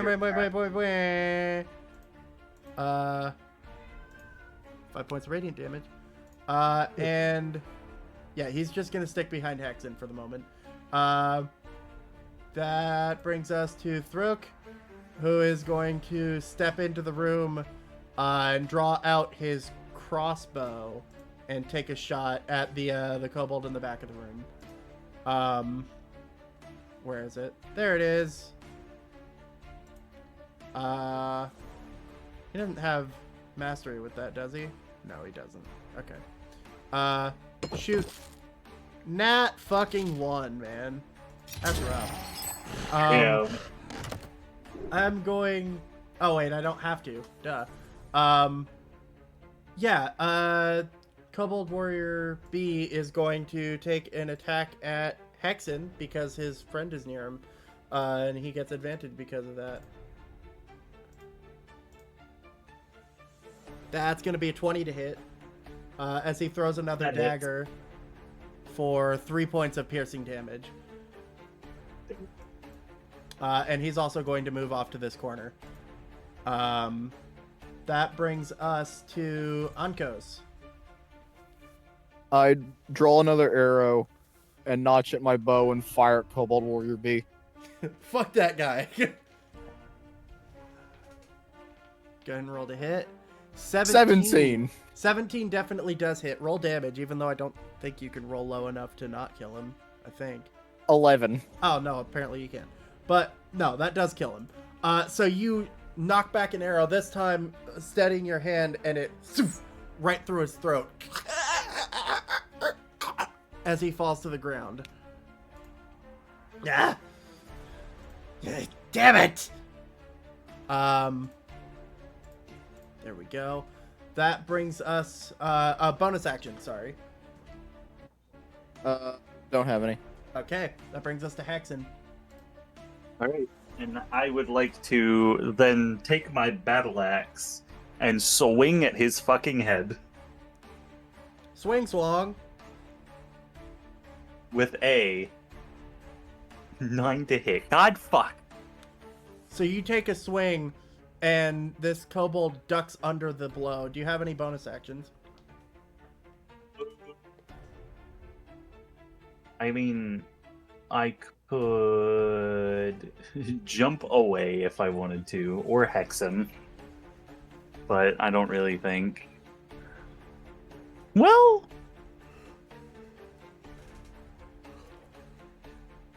I'm gonna cast a jump and jump away. Okay. Let me. Yeah, either way, he's going to attack me. Okay. Yeah, that's what I was making sure. So, he's going to take an opportunity attack. Wah. That's going to be a 16 to hit. That hits. For a whopping 4 points of piercing damage. Alright. And yeah, it's gonna activate him.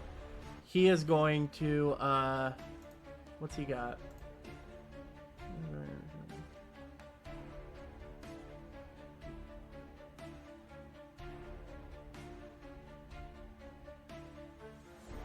Okay. Yeah, he's just gonna have to he's gonna press on pursuing the initial target because he's been weakened more than everybody else. And he's gonna try and make 2 attacks on Hexen. 10 misses. 7 misses. So you jump away from him and he gets that initial swing off. And then as he charges towards you, he starts thrusting the spear towards you, but it doesn't seem like he's doing it with any sort of rhyme or reason to it. It seems like he's just attacking recklessly. He's thrusting at me? He's thrusting at you. Oh, shit. And then it goes back to his turn anyway. Yeah, he's gonna pick a new target. He's gonna try to attack Ankos now. Yeah. 20. Not natural 20, but 20. Yeah, that hits. That's gonna be 6 points of piercing damage and another stab towards you. 14. That meets my AC. Okay, that means it hits for another 7. Well, I'm on my death saves. You took 2 of mine, I'm taking 1 of yours! As he jabs the spear into Ankos's shoulder, and Ankos, you drop to the ground, feeling the cold tile beneath you, as everything starts to kind of spin and fade. Wow. That brings us... 2 of your guys are only worth 1 of ours? I see how you think of your friends. Shut up! That brings us to Zifa.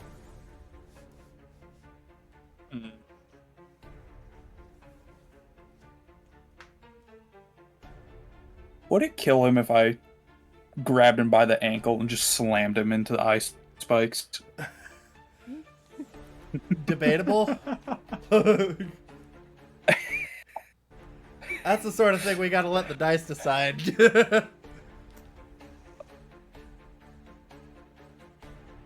Fuck it. I'll just take a swing at him with the sword. Alright, go ahead and roll to hit. A 10. 10 does not hit. Any bonus actions?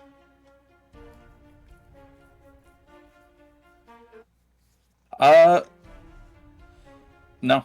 That'll be it. Okay. Then he is going to activate and... I also now have in my search history of how much damage does hitting one kobold with another do. He's gonna make 2 spear attacks at you, Zifa. That's a 19 to hit. That is exactly on the AC. Alright, that means 2 points of piercing damage and a second swing on you. Yeah, that's a 5. And he is... I'm actually going to spend... I think I've spent 2 so far, so 3. I'm going to spend one of my inner light... Or not inner lights, inner shadows to activate him again. And he's going to use his action to disengage to move off to this side of the room. Actually, hold on. Let me double check something again real quick before I do some stupid shit. Okay. Yeah, I can reveal this because it's not a secret door. He is going to he's up against this door trying to dismantle something on it. That brings us to Maris, who is going to 5, 10, 15, 20, 25, 30. Pop, pop. Punch, punch, punch, punch, punch, punch. You know, as monks do.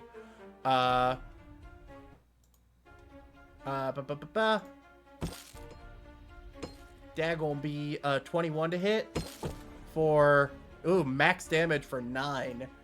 That's an ouch. And then take a second hit with a bonus action.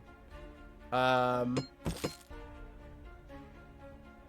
19 definitely hits for 5 points of damage. He's looking relatively rough and just trying to get away from you guys. That brings us to Thruk, who is going to take another shot with his crossbow because he doesn't feel like getting close and getting hurt again. Man, I want to throw the kobold at the kobold. 15. Does 15 hit? 15 just hits. For a whopping 2 points of damage. Let's go. Oh, Woo! 2 damage. Unkos, you're up. some damage, guys. I get a roll of save. Oh yeah, make yourself a death save, Buckaroo. 12. 12. You feel the you feel a little bit of warmth kind of sinking into your body as you feel this sort of presence start to surround your mind. Sounds faintly like whispering, but you can't quite make it out. That brings us to Hexen. What are you doing, bud? I'm gonna jump over here. Yoing? I'm going to...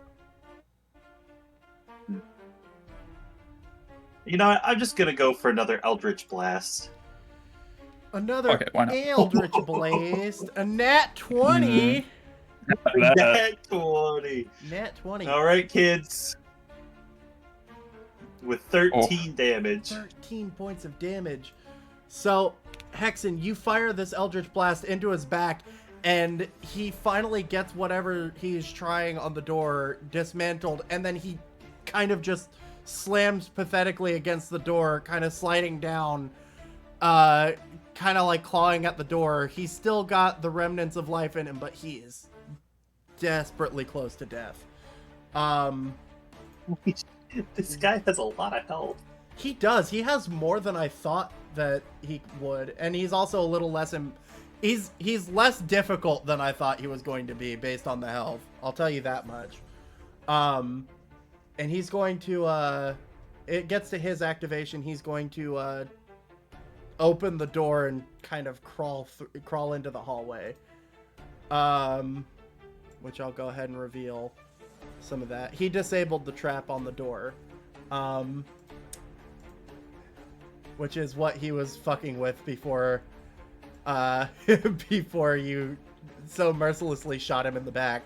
And he starts he gets about that far. That Does he? brings us to you, Zifa. Anko's So, down hold on. there. Hold on.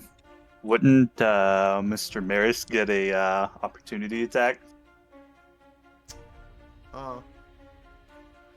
No, because he used his action to disengage. Because he didn't do anything else okay. with his action, so... And opening a door is a free action. I do like you looking out for that, though. But Zifa, what are you doing? Well, I'm expending all of my movement to get to right at the precipice of the door, and I'm grabbing the ankle of Kobold Warrior B's body and throwing it at Dragon Shield. Go ahead and... I'd have to say just roll athletics. Got it. That's a nat 1, of course. The one funny thing. Damn it. You know what you should have done? You should have used an inner light to just have it succeed. Oh shit, I forgot about that. Yes, you got this resource. It's really cool for stuff like that. You know, make sure it to works. expend one just for it to work. I'll allow it, but in hindsight, you need to declare it Yeah, before I'll you have to make the roll. keep an actual notice. Yeah. Alright, So you go ahead and roll 2d6. 2d6. Got it. 8 total. 8 points of damage. You throw the body of his fallen comrade at him, and he just stops on the floor. That's crucial. Combat is over. The room falls silent. Did not want him to get where he was trying to go. Except we're still in initiative order. Because you have a friend who is currently dying. That brings us to Maris. Oh, great heavens! He's gonna make a medicine check to try and stabilize. Where's medicine? There it is. 14 is enough to stabilize. So you're no longer making death saves, but you're still unconscious. Thruk is going to begrudgingly, because it's the last one he has, pop the cork on his healing potion and dump it down your gullet. So that's gonna be 6 points of healing to you, Unkos. Stay with us. Come on.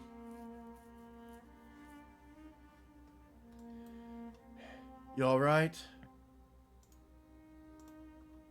What happened?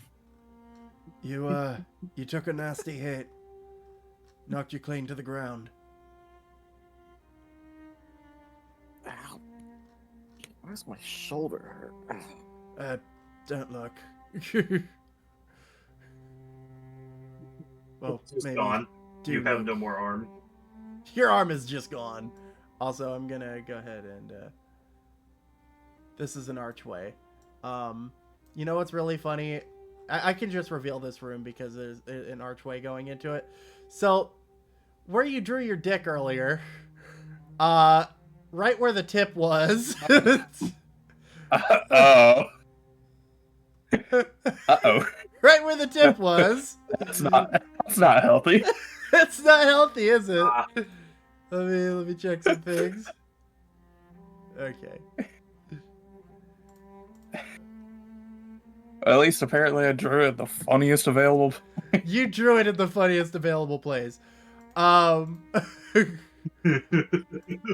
me just a minute to figure some stuff out. Okay. And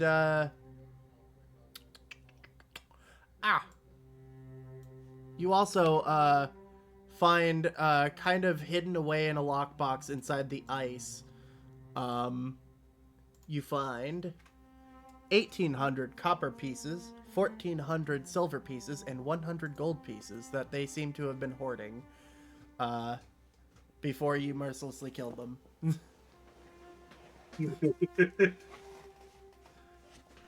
I keep saying mercilessly killed you, but they were planning an ambush as soon as you walked into the room. That's what I figured. Also, Connor, I want you to know I had no idea that there were actually kobolds in here. So when you said something about a kobold artificer, I was like, was he seeing through the fog of war? Did he see my roll? Nope. I was making a Kurok reference. Yeah. Are any of them perchance named Koruk and happen to be Kurok's brother or Kurok from an alternative dimension? No, but there is. Is it the one that I hit with a body? There is one that I don't remember what fake name Kurok used. Kreese. One of them is named Kreese. That has a big name tag on his chest called that says Kreese. Hello, my name is Kreese. Hello, my name is Kreese, Huh. yes. That's a name. Um, I met a kobold once, or at least someone who told me he was a kobold. name was Kreese. Oh, I can end combat because Do you everybody's believe up him? now. Feel- Well, Well, how is everyone faring? Terribly. I feel awful. Vengeful. Vengeful, terrible. I think Ankos has probably felt better. I'm feeling right as rain, for once. Of course you are, Maris. It's because we gave Would it- you that bloody potion. Yes, and now I've been holding on to it for a rainy day. Would it be You've had it in- for all of about an hour. Also, what? Somebody was asking a question. Would it be inhumane to go up to the one that stabbed me and they just put another arrow in him for good measure? So you kind of pull yourself up to your feet, walk over here to the doorway, thunk, and stay dead. Maybe a second one for good measure. It's definitely dead. Alright, I think it's dead. Oh, and I Do can't. one more. Probably. No, Third not time's one a more. charm. Leave it. Leave it. Leave it. Leave it. Rough No, it. put it No. down. Dead. But yeah. There's this hallway over here. There's this room down here. The room to your south doesn't appear to have much in it, except for, it looks like there is a Goliath corpse that is still preserved by the cold in this place that has been impaled on these, ice crystals. Or maybe the ice crystals formed inside of him. You're not quite sure.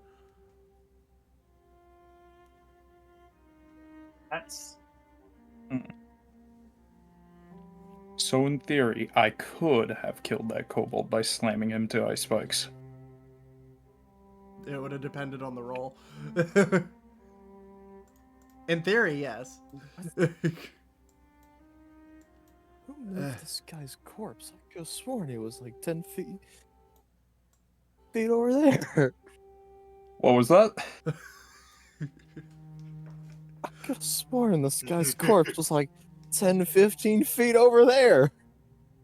Oh, apologies. That was me. They threw it. I'm just curious.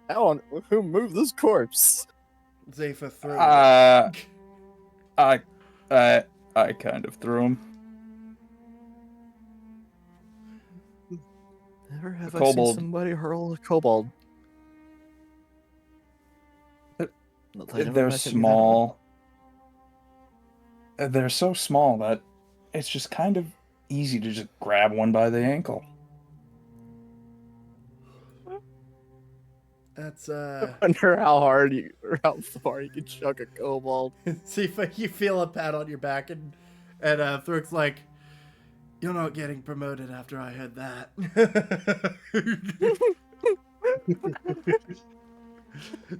Ah, fucking beans. Fucking beans. Been needing that Wonder how far promotion. I wonder how far you can throw a kobold. Well, I'm debating on if I actually want to continue onward, or if we want to go back to that room, have a bit of a rest, maybe. that may be a good idea. Rest couldn't Maybe hurt. so. Well, As we all know, you can sleep off wounds. you can sleep off wounds, yeah. That gaping hole in your chest, just take a nap. By the way, It's as much bedtime. as it has seemed like it's been going quicker, for all intents and purposes, you guys have been in this dungeon for upwards of 8 hours now. It's a because it's been a lot of walking, especially carefully walking, going through rooms to, make sure you're not dying. Yeah. But what's the verdict? See, we go back. Might as well take a rest. Back to the Indeed. beginning. Then So I can expend a hit die to heal. Thurk. I begin phasing through walls in my attempt to reach the. No. Let me grab Maris real quick. Oh yes, I'm here, guys. My cat sneezed. Hmm.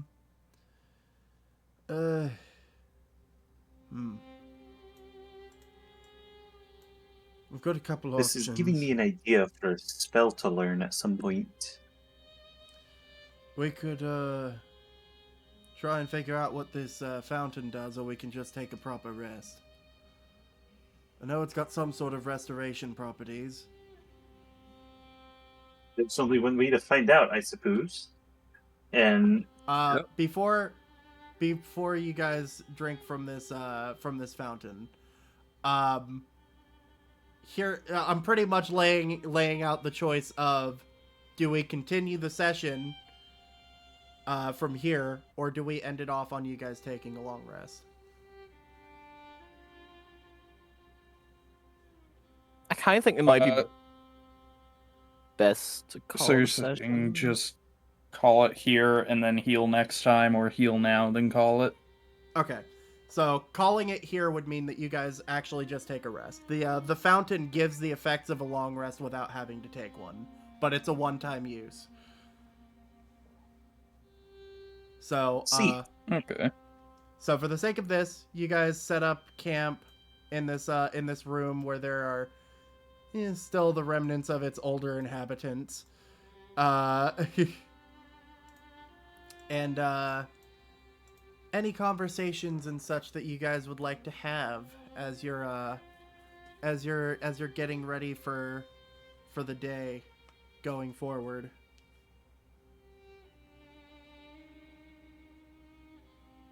I'm mostly just Would gonna. earn me that promotion.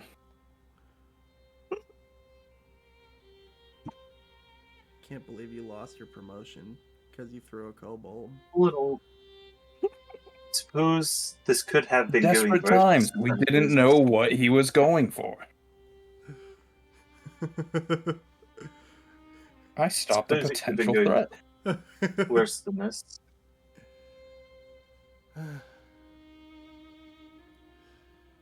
You know, You did almost kill me. yeah, He almost killed you.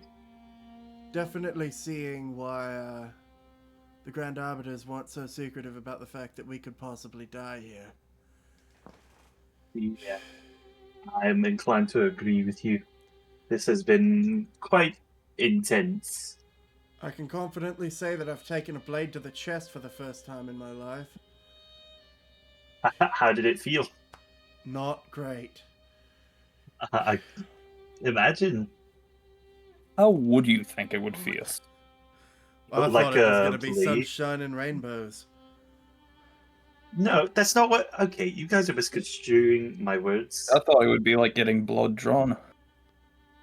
You're technically not wrong. Many ways to draw Just blood. a simple, true. Like leeches or a needle. Weirdly, What's a it's needle? I'm kidding. I'm kidding. I'm kidding. slow It's just turn. funny. Totally. Weirdly, for the first few minutes, it actually didn't feel like much. My body just knew I was in danger. Then after a moment, it started hurting a lot. Honestly, I would have been concerned had it not started hurting.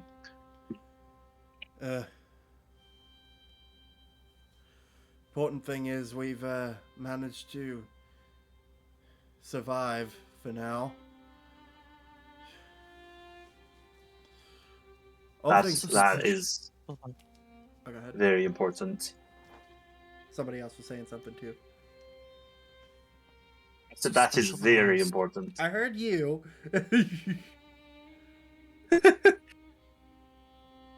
Who else was talking? Why us? It was me. Good question. Why us? Well, who knows?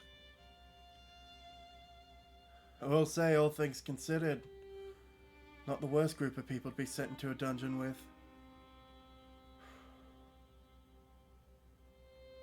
Today I learned apparently you can use a longbow in close quarters combat.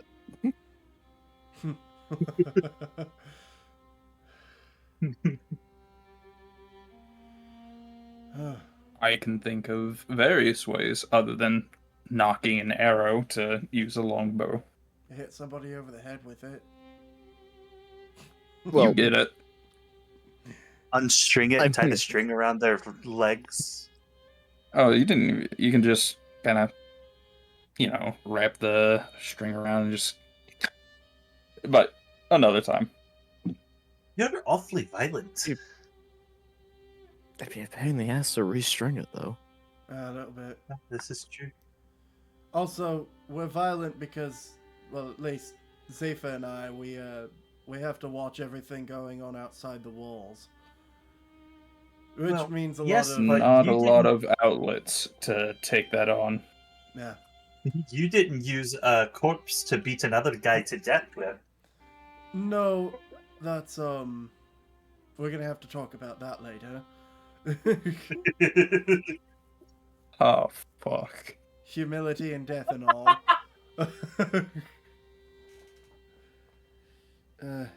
Nevertheless, it's not really Leave worth... the dying to the dead.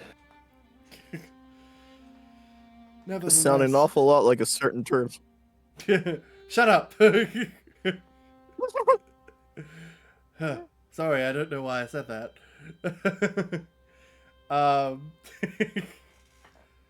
Well, all things considered, I really can't think of any reason that you guys would have been brought along in this. I mean, I have, well, this. He gestures to himself and the brand on his left hand, but I don't know what that would have to do with the rest of you. I mean, Maybe there's also the dreams We all we've have had. something like that. Do what? I heard the dreams part. What did Hexen say? Maybe we all have something like that. Well, if so, now's the time to speak up. Maybe we can find a through line with all this. Well, I've demonstrated mine quite a bit. Zephyr? The fire. Well, in present company, I see no reason not to share. After all, we've mostly laid our cards on the table.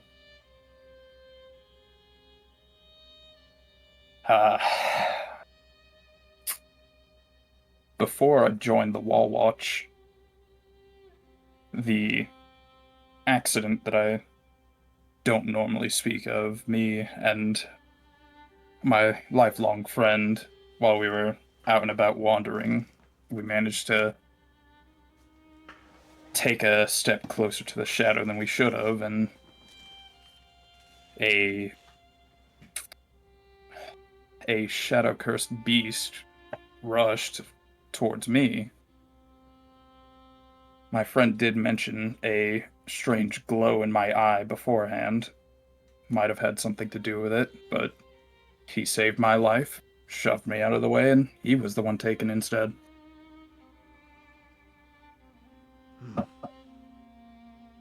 Sorry to hear that. Yes. Said something about a glow in your eye. Yes. That's odd. What about you, Uncos? Anything you have to lay on the table? I'm guessing this is the point in time to reveal those traits we were told about. If you'd like to. You don't have to. I just I only partially revealed mine. I'll just doff yeah, I'll just take off my armor and just like patches of like crystalline scales just coating my various small patches coating my body, and especially like a larger patch across my chest. Ah, I don't know what any of this means. Interesting. I don't think I've seen anything like that. No, nor me. And then I'll put my armor or start putting my armor back on just to be ready. You lot didn't hear about any. I didn't say anything earlier about the dream I had. I saw. I woke up on this. Looked like volcanic rock, porous and black. It was hot.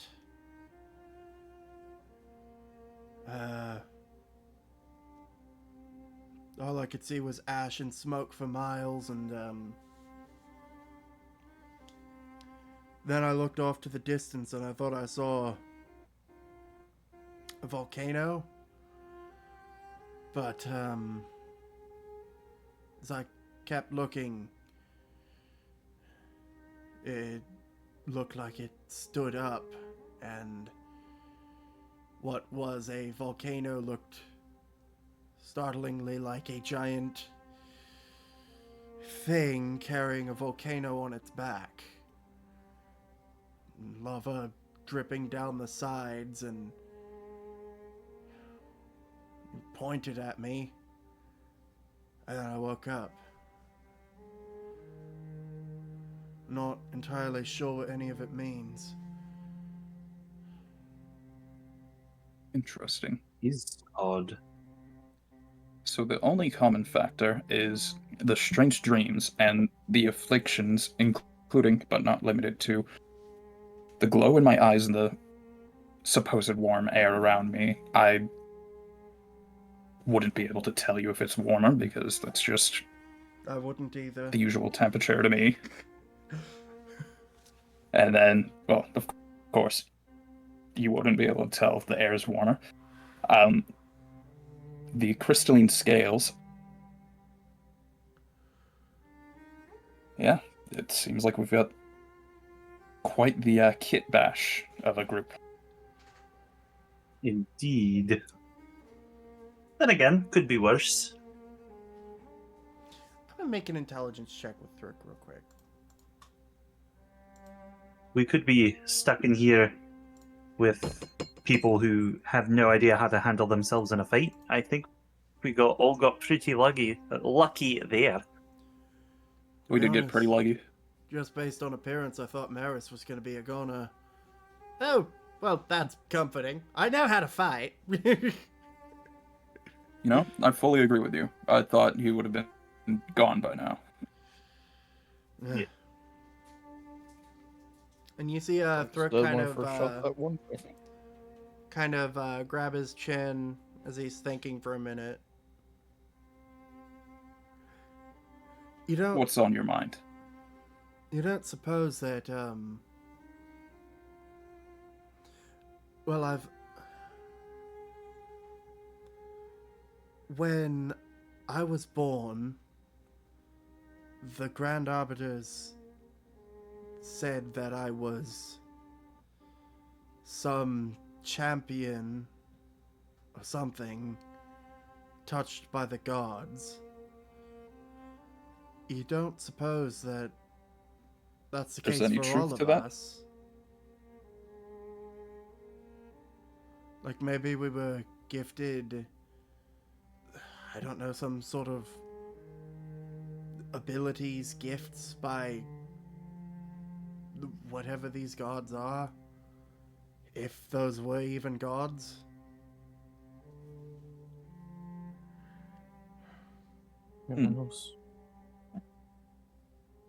Could be.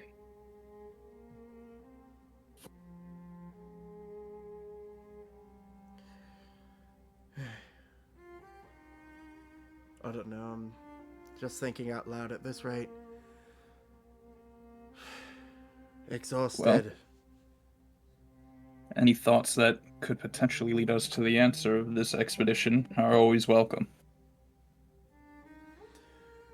Yeah. That also begs another question. It's kind of been nagging at me. We've been seeing these statues of Ison here. You don't think that's another god, do you? It very well could be. I was thinking it probably could be.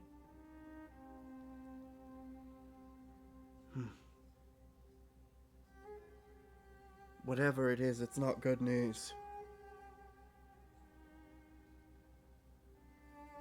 Not at all.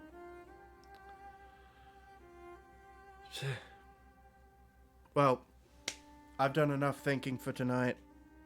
I don't have enough to be drinking, so I think I'm going to go ahead and hit the hay. If that ain't the truth. He kind of looks over towards one of the frozen skeletons on the ground. Should probably get a fire going. Potentially. For those with less of a warmer inclination. By the way, I would just like to let you guys know that one of the things about this dungeon that you guys have negated because of the warm party members is that this is you guys would be taking 1d6 cold damage for every hour, but because there are various warm bodies here, it's kind of canceled out. Smoldering lava, a lion who exudes warmth. A Wait, so warlock which who can characters are catch things on fire. Do what? Wait, so who's classified as the warm characters? Thruk and Zifa definitely. You kind of. Also Hexen kind of.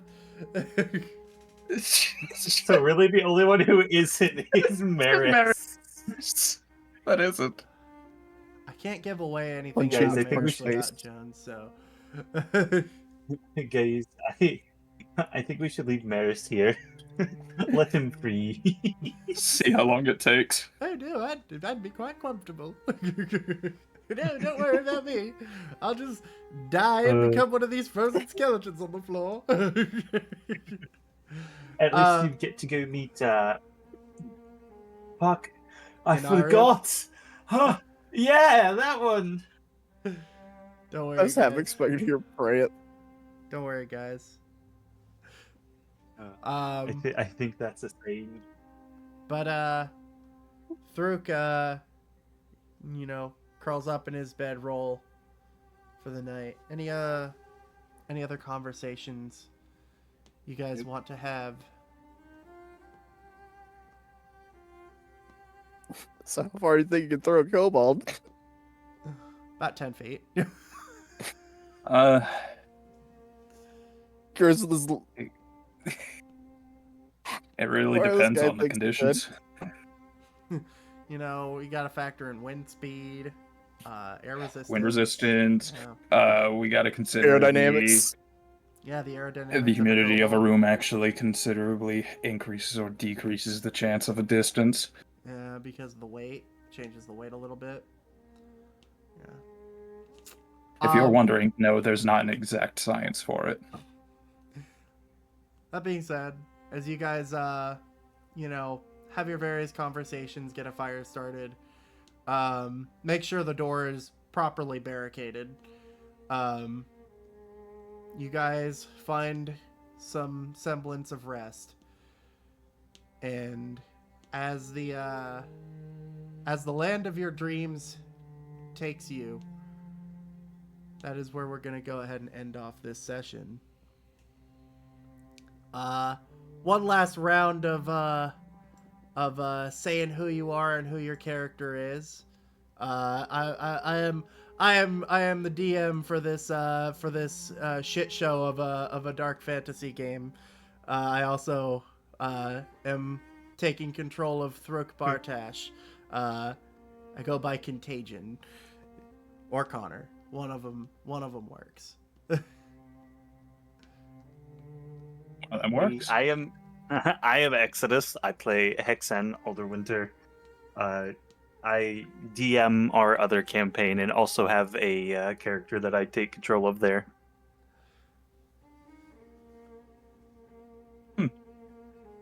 And I'm Brenton, also known as Noxu, and I control Zifa. I am Rex, also sometimes known as Ferris by others. I'm playing Ankos. This wacky ass. Wacky ass dragon Dragonborn. man. Let's go! Love the energy! Ah! Thank you guys for joining us for this stream. Tune in to see more. Hope you enjoyed. Any ending remarks? Ending remarks. We'll be back next week, same time, same game, not same game, different Not same game. game, different game. While be on the Witchlight, same game system but different campaign. Oh, I will be the guy again.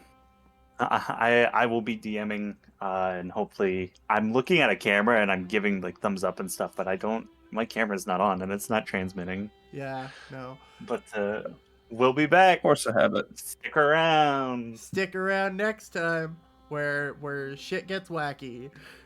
Adios, everybody.